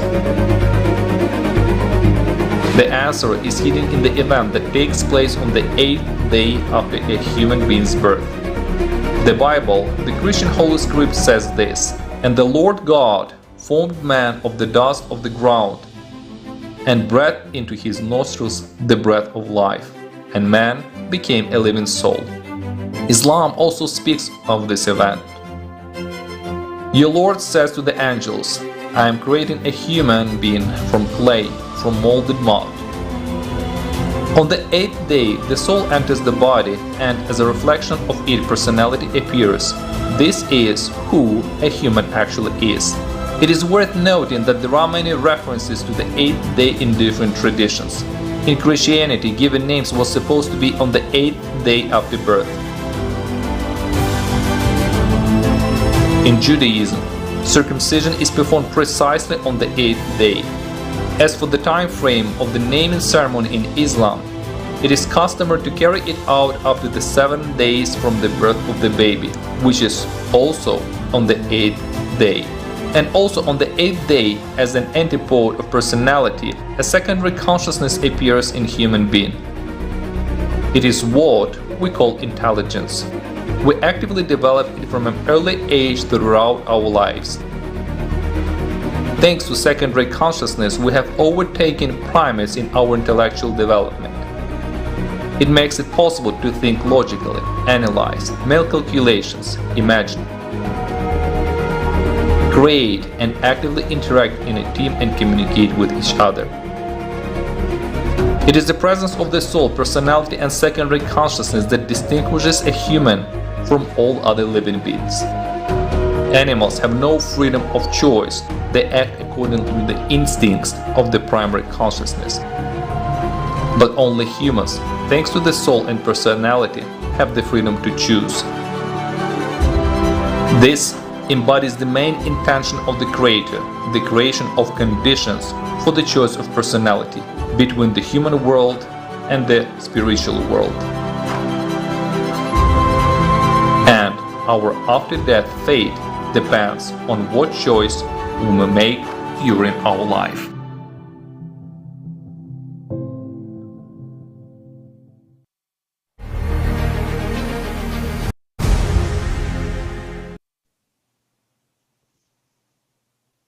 Итак, So, a person has a personality, as well as primary and secondary consciousness. Primary consciousness is directly connected with the whole organism and remains at the level of development of a small child. It gives information to our personality about the three-dimensional world. It is related to the personality and secondary consciousness and mediates between them. Secondary consciousness is our intellect, intelligence, thoughts, images, computational processes. The more we develop our secondary consciousness, the more intelligent we become. Secondary consciousness is connected to the animal mind system and to primary consciousness. It is the secondary consciousness that sends us images. How do you think thoughts come to you? Let us try to get to the bottom of this question on the basis of knowledge obtained from the videos with the participation of Igor Mikhailovich Danilo. All of us are sent pictures through our brain, which perceives pictures and prints them into images or converts them into voices to send information to the primary consciousness. This information is then fed to the personality, and the neurons of the brain do all these transfers. Moreover, all pictures that appear in our heads are two-dimensional. It is only when the personality pays attention to them that they are perceived by the consciousness as three-dimensional. The chemical reactions that we can observe on encephalographs take place after personality starts to finance a particular thought.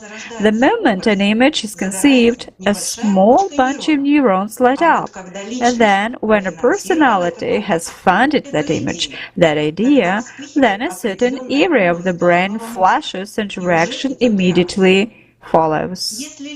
If the personality doesn't give a certain amount of energy, then consciousness won't work. It turns out that consciousness manipulates the undeveloped personality in order to get a lot of attention in return. Neurons work on electricity, on that chemistry that is generated by eating something. And what does consciousness feed on? It is already clear that it is a field structure, and it cannot work on the energy on which the brain neurons work. In humans, consciousness is nourished by attention, which is controlled by personality. Attention is the valuable energy equivalent of the same prana. We have, in direct proportion, a certain amount of prana for every moment of our existence. And we thoughtlessly squander our attention on illusory images. In the consumer society, this callousness is actively used. More and more sophisticated ways of manipulation are studied and invented.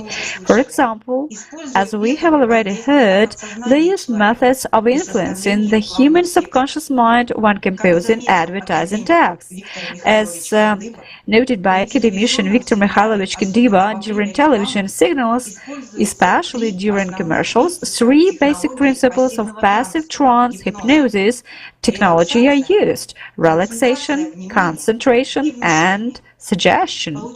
It turns out that personality is influenced by the power of operator. Why is this possible? Because primary consciousness, as we remember, has no strong intelligence. It takes advantage of experience that is stored away or is gained with the help of the secondary consciousness, that is, the subconscious mind. And when the personality is undeveloped, it easily falls not only under the influence of its own consciousness, but also under the influence of the consciousness of the operator. We must know and understand the value of the power of human attention. It is a creative force, and it must be directed toward creation.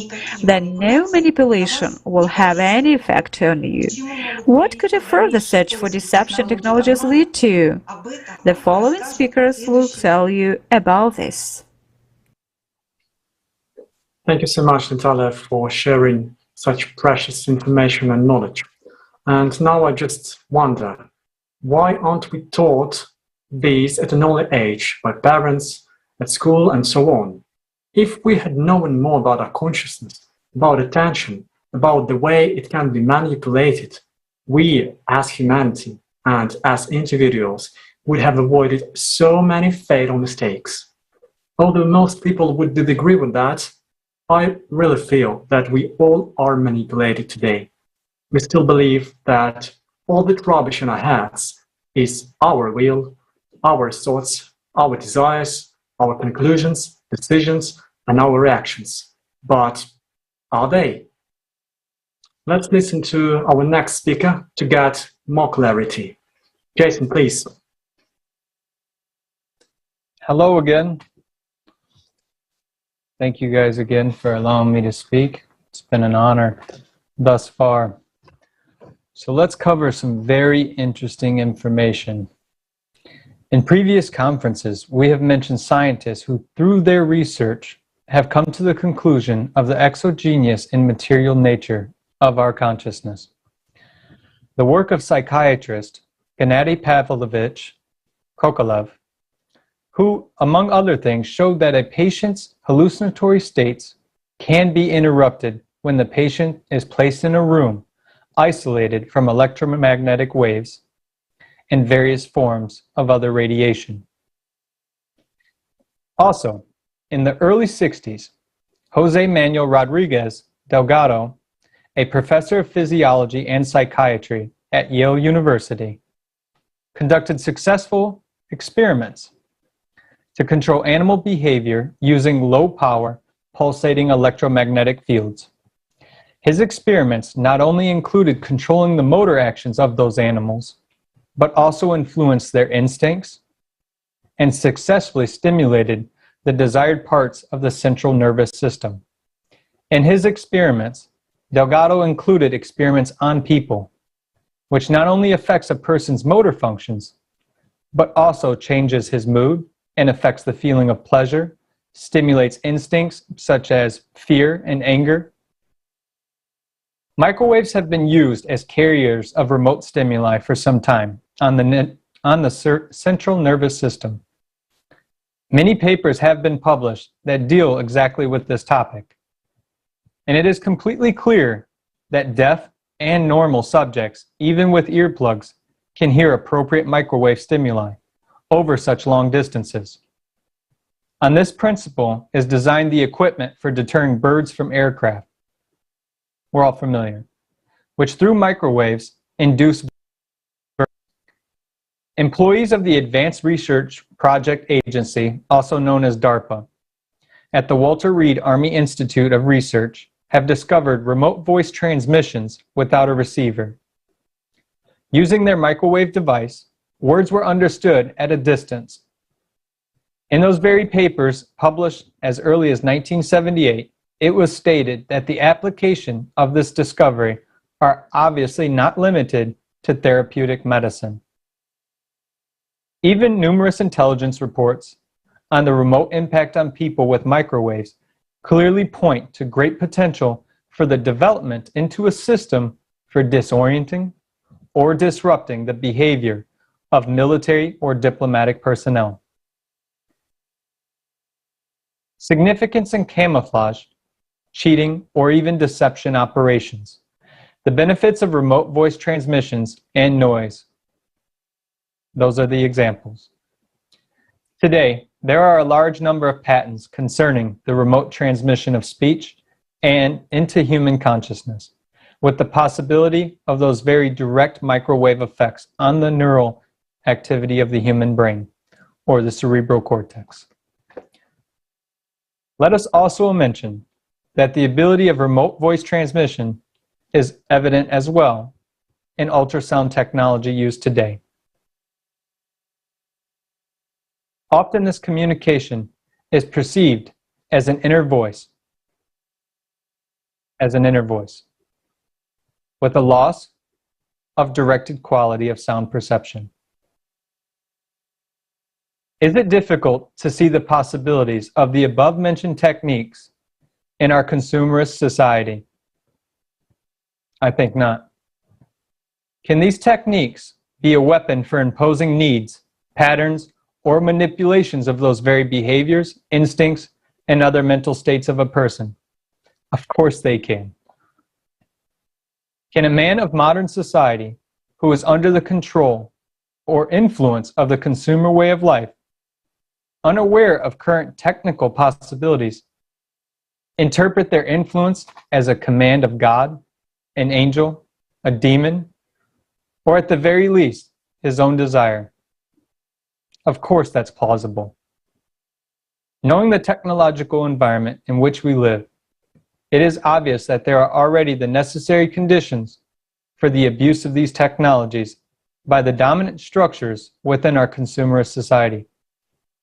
If we look at the possibilities of information systems today and those very data collections upon individuals through internet services, social networks, and structured site visits, recording of monitored material, statistics of site and topic visits, monitoring of internet user habits through temporal and spatial characteristics of that very viewed content, we clearly see the capacities of profiling individuals and user groups.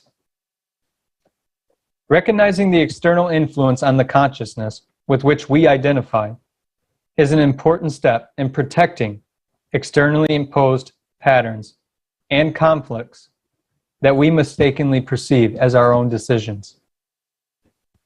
Obviously, technologies for putting external pictures and voices into our minds existed a long, long time ago. Advertising of the future is available right now in a heartless consumer society. Thank you.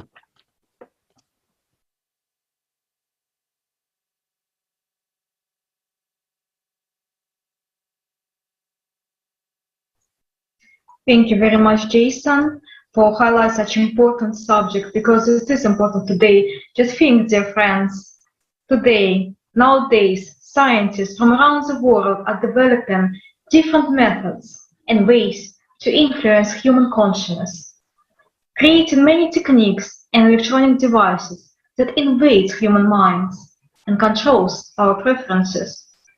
Science and technological resources should belong to the whole world community and not concentrate in the hands of individuals. That's why we need to be a creative society where all science and technologies will be transparent for the public. And now, our next speaker, Alena Lisavets, will tell us more about international team of science that conducted a series of experiments of the transmission of the mental images at a distance. Please, Alena, the floor is yours. Здравствуйте, друзья! Greetings, friends. Scientists have proved the possibility of transmitting mental images at a distance. An international team of scientists led by Dr. Vladimir Kazanchev, MD academician, and Dr. Alexander Trofimov, MD, conducted a series of experiments on the transmission of mental images at a distance. These experiments were conducted along with similar studies in other countries. In 1981, the second polar circle experiment was conducted, in which mental images were transmitted from the polar town of Dixon and received at various points in the CIS. Mentally transmitted signs and symbols were randomly chosen by the computer from a graphical alphabet. In 1993, the second experiment, the Banner of the World, was conducted, in which images were also mentally transmitted by the operator from Novosibirsk and Dixon towns and received in 12 countries in Europe, Asia, and America. In the experiments, there was used the so-called Kozyrev mirrors device, which is constructed of metal mirrors. A person who transmitted a mental image, that is operator, was inside this device. More than 4.5 thousand people from 12 countries of the world took part in 2 experiments. The people who participated in the experiments and mentally received the imagery were mainly at home or at work. They were ready to capture the signs and symbols that popped up in front of their inner gaze. As a result, most people recorded exactly the symbols that were transmitted. The results were processed using mathematical methods, so random guessing was excluded. And also, similar experiments are conducted in other countries too. On April the 28th, 2018, in the Coordinating Center of Allat IPM, the first international experiment pyramid on telepathic transmission of information at a distance took place. For the experiment, 12 symbols were selected, which all participants of the experiment received by mail in advance. Before the experiment began, one of the symbols was chosen at random. This symbol was transmitted by the operator who was in the pyramid device for half an hour. In the experiment, 3,434 people participated. All volunteers participants of this experiment at the same time could accept the symbol through telepathy, regardless of their location on the planet. As a result, 15.92% of the participants telepathically accepted the transmission of the symbol broadcast by the operator, and 13.65% of the participants accepted the control symbol. This is an excellent result. It is higher than the statistical average. The results of the experiment show that telepathic transmission of information at any distance to a large number of people is possible, and also confirm that the existence of a single information field of the Earth. All these experiments prove that transmission of mental images at a distance is possible, and this is a scientifically proven fact. Let us look honestly, it just will live but just in a consumer format of society, where scientific discoveries are often used for selfish purposes. And just now imagine that the possibility of mental transmission of images at a distance will be used as advertising, and a certain product will be imposed on a person. And the advertising would not be on TV or on your tablet or phone, which you could turn off or dismiss, but right in your head. And you will not even realize that it will be imposed from the outside. Such an experiment in transmission of an obsessive desire by an operator has been conducted. Our next speaker, Allat, will tell you more about it. In 2019, an experiment was conducted on the Allat IPM platform, in which we found out, can a person, operator, under certain conditions and possessing certain skills, impose any desire to other people? The experiment was conducted using the pyramid device. Volunteers from Allatra International Public Movement took part in it. The purpose of this experiment was to determine if it is possible to impose a material consumer desire on people by remotely influencing their consciousness. So the actual experiment was, while in the pyramid device, the operator transmitted a materialized consumerist desire that only he knew, and it was recorded on paper. The experiment was complicated by the fact that it was conducted with a shift in time.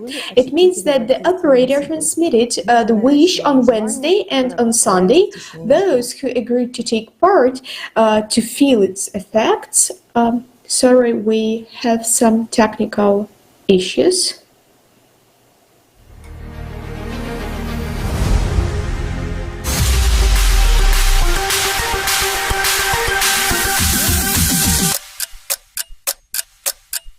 Thus, we will find out whether a person who possesses certain skills under certain conditions can impose some desire on other people.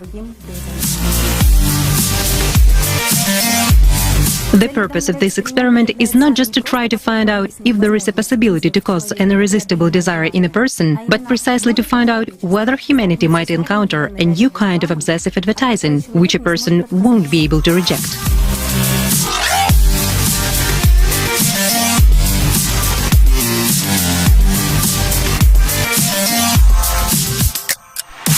As you can see, we have succeeded. The results of the experiment are quite high.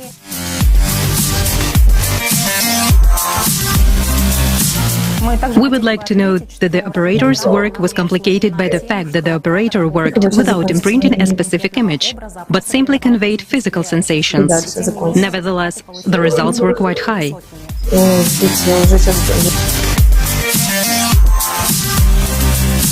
Well, you can draw your own conclusions regarding the future of advertising. We would like to thank once again all those who took part in this experiment. All the best.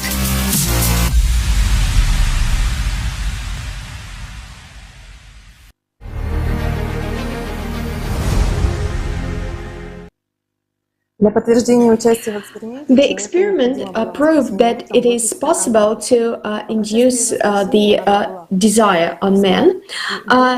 To prove his taking part in experiment, a person should drink a glass of water on Sunday morning and to send an email right after it.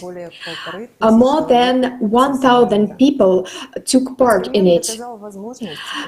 The experiment proved that it is possible to induce an irresistible desire in men. As we can see, more than 70% of all participants were influenced externally. They were simply thirsty. So it is telling us that soon we can be watchers of compulsive advertising. For example, a desire to buy a phone of a certain brand or sneakers from that particular manufacturer, or to eat candy from that particular factory, or to do any other action that someone would want to. Imagine that you can only drink one brand of coffee and all the rest will make you sick, and you won't even realize that you have been influenced in any way, but it will take it as your own natural need. So it turned out that in this way you can manipulate the desires of any person obtaining economic benefits. And it's not a rosy prospect given the current consumer format of our society. But if the values in our society will be changed to creative ones, then the value of human life at the forefront, such opportunities could be really help in development of our civilization. Dear Allah, yes, this was a very interesting experiment, and the results were astonishing. You're right, until we change the vector of our society to the creative one, we will not face a bright future in this field. And many corporations are very well aware of this. Their advertising technologies are well developed and widely used. And as Alena mentioned, these imposed advertising images cannot be turned off like a TV. Secret services develop these techniques for many purposes. And main one is to influence people's opinions, habits, and so on, as can be seen from Vladimir's research. Vladimir, can you share with us the part of that hidden area?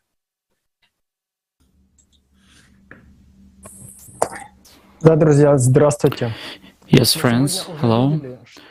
We have already seen today how much influence modern advertising, which is based on knowledge of human neurophysiology, has. Nevertheless, it is possible to refuse such advertising, for example, by turning the device off. However, advertising through an image or desire imposed by the operator, as we've seen, is simply impossible to refuse.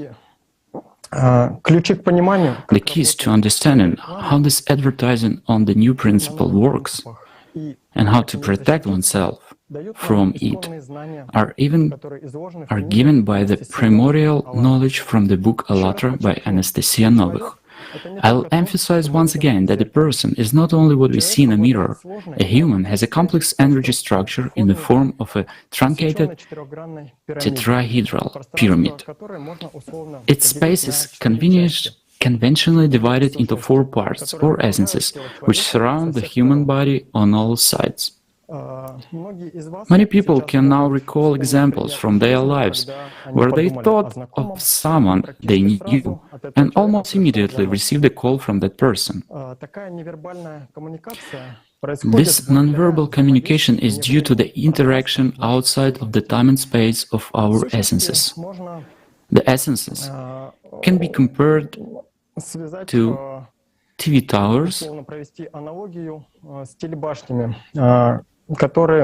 that use their transmitting antennas to broadcast their programs on various channels. Moreover, these programs are quite clever and can draw any illusion just to attract our attention. For example, a child has gone to training and stayed late without informing his parents. Consciousness begins to draw to the parents how something happened to him. And this causes them a growing sense of anxiety. Or we have been hurt by the words of a friend, and now we are scrolling through the conversation in our heads, picking up the answers over and over again. Note that we only see the picture in our head, we hear the evaluation. But as soon as we agree to this, that is, paid attention to this picture, an emotion appeared, and we were frightened, we believed, we took it personally, the realization process immediately began. What is attention? It is, in fact, a source of a power, like a battery for a watch. Without it, the programs that come to us are inactive. Now let's see, how does all this relate to advertising that uses new physical principles? The operator transmits a picture or image to us, exciting one of the essences. The essence, for example, thirsty. It could be a certain image. For example, a person wants to drink Coca-Cola. If the personality is interested and pays attention to this information, then the further process goes at the expense of the energy of the person himself, not the operator. This is the key moment. Man is free in his choice, but if he cannot distinguish what he is imposed, he perceives this desire as his own and will try to satisfy it at any cost. For example, he will run to the other end of the city for Coca-Cola. Let me remind you that personality is an observer.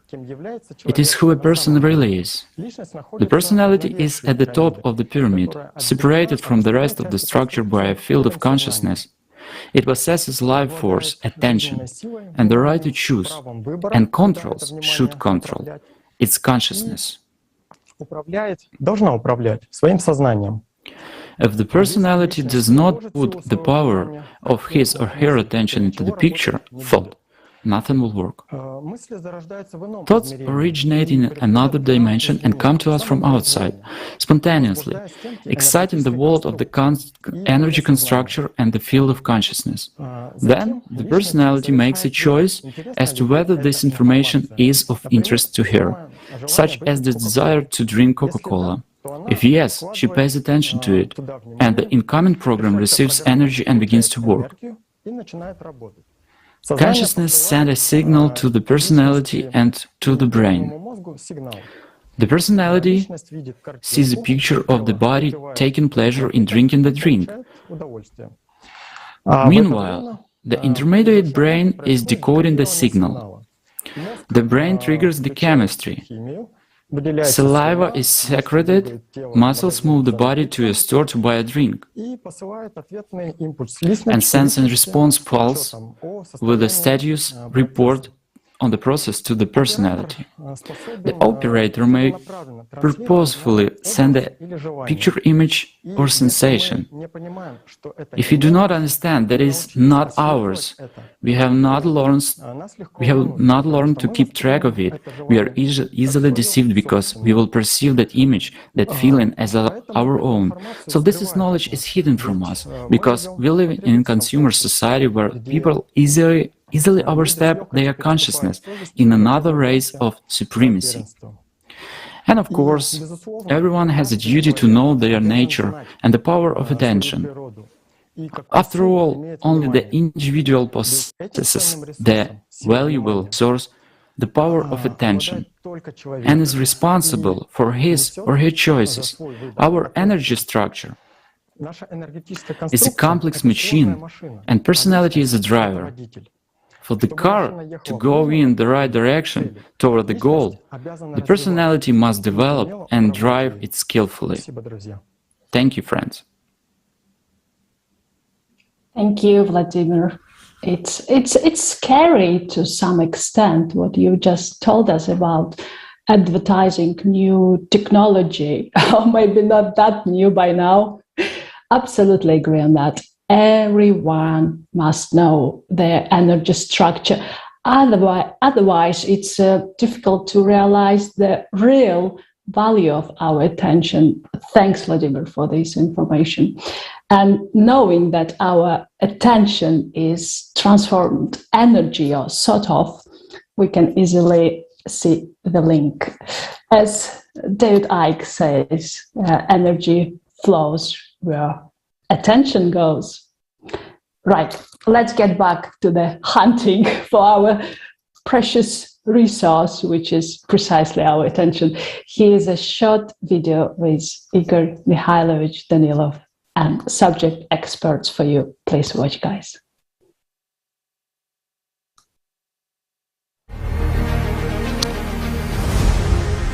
Speaking precisely about the effectiveness of advertising, there is a specific scheme, let's say, of how it works. And interestingly, I would also like to look into this scheme because it's very simple. The first is collecting information about a person. The second is, as they call it, a target of influence. That is, to find a person's weaknesses, what desires he has, what needs he has.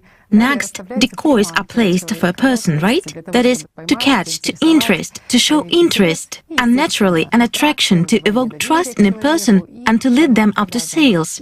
And even these names themselves are target of influence, decoys. You understand that hunting is really going on. How can it be otherwise for a wallet, for a person's money? They hunt even for human attention. And now let's put everything aside and think, what is actually being hunted? Now, if we remove the financial side at all, what is money? Resource. Energy. Equivalent to time and life. Quite right. Lifetime. The equivalent of attention. Attention, yes. And human lifetime. After all, a person gives his money. Well, what is money for him? Again, it's time and attention. It's a hunt for attention in the literal sense of the word. Marketers also understand that strong emotions, crowd emotions, are the best way in, let's say, for manipulation, for imprints. For marketers.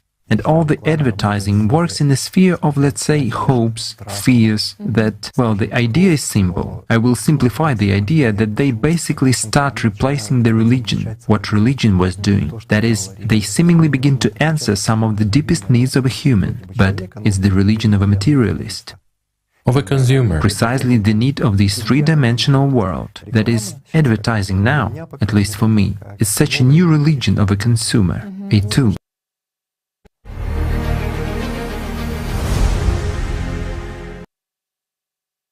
It may seem that advertising is a modern phenomenon, or at least not that ancient. But advertising has been used successfully since the Sumerian civilization. Can you imagine that we have been manipulated, not for tens, not for hundreds, but for thousands of years? And, by the way, it has been almost 8,000 years already. All this time, advertising has been used to establish the consumer format of society, including strengthening the influence of religious organizations. Religions and advertising appeal to the same human states and instincts. Today, it has gone so far that advertising itself has become a kind of religion, a religion of consumption. And also, in a healthy society, advertising could be a wonderful tool to inform people about the best products and services. So far, it is just a tool to fight for the consumer's money, which is nothing more than the equivalent of person's attention and time. But the most interesting thing is that advertising exists not only in the outer world, but also, shall we say, in our own heads. or more precisely, in our consciousness.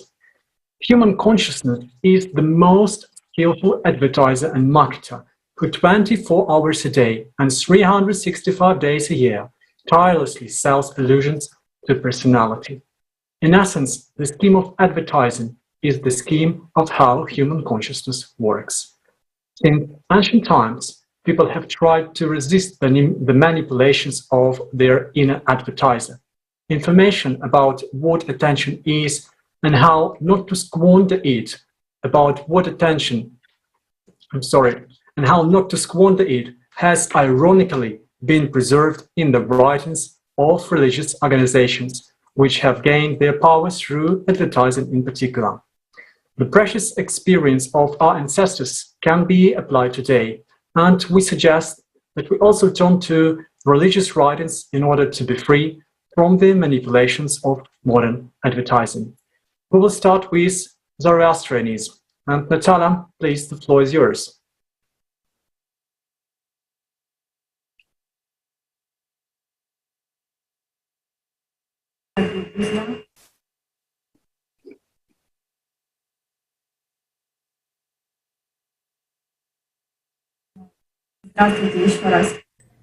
Greetings, dear friends. Let me remind you once again that a person is not just a creature who lives his or her life from birth to death. A person has freedom of choice, and everyone's choice depends only on himself. But the choice itself is only a step after which a person directs his or her attention to what he or she chooses. What a person pays and gives attention to in his life, what thoughts, preferences, desires, that is what he receives. In what information one puts the power of one's attention most and maintains it, then one becomes the conductor of that wheel. The value of a person's attention and the value of choice are revealed in the modern and ancient religions of the world. In the sacred book of Zoroastrianism, the Avesta, a whole chapter is devoted to the duality of a person, his dual nature, and the possibility of choice. The chapter is called The Doctrine of Duality. What does this knowledge tell us? The problem with modern humanity is that many people do not understand themselves, so they carelessly give their attention to the outer world, but not to the inner world. When there is an understanding that one is dual, one has a chance to escape from material captivity. Due to inner work on oneself, a person notices his duality and begins to understand between whom and what to choose. What the consequences of his choice will be, that is, experience of states is gained when a person chooses between the outer, which is empty, and the inner, which fills one with life. And this is Allat, in fact. It's sort of you sober up after a long hangover, so to say. Zarathustra's prophecy says that each person has two paths. He can choose to live a life of love and happiness by turning to spend mind you, the Holy Spirit, or he can give his choice to angry mind you, the evil spirit. There is an emphasis in the Avesta that this choice is made by a person. Now, the two primal spirits who reveal themselves in a vision as twins are the better and the bad, in thought and word and action. And between these two, the wise ones choose aright, the foolish not so. And when these twin spirits came together in the beginning, they created life and not life, and that the last worst existence shall be the followers of the lie, but the best existence to him that follows right. That was a quote. Just I'm wondering, who makes the choice deep down inside a person? In Zoroastrianism, there are indications that there are components in a human being that are related to the choice between good and evil. The most important component is called Urvan, personality, and is translated as one who chooses, one who absorbs. Natalia, I'm sorry, can you hear me now? I can hear you, Alexei. And Ravashi is the one who tells the way. She knows it is the absolute part of God in us. Urvan is directly related to Ravashi, that part of a person that constantly dwells. To plug in earphones because we cannot hear Natalia clearly. И право-выбор. Во все времена разрабатывается управление вниманием человека. И как бы... Please, Dave, you stand by. We're just checking the sound. Yeah, please. Please ask Natalia to plug in earphones because a lot of people have already written that they were not able to hear Natalia.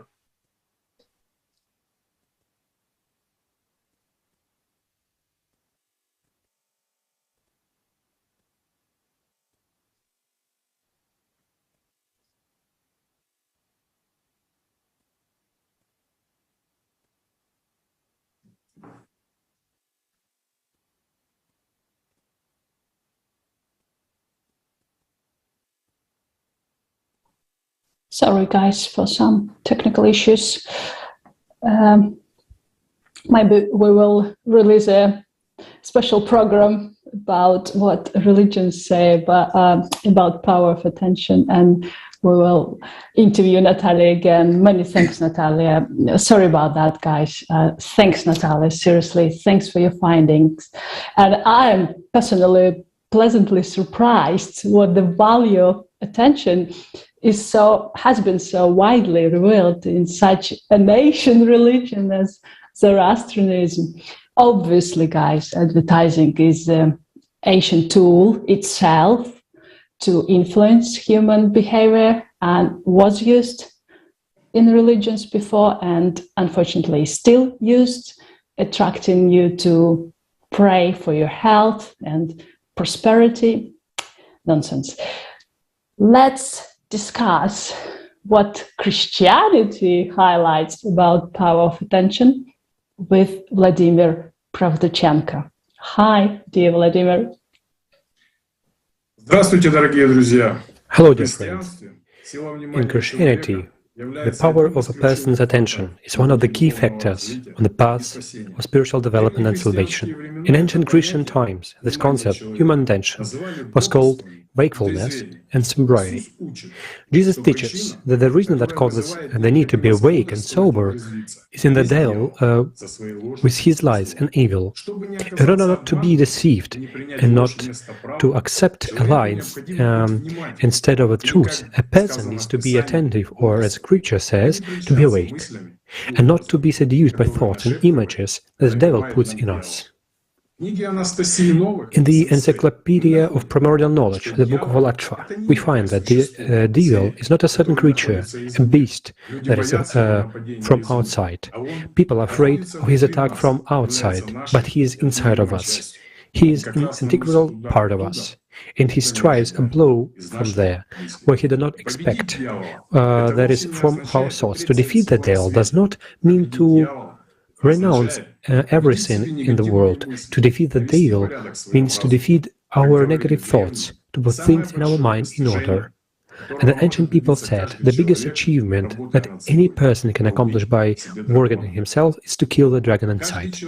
A person is endowed with the right to choose, and in life is formed either into an angel or a demon. That is, with our attention that we determine our future. In the Gospel of Mark, in chapter 14, part 38, Jesus said, "Watch and pray that you do not fall into temptation." And in the epistles of the Apostle, it is said, "Watch and pray that you may not enter into temptation. Be sober-minded, be watchful." Our adversary, they will prowls around like a roaring lion, seeking someone to devour. After all, no one physically sees a devil walking around. You can only see it within your inner eye by then yourself and your thoughts. Watch the Lord, was repeatedly said. Watch, all the apostles said. But what does it mean to be awake?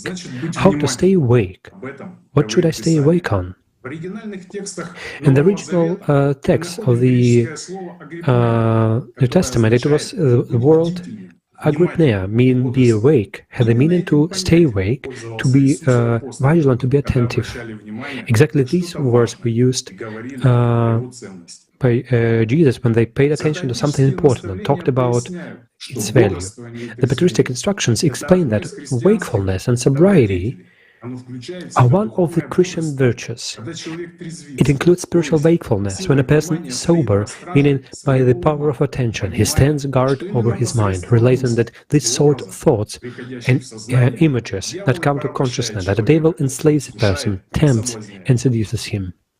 Orthodox Saint Anthony the Great put sobriety in the forefront of monastic and indeed Christian work, noticing that without sobriety it's impossible to get rid of passions.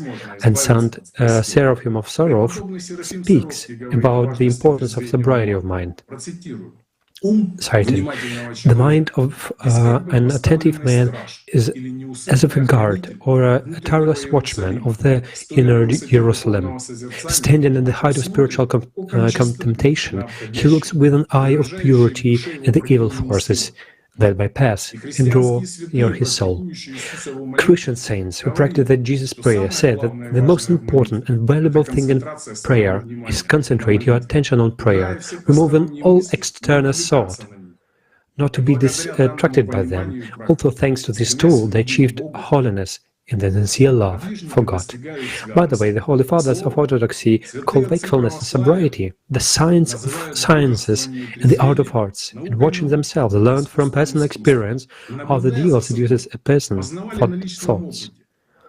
Any passion begins with a thought, which is called prologue. Combination is interview with the thought, and the stage of composites. A complete acceptance of the criminal thought is made.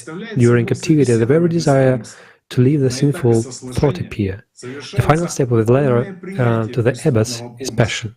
When a person has already accepted the thought and agreed with it, that man is enslaved by the devil. A simple and understandable example for everyone. The same mechanism and the same steps are used to advertise. When a person pays attention to advertised product, that is a prologue. Think about whether he needs this product, or this is a combination, decide that he needs it, there's captivity, and then does everything possible to get this product. That is a passion.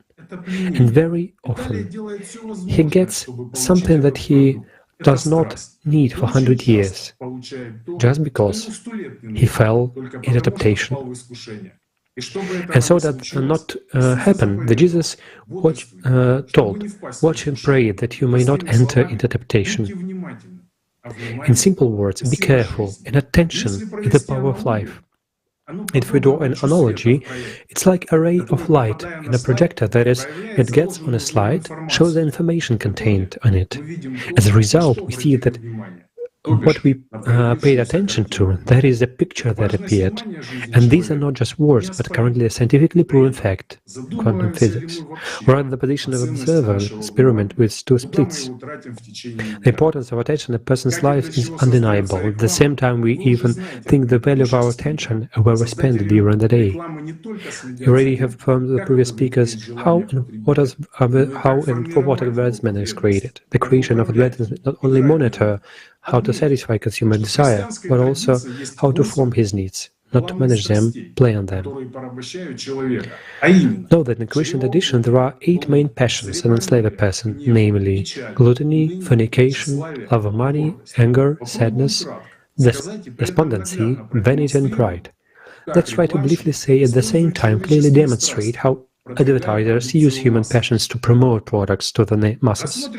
Let's take an example of the passions at the same time as gluttony and fornication.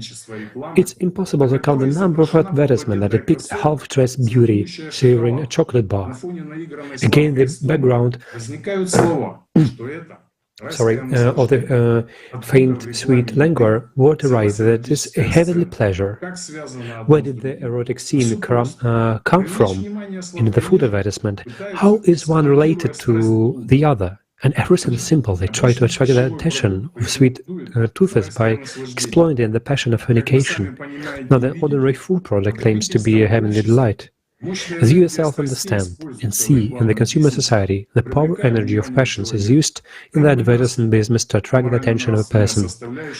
Profits are growing, and the moral component of a person is falling. Whoever sows to please their flesh, from the flesh will reap destruction. Whoever sows to please the Spirit, from the Spirit will reap eternal life. Where you desire attention, you will eventually get it. Where you direct your attention. Unfortunately, it often happens that life flies to be very quickly, and a person does not even have time to understand why he was born at all, what the power of his attention was spent on, what trifles, trinkets, like empty desires, he exchanged his valuable reserve of vital forces. Of course, within the framework of speech, we cannot cover the full scope of this topic, since we are limited in time, although in fact it's clear from everything said above that balanced attention, thought, wakefulness and sobriety is an extremely important tool in the spiritual development of every person. The meaning of human life is acquiring love for God. In conclusion, dear friends, I suggest you to watch a fragment of the program Victory Over Oneself with Igor Mikhailovich Danilov. Thank you, and all the best. And what is our attention? For flower, water is what? Vivifying energy that nourishes it, from which The it's source the of source life. of life. Light and water. What is the source of spiritual life? For a human being, well, for personality, what is the source of life? The power of Allat. After all, those calories which we consume are energy for our body, but not for personality. Whereas the powers of Allat, yes, meaning what comes from the spiritual world, and what we use again as a tool, that attention of ours. This is exactly that which comes from the spiritual world is light, whereas our attention is water. And so if we, water only, one of our parts all day long, and the human being is dual, he or she consists of a material and such a non-material, so to say, substance. That is, there are both, the animal nature and the spiritual nature in a human. And if all day long we, as personality, water only, the animal nature with our attention, just like with this water, what will happen to the personality? A simple question. It will wither. And if we do so every day and throughout our life? It will weaken. In childhood, we were not taught what attention is and how valuable it is, and how significant time is. And so we come to this state when we ponder over our spiritual component, and it turns out that we feel nothing and we know nothing. Why? Because it will wither like this flower, just like Anya and Tanya have said. In the same way, our personality is in an underdeveloped, withered state, whereas our component, as of representatives of the animal world, meaning of the material part, is well developed, because we pay much attention to it. Well, this is such a simple example that gives an understanding of what the first type and the fourth type are. And the fourth type is precisely when the life of our animal component is supported in a slightly withered state, but still it is supported, while the flower of our spiritual component blooms, blossoms luxuriantly.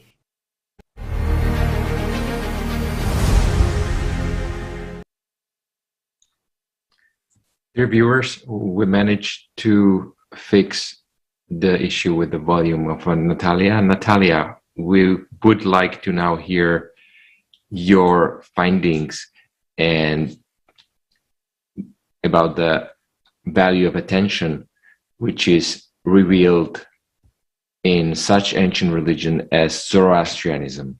Natalia, I'll pass the word to you.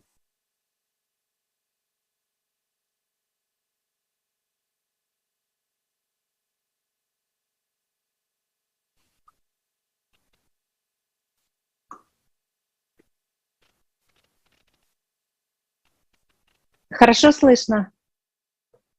Спасибо большое, друзья. Здравствуйте еще раз. Дорогие друзья, еще раз напомним, что человек — это не просто существо, проживающее свою жизнь от рождения до смерти. Он обладает свободой выбора. Dear friends, let me remind that a person, not just a creature who lives his/her life from the birth to death. A person has freedom of choice, and everyone's choice depends only on himself. But the choice itself is only a step after which a person directs his/her intention to what he/she chooses. What a person pays and gives attention to in his life, that is what he receives. In what information he puts the power to one's attention most and maintains it, one becomes the conductor of the will. In the sacred book of the Zoroastrians, the Avesta, a whole chapter is devoted to the duality of a person, his dual nature and the possibility of choice. The chapter is called the Doctrine of Duality.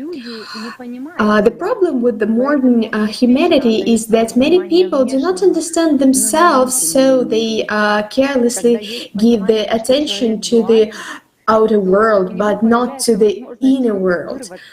And when the person has a chance to escape from material captivity, then there is an understanding of who is he really is. And due to inner work on oneself, a person notices his duality and begins to understand between whom and what to choose, what the consequences of his choice will be. That is, experience of states is gained when a person choosing between the other with an empty and inner, which fills one with life. Zarathustra's prophecy says that each person has two paths. He can choose to live a life of love and happiness by tuning the Spenta Manyunu, the Holy Spirit, or he can give his choice to Agra Manyuni, the evil spirit. There is an emphasis in the Avesta that this choice is made by a person. Now, the two primal spirits who reveal themselves in a vision as twins are the better and the bad in thought and word and action.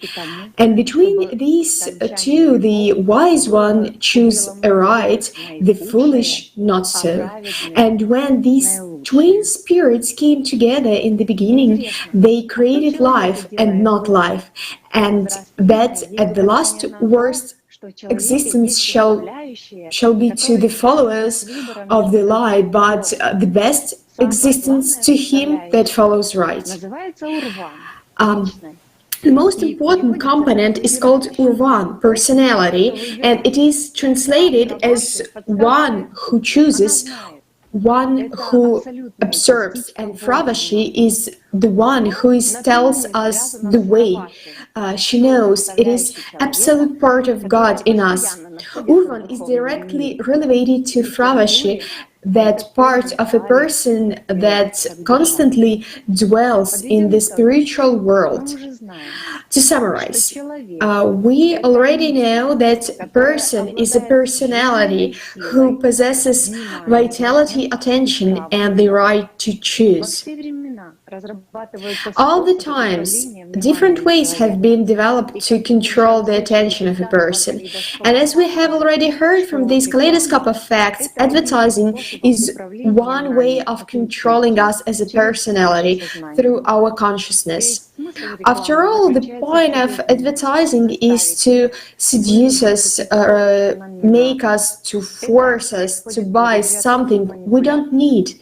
This happens through subtle manipulation. The methods of these manipulations are constantly being refined. Everything is done to make people want to buy, to attract attention by imposing thoughts and fictions. But we remember that the person controls his attention and has a choice to accept or not accept the information presented to him or her. Each of us is responsible for our choice. By choosing life of love and happiness, by tuning to the Septra Mainyu, the Holy Spirit, one acquires inexhaustible joy. Inexhaustible joy. Thank you very much for your sincere words. Dear viewers, as you are able to see, religions and modern science are interconnected more than we think. They are both talking about the same thing, only with different words. All you have to do is to translate the text into the modern language. Just apply the ancient knowledge, and all of a sudden, you will see the advertising from a different perspective. My friend Rinat Ahmedzakirov will look at this from the perspective of Islam. Hello, Rinat. How are you? Добрый день, Роберт. Спасибо вам огромное за передачу. Hello, Robert. Thank you very much for the word. Hello, dear friends.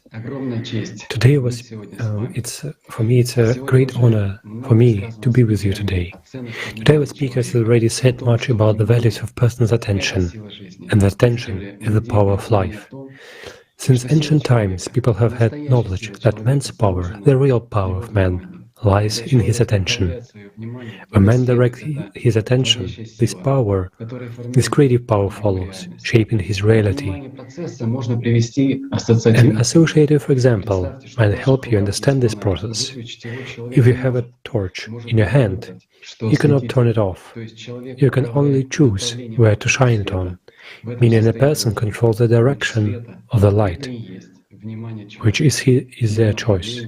The beam of light is a man's attention, its direction and distribution. There is a concept in Islam called zikr, the unceasing remembrance of Allah, God. In other words, is the direction and directing one's attention to Allah, focusing on Him. The Holy Quran says in Surah 13, verse 28, "Those who believe and those whose hearts find comfort in remembrance of Allah, surely in the remembrance of Allah do hearts find comfort." Zikr, in essential contact with Allah, at the level of deep feelings, is the source of happiness, that is, subdues the shaitan, in the consciousness of man, weakens its power, the power of its influence on man, is the cause of contentment with Allah, removes worry and sadness from heart, generates contentment and joy in the heart. It's a clue as to where man's attention should be, but we are endowed with the right to choose where to put it and what to support with that investment, the will of Allah or the will of Iblis. Allah in the Holy Quran says, "So remember me, I will remember you, and be grateful to me, and do not deny me." One may get the impression that a person who goes to Allah has to give up everything material, but that's not true. After all, a person that has to wear something, eat something, live in a house, and so on. And its point is precisely that a person has to become independent of material impulsions and excesses, meaning free from consumption. Let me give you an associative example. When you love someone, most of your attention is focused on that person, and then does not interfere with your everyday life, work and business. The interesting thing is that the distribution of attention is often unconscious, but has a huge impact on that person and his or her future destiny. For that reason, in the primordial physics Allatra, if a man spends no more than 10% of his attention in material life and concentrates 90% on it, on the state of domination of the spiritual life in his inner world, then the spiritual transformation of man is accomplished. But in the opposite case, when 90% attention is given to material life, to the desires and thoughts of the animal nature, and 10% is given to care his spiritual state, man forms a personality during his life, speaking the language of religion, a state of hell. And there are immutable laws of physics. In other words, a man who walks the straight path to Allah, by staying in the world, subdues those lusts that are actively imposed from all sides, especially from the media. The human being does not discard all worldly things, but he also does not pursue them with self-forgetfulness. He knows the true value of his attention. And when a man loves, develop in himself deep feelings that he invests his attention to the development of sensual contact with Allah, God, then he is born for eternal life. He is born for the spiritual world, and as a goal of life in every man to gain spiritual immortality. Man's attention is just the resource, and by investing it in eternity or in temporary material things, man desires his future. Everything is in our hands. Thank you. Thank you, Rinat. And please say hello to my favorite Kazakhstan. And before we switched over to our next precious special speaker, I would like to remind you guys, you are watching the Kaleidoscope of Facts, number 14, Impact of Advertising and the Power of Attention. On Allatra TV, we are live, of course, and broadcasting to more than 20 plus languages simultaneously on all major social media platforms. We're here to answer your questions. Please feel free to leave your questions, concerns, suggestions on the live chat or email us, and more information on allatraunites.com. Back to our topic, it was really great to study the power of attention from not only historical, sociological, scientific, but also from religious point of view. And it would be fair enough to look at ancient Indian cultures as well, which Oleg Glushakov will present. Hi, dear Oleg. Спасибо. Thank you. Dear friends, I'd like to point to the cultural tradition of India, which presents knowledge of the power of attention and the importance of concentration. Thus, Bhagavad Gita tells us in chapter 6, the yogi should then practice yoga to purify the heart by controlling his mind, senses, and activities and fixing the mind on one point. Classical yoga uses three terms for concentration: pratyahara, detachment, dharana, concentration, and dhyana, meditation, contemplation, one direction of the mind, which makes up the fifth, sixth, and seventh steps respectively of the 8-step yoga system. Classical one. So let us turn to Patanjali's classical treatise, the Yoga Sutra, with commentary by Vyasa Bhashya. In the second chapter, Shloka 29, is said that about different degrees of concentration is integral means to achieve samadhi, the highest enlightenment, and mergence with the Atman. In chapter 3, Shloka 1, we find concentration is fixation on a certain place.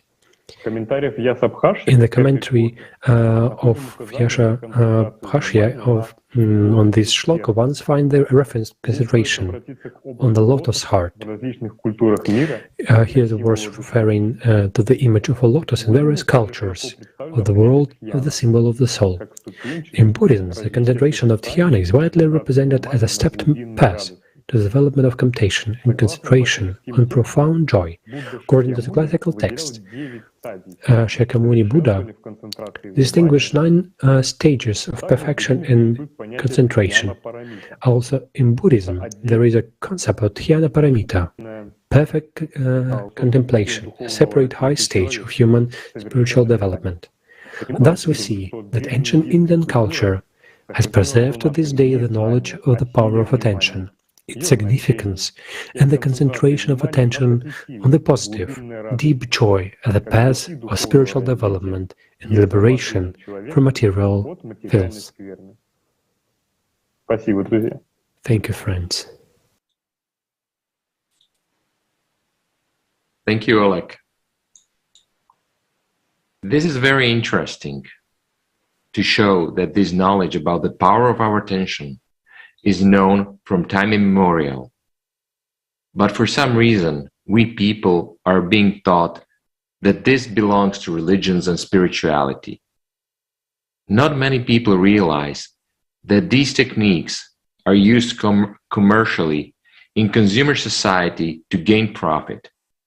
So next time when you get that thought while walking through the store or browsing the internet that this is something I have to have, be careful, because that idea may not be yours. Jason will next tell us how can we limit this unwanted influence on us? How can we shield ourselves? Jason, we are all anxious to hear about it more. Please, the floor is yours. Hello, friends. It's great to be with you again. Before I begin with this speech, as always, it's important to thank the people that brought forth the information that are still found today in all modern-day religions. Those very truths that still tell us who a human being is and where a human being should direct its attention. So, what can help a human being direct its attention? Thanks to the program known as The Shield, with participation of Igor Mikhailovich, and the very book Allatra, one can find out what the shield is, who personality is, and how to use this shield appropriately. That very shield allows a person to cultivate the very ability to ignore emotions, thoughts, or otherwise what we've discussed today, external influences. That very book, Allatra, gives us that knowledge and the ability to control this process of distributing our attention. And the first thing we are told about consciousness is that it is not I. For example, many of us have been in these situations throughout our lives. Let's take the influence of a crowd. When we become involved in the process of an event, we turn into, let's say, the whole unit, or a part of that unit, part of that formed group consciousness, which makes up its own integrity. Think protesting, think stadiums. We've experienced these situations. There's many more. When we're on a bus, or in line somewhere, or in queue, doesn't matter where, there's a short space between each other. And there's a mass of people, and we see the following.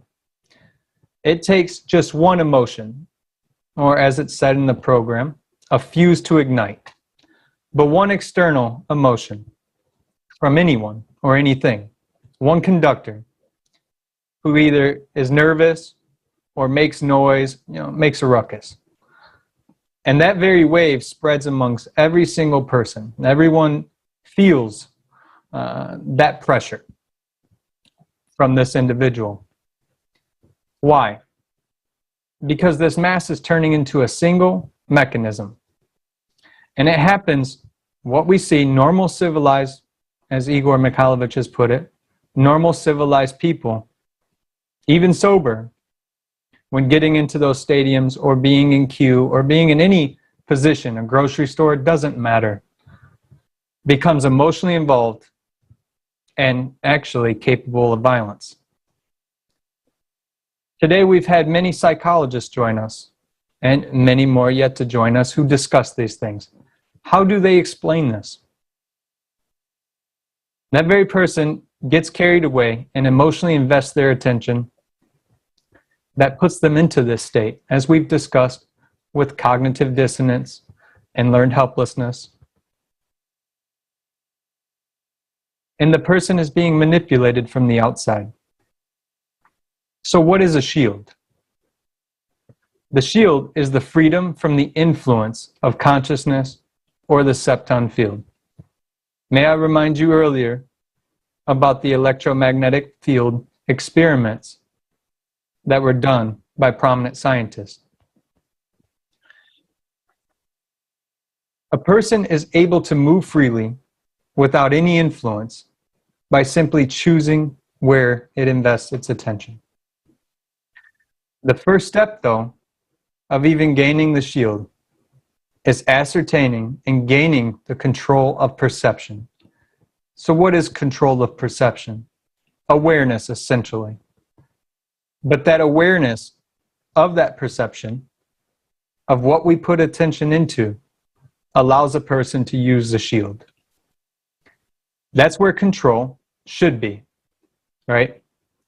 As I gave an example earlier with the two models of learned helplessness and learned hopefulness, just to bridge this understanding.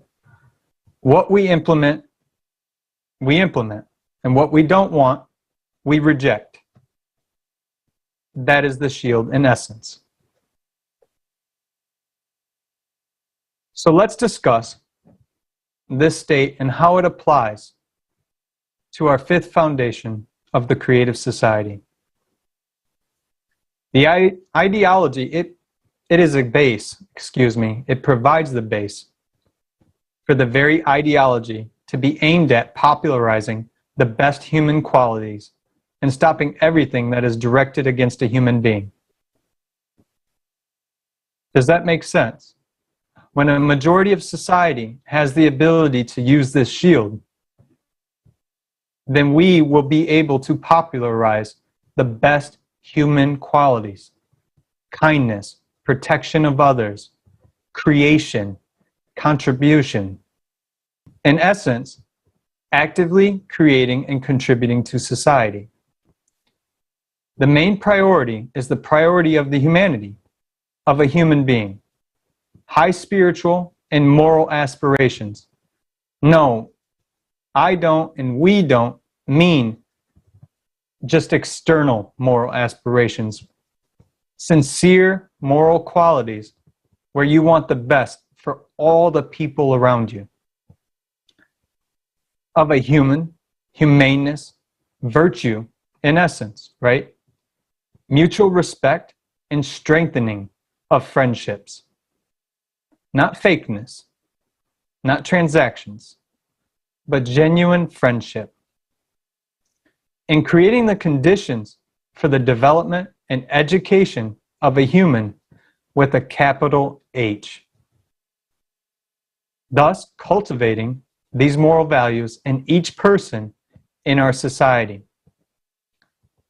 Prohibition of propaganda of violence and condemnation and denunciation of that in any form of division, aggression, or anti-humane manifestations. We've discussed advertisement today. A large majority of these templates are imposed patterns of behavior that we attribute to ourselves because many don't know who the real I is. Who is the real one that directs attention? That so many people have discussed openly, not only at this Kaleidoscope of Facts, but the entirety of this year. Here's the conclusion, my friends. Given the information today by these speakers and these experts, we can take this information about advertisement and know that in order to implement this fifth foundation, we must choose to popularize the very best qualities. Think of that. Where you can move freely all around you and honestly contribute to the creation of value within our society instead of destruction. Thank you all again. It has been my honor to speak before you, and I value and appreciate your time and attention today, speakers and experts, and our guest, as we contribute to a better society together. Thank you again.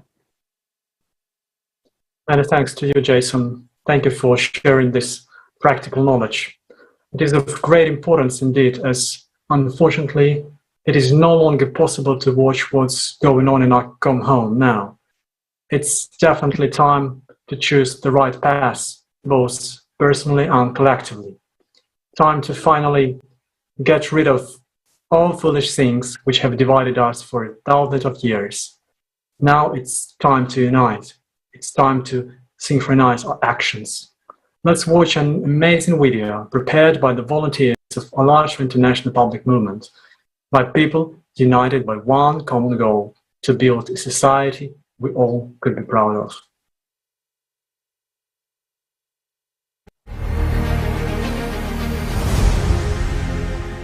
What is synchronization, and how does it work in practice? Let's look at a symbolic example. Can one man move a heavy rock out of place? He can't, because it is too heavy. It takes several people. But even if several people push the rock, each in his own direction, it will stay where it was. Their efforts are not directed towards the same goal, so they cancel each other out. The individualism, egoism, and endless divisions that prevail in the consumerist format of society make society like a rock, going nowhere, and worse, even falling apart. But once the group is aligned on a goal, everyone knows exactly where they want to move the rock. Then they focus their attention, potential, and action on the common goal, and achieve it with ease. Today, the whole of humanity is such a group of people, and the common goal to which we must dedicate ourselves for the survival and flourishing of our civilization is the creative society. This goal cannot be achieved by any one person alone, nor by any one country, religion, or any other group of people. The creative society can only be built by all of us together as a united humanity working towards a common goal. The role of every human being in this is immense. Let us see how the power of attention grows as the group grows, and with it, the chances of achieving the goal. Konstantin Eduardovich Tsiolkovsky said the following about the power of unity. People who will learn to unite will enter the golden age, and unification also has its own law. Two auras reinforce each other 7 times. If people are like-minded people, the wave is the same. It is directed towards one goal. 3 people, 7 squared. That is 49 times. 4 people, 343 times. If there are 10 people, they reinforce each other by 7 to the 9th degree, by more than 40 million times. Therefore, the more people there are, the more valuable each next one is. It multiplies the strength many times over. The team is a great power. The power of collective attention, directed towards the same goal, is therefore not the sum of the power of the individuals, but grows exponentially with each new member of the group. And therefore, together, we have the power to change the world. So, my friend, you are not alone. Small powerless and insignificant, as no human being is. We are all human beings first, and united, we can do anything, even overcome global cataclysms and build a creative society where every human life is what it really is, the highest value.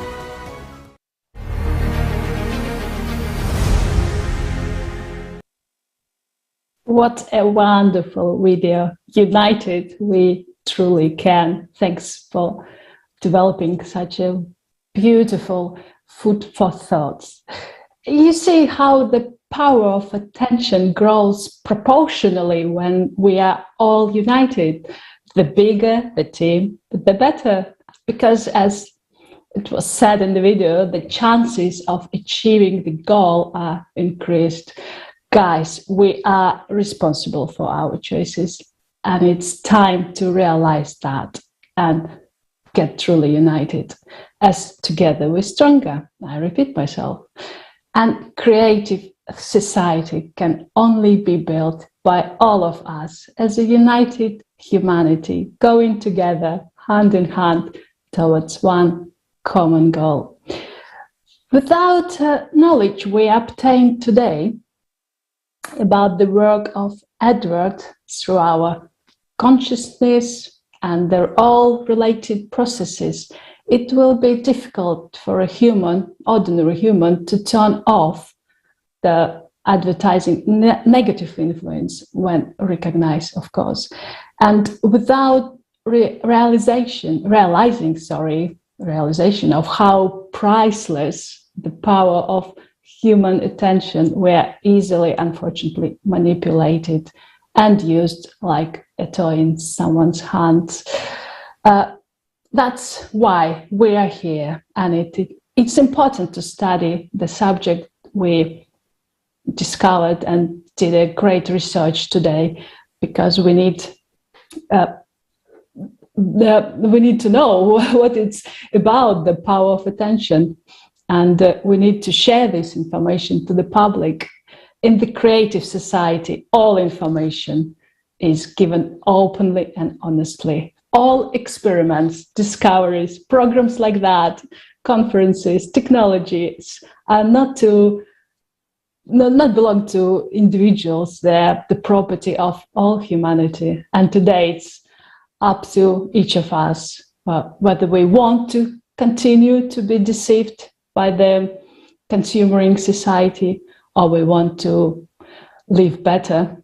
And Natalia Pavlova will tell us a bit more about the fundamentals of the creative society and where we need to put our attention to humane project, not to self-destructive one. Heidi and Natalia. Здравствуйте вновь. Очень Здравствуйте. Здравствуйте, я очень рада. Hello, I'm very glad to welcome our dear viewers. And each speaker had talked about the creative society, and we can talk sincerely, openly. And on today's Kaleidoscope of Facts, the influence of advertising and the power of attention, we were honest with ourselves, with yourself. Through attention, we humans, we can be manipulated. And we who today take part in this kaleidoscope, we're also part of the society, and we cannot be not interested to modern society's processes. And our attention is carrier of energy. Where attention goes, there energy goes. If a person thinks about something or something, he or she gives energy to it. And today we have talked about the manipulation of people, directing their attention to the consumerism. And today's Kaleidoscope of Facts is truly an international conference because each speaker told about the international potential of speakers, of scientists who made a huge influence on our understandings. And as today was told, many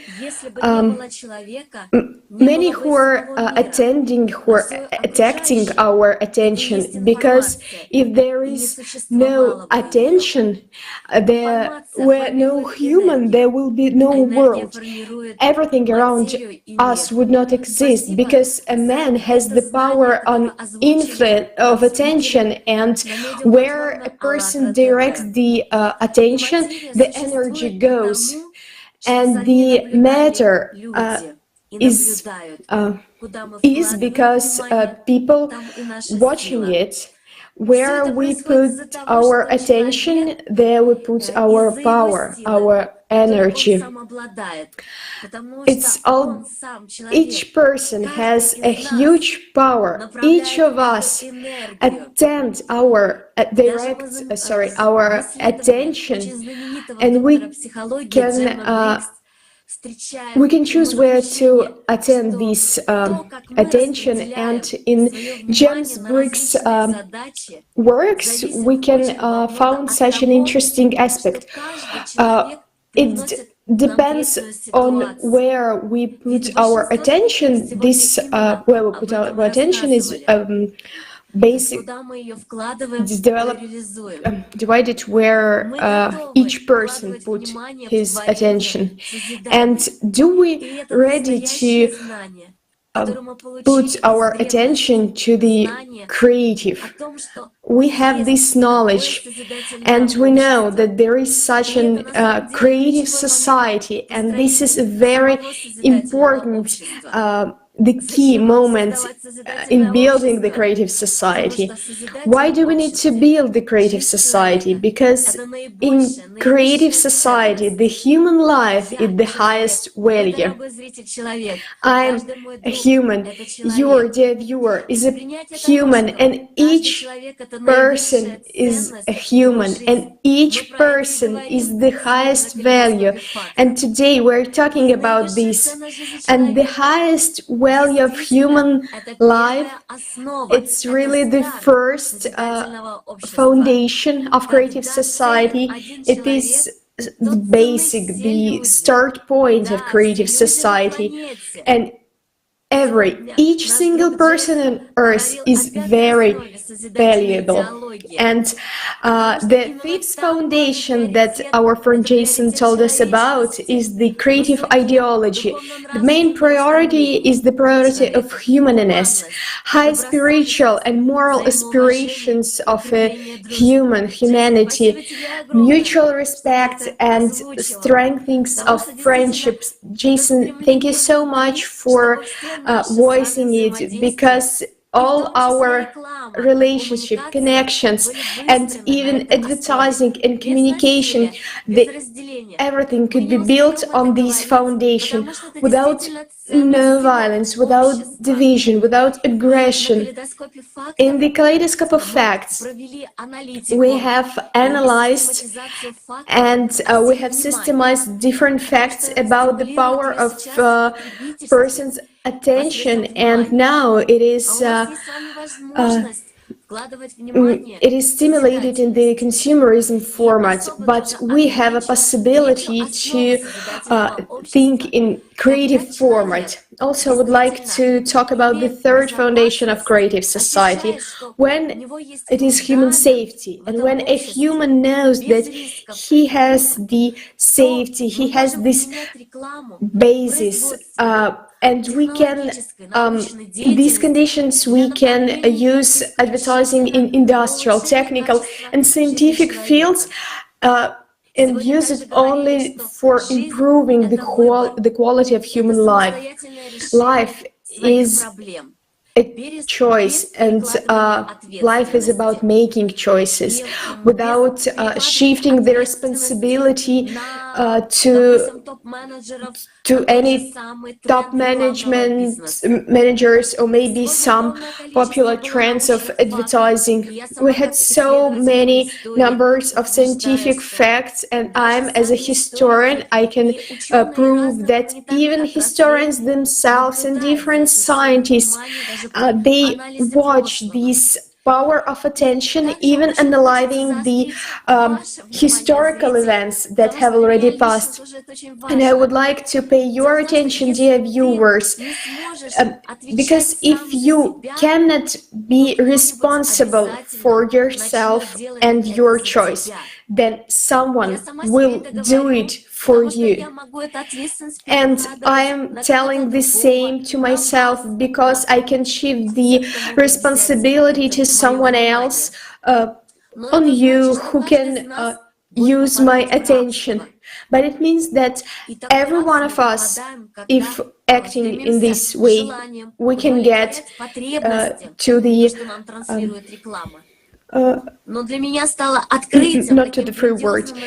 And for me, it was an exciting fact that it looks like this slavery. It sounds like an illusion word.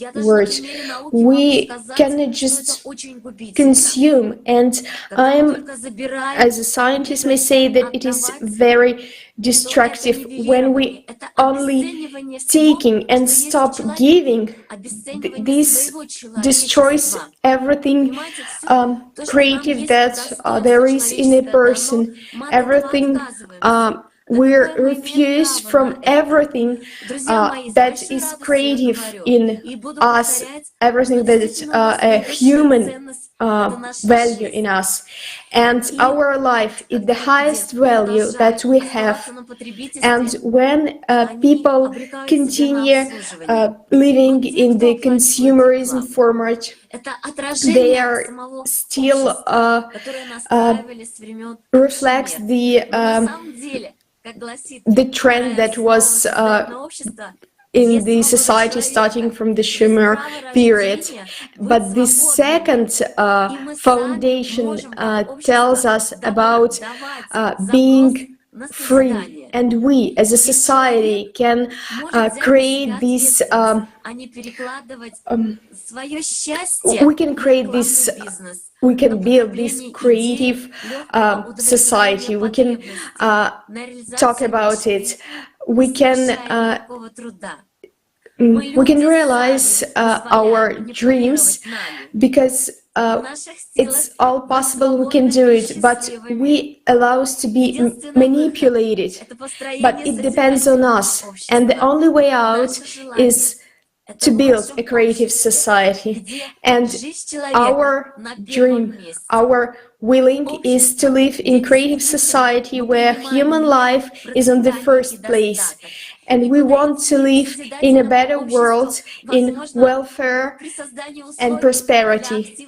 And there is only one way to act, to take part, each of us. If every person take part in it, we can do it. Yes, we all are very, very different. We are specialists from different spheres, from different countries. But each of you, dear viewers and participants of this Kaleidoscope, you are my friend. And I sincerely say thank you to each of my friends, because we shared our understandings, our results of our researches, because we inform everyone. And each of us has taken this responsibility for our own happiness and for society itself, for its developing, because we can create a better life. And the responsibility for it lies in each person.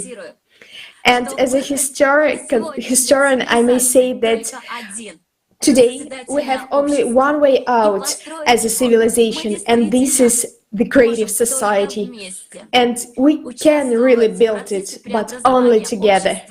And taking part in the process of transformation of our society to create a great future for everyone. And huge thank you for our translators and technical team, because to each country of the world, this positive information about better future is given, is sounded to everyone. So thank you so much.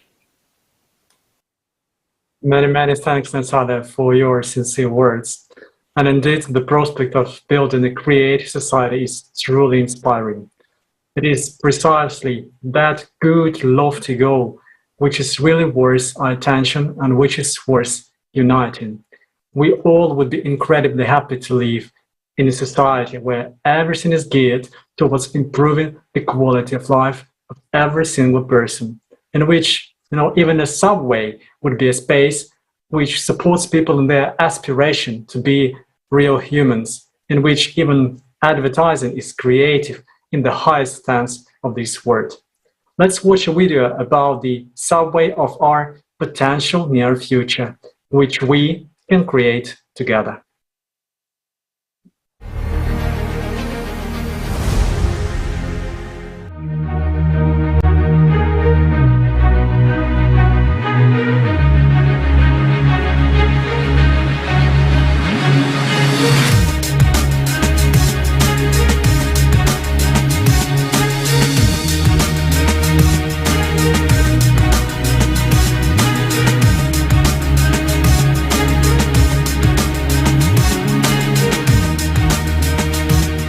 When personality perceives what it has to perceive, the spiritual world, it becomes free of these illusions.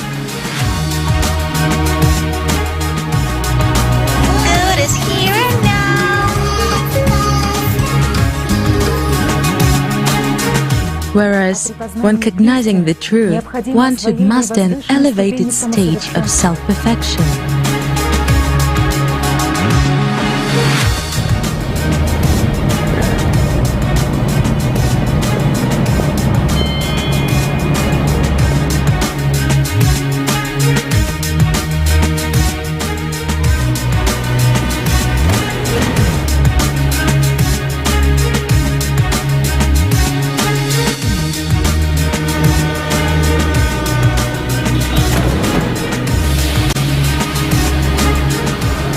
It is extremely difficult to describe that world by means of these tools, words, and everything else. It is much easier to let a person feel, but this is possible only when he wants it.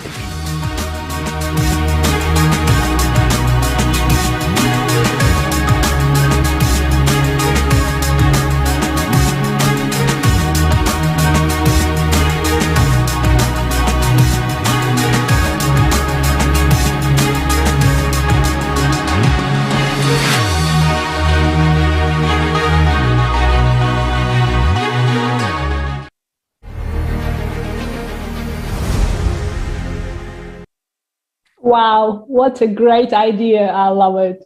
Self-education information placed in the tube instead of some useless adverts.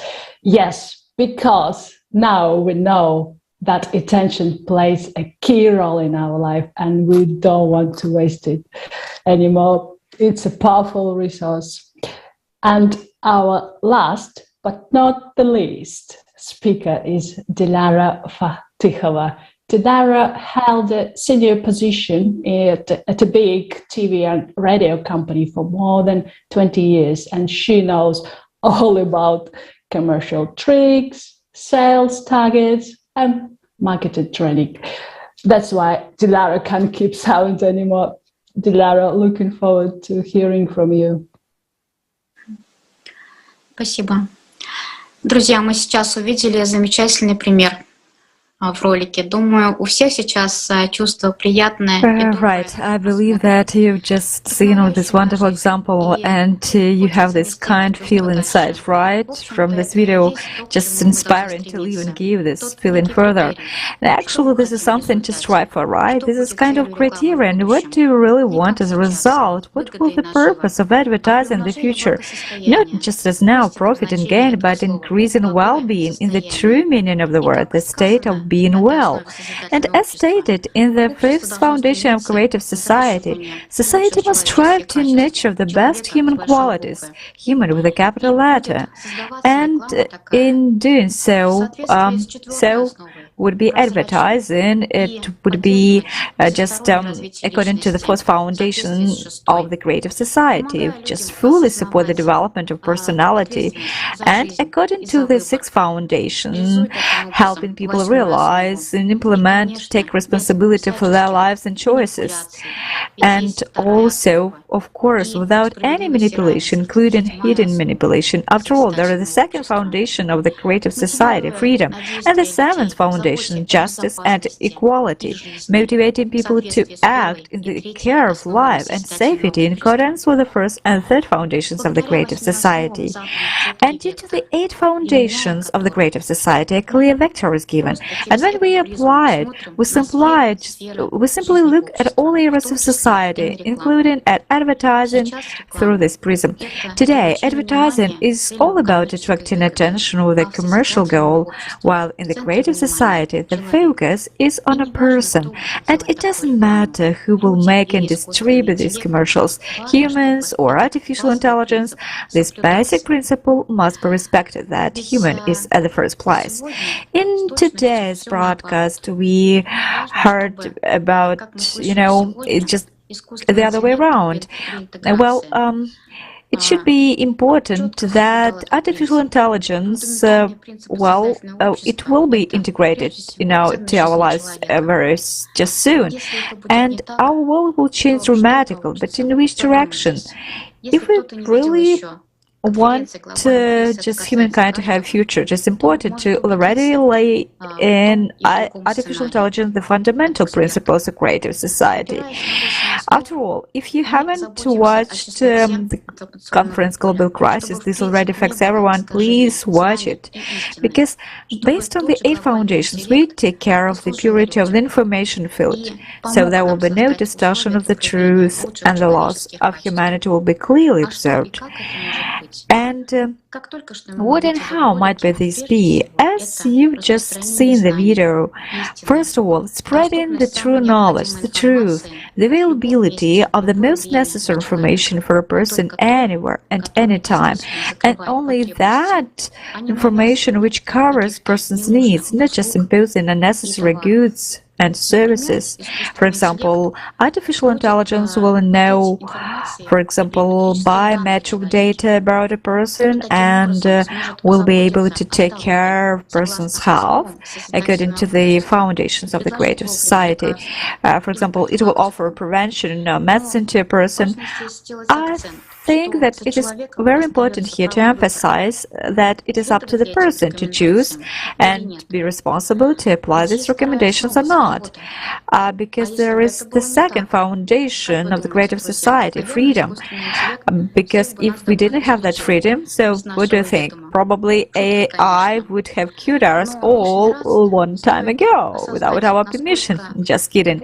But just, I believe that it is worth realizing how complete and profound the model of the 8 foundations of the creative society is, how important the creative society project is, and a huge amount of work has been done by the volunteers of the international public movement Allat for about 10 years. Service, all over the world, helped to identify the key basic needs of a person. Advertising is informing about goods and services. I would like just to point out that, in fact, even now we have everything we need to create high-quality, honest advertising, and it all takes well, what it takes is just the choice of the individual, the businessman or the advertiser. Yes, there is still competition of the consumer format, which dictates the laws of survival, and is often, well, is unscrupulous, I would say. But a person's conscience is an inviolable inner law, and it's the most important. And gradually, with the transition to the creative society, the competition would be, different, just corresponding to the eight foundations, because then it would be people would be striving to increase the quality, and also there would be many positive examples of people who are doing something good for society, and there will be more and more of them, because this is a need of happy people just to share with others, and the creative society is a society of truly free and happy people. In freedom and joy, many wonderful ideas and projects are born and implemented, which we will also learn about through advertising, but only there and then when we choose it ourselves. The value of our attention is an invaluable resource. We have realized this today, haven't we? It is important for us to always remember this and not to shift the responsibility of our lives onto artificial intelligence, so that it does not turn out that due to laziness we have stopped developing spiritually and intellectually. And, very soon there will be relevant advertising, and very soon artificial intelligence will take many professions, and then the need of people to create for the benefit of everyone will not just be a fashionable trend, but it will be natural. So very soon we will be happy to be informed that we can fly to explore new planets, and we have the prospect of being just accepted into global humanity, and we would be able to explore the depths of the ocean and to communicate again with the higher civilizations. And again, we have the prospect of being accepted into global humanity, inhabiting many planets and galaxies. Right, probably it sounds right now as advertising, but I do believe that it is possible if we choose it. We have found out about it in the video with the participation of Riga Mikhailovich Danilov of the Creative Society, Prospects of Civilization. And this information inspires us a lot. So, dear friends, with this information, is it possible to doubt our choice of path? Only just let's go forward, let's develop, because only development from the best to the best. Probably it sounds a little bit like advertising, but in the consumer format, advertising just promises, but does not fulfill it. And in the creative society, the notion of advertising will in fact be gone, and information, according to the fourth foundation of the creative society, will be absolutely truthful and will be at the service of people. Thank you. Thank you, Diliara. Yes, we can have a wonderful future if we change the vector of our society. When we start to focus and put our attention into our development as personality, we will be able to do this. Dear viewers, as you are able to see today, advertising is one of the tools of the consumer society, tools which pushes people to consume more, and in order to consume more, one needs to earn more, so you need to work more. This way, a person is distracted from work on oneself, on his or her development as personality. Now you understand that not everything is obvious and much is hidden. It is up to us people to start realizing this and stop financing what is not needed. Otherwise, we will end up like a blind person getting a Rembrandt painting and a deaf person receiving a recording of a philharmonic orchestra. We always invest our attention into something. And since we have no option not to invest our attention, we have to choose where we will direct it, what will we finance with it, creative society will give people the opportunity to invest our attention and energy into the most precious values, humanness, kindness, development of our spiritual component, our personality, and merge it with the soul. For this, we are actually here. People will not be pushed only to exist, but they will actually live. And as a developed personalities, the advertising and manipulation will have absolutely no effect on them and will only pass them by as a water in a river. I believe that information which we have shared with you today will be beneficial to you and will help you in your life here. We would like to thank every single person today, research and working groups, speakers, those behind the camera, and technical support teams, designers, and thousands of others who have made this possible today. Allatra is one big human family, and everyone can join us. Please email us at info@allatra.tv. We need you. We would like to invite all of you who are watching us now to the next Kaleidoscope of Facts, The Matrix, From Illusion to Reality, which will take place on October 13th, 2021. Thank you very much for your attention.